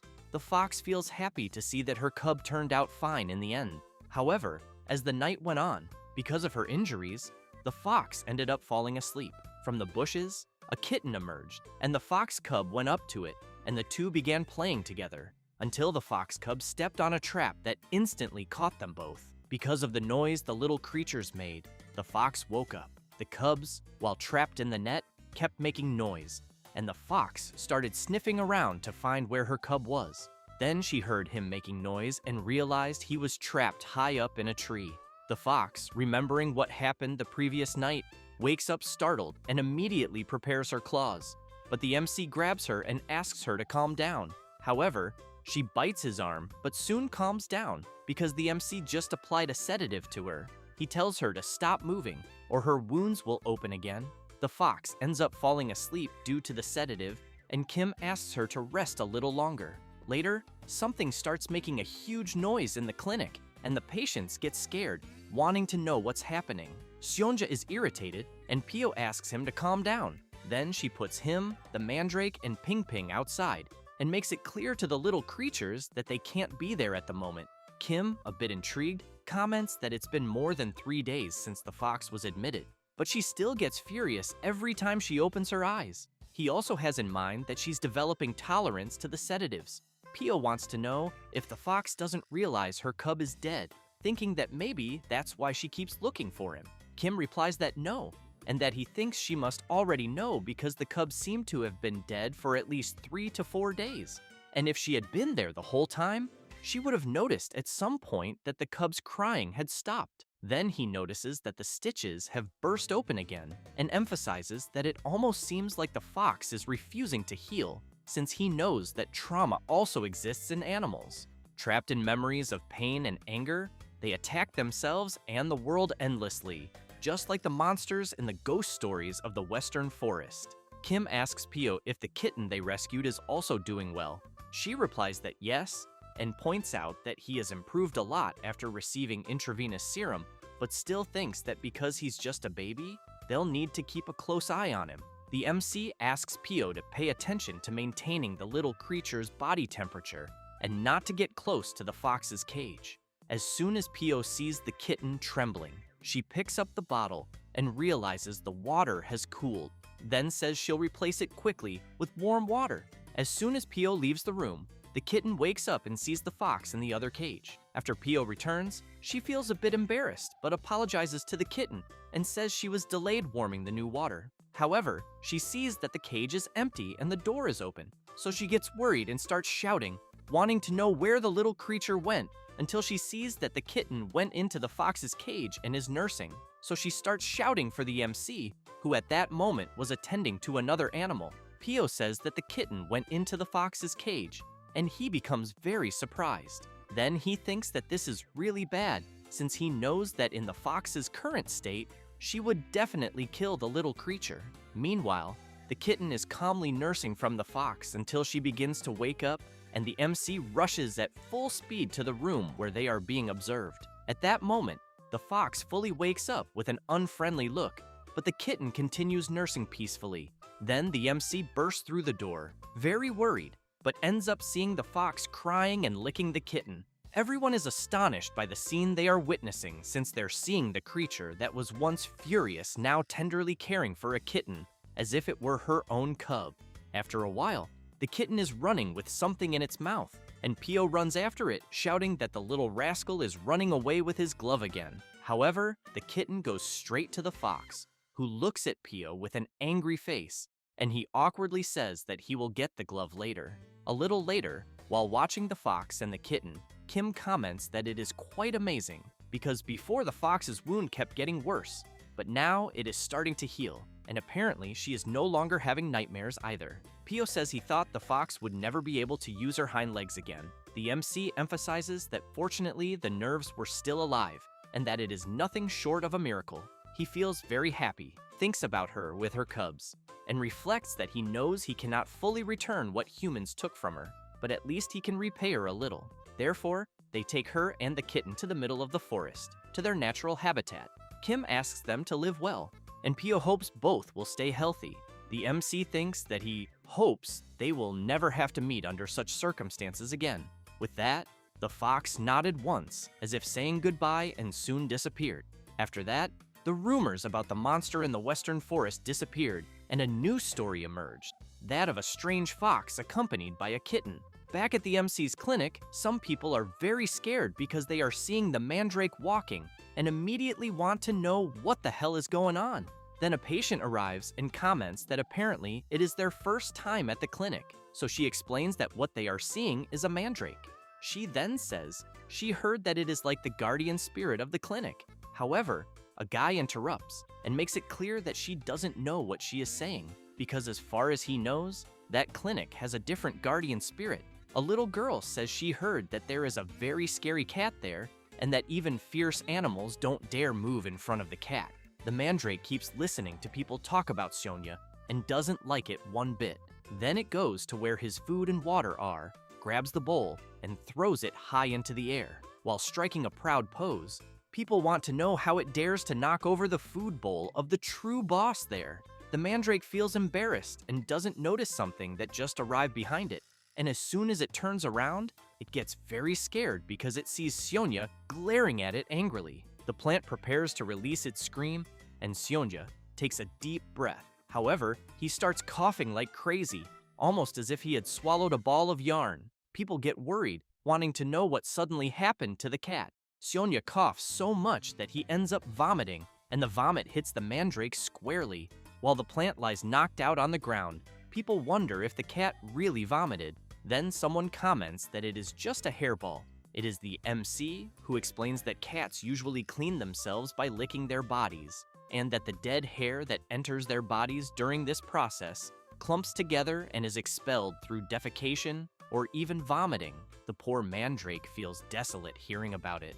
Then Kim grabs a brush and says that he has been too busy to brush Sionja's fur lately, as he knows he should give him a good brushing after all this time. However, an hour later, the MC, terribly tired and covered in fur, finds it very strange because it never seems to end. He then comments that at this rate, it might be possible hair loss, and that if it continues like this, Sionya might go bald.